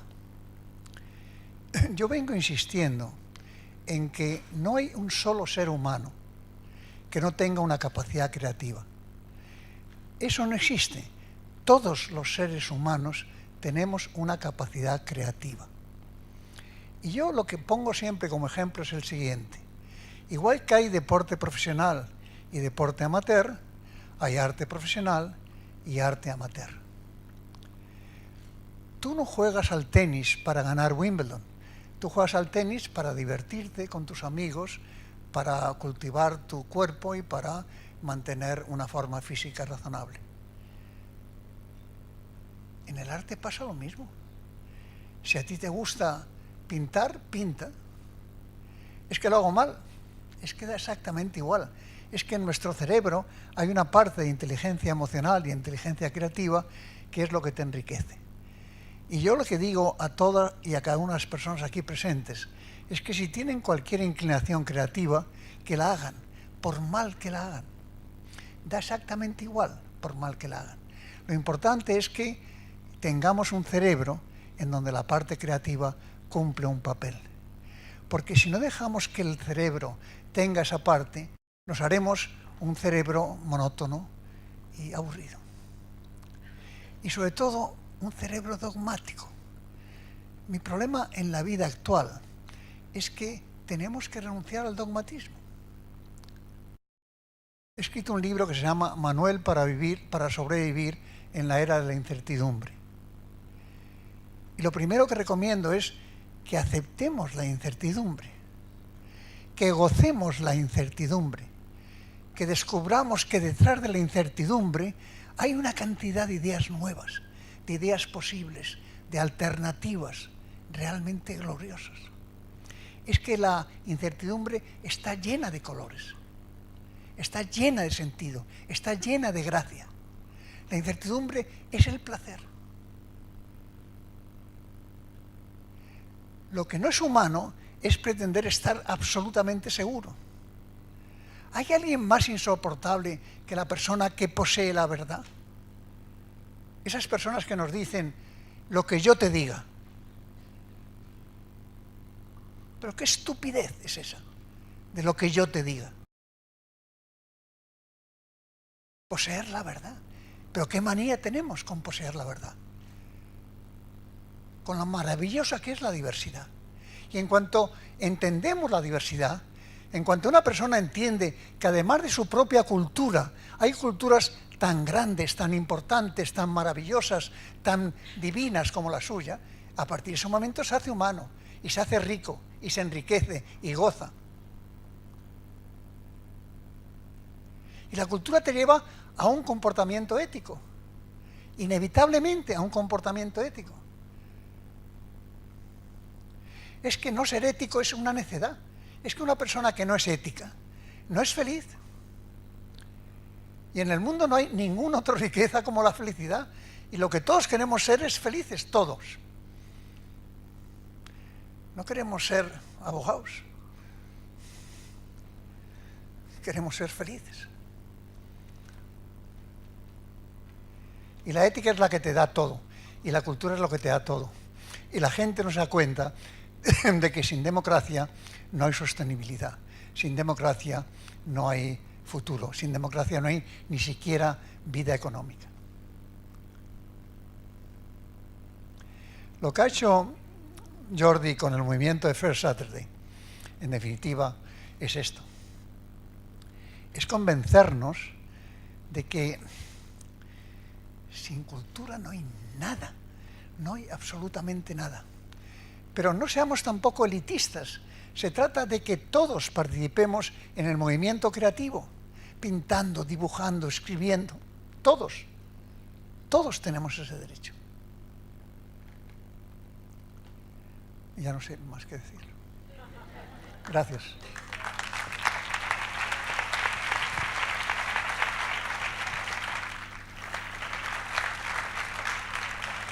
Cerramos, ¿no?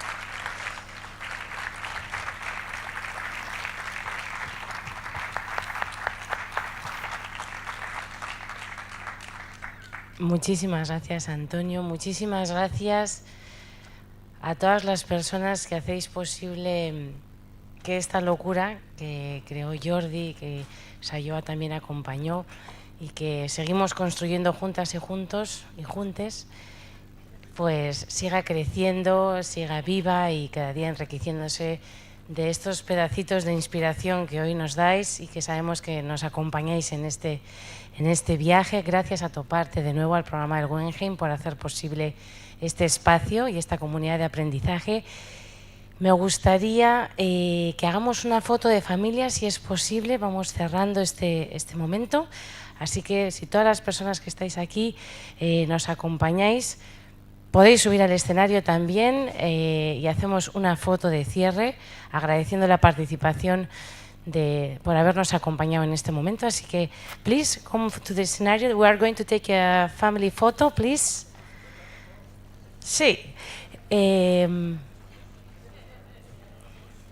Este 30 de noviembre os esperamos para celebrar nuestra gran fiesta de Fair Saturday en muchas ciudades, en muchos rincones, en muchos países, comunidades.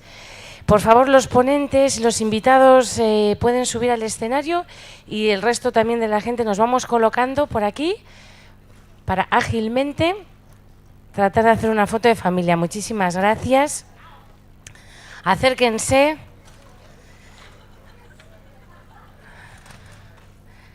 Vamos a grabar este momento en nuestros corazones. Todo el mundo al frente, por favor. Sin todas y sin todos no seríamos capaces de hacer Fair Saturday. Todo el mundo. Cámaras, celulares, por favor. Sí. Vamos a dejar a los ponentes en el escenario y nos ponemos el resto de la comunidad Fair Saturday arriba. Sujail, gracias.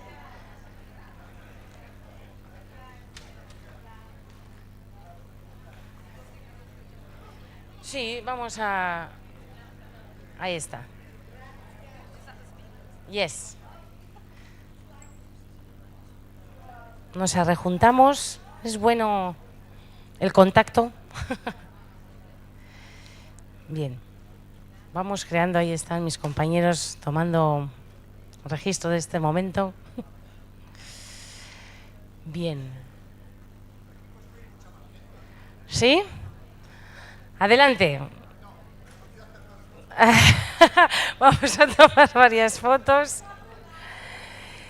Fernando ya está disparando. Sí, pues adelante, por favor. Ya tenemos la gran foto con los speakers y las speakers. Y ahora adelante todo el mundo. Me dan indicaciones de que sí. Vamos a... Adelante, sí, whatever you want. You are always welcome. Thank you.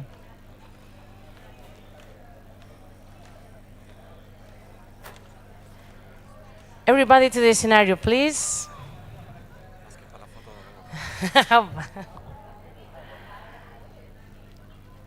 All together. Mobile phones, cameras. First Saturday team, welcome.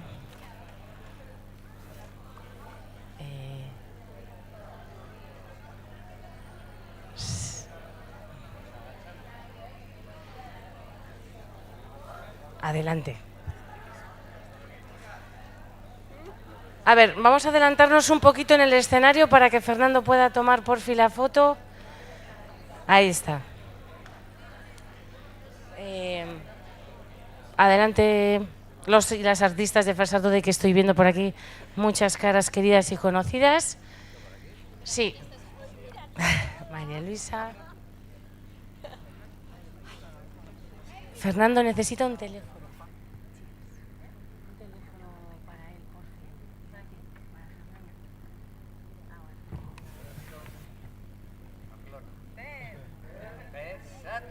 A la 1, a las 2, a las 3 gritamos Fair Saturday. 1, 2, 3. Fair Saturday.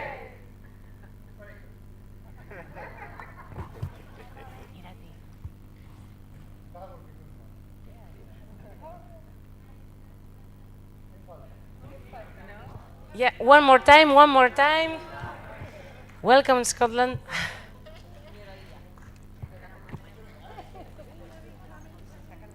Welcome, Ben, with us, please. Wherever you can. Yeah. Welcome, Chile. Please come to the photo. Patricio, Mauricio, bienvenidos. Santiago de Chile también participa.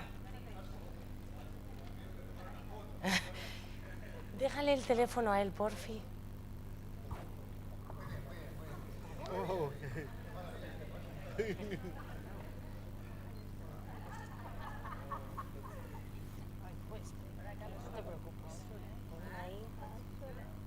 A la de 3, Fair Saturday de nuevo. 1, 2, 3. Fair Saturday.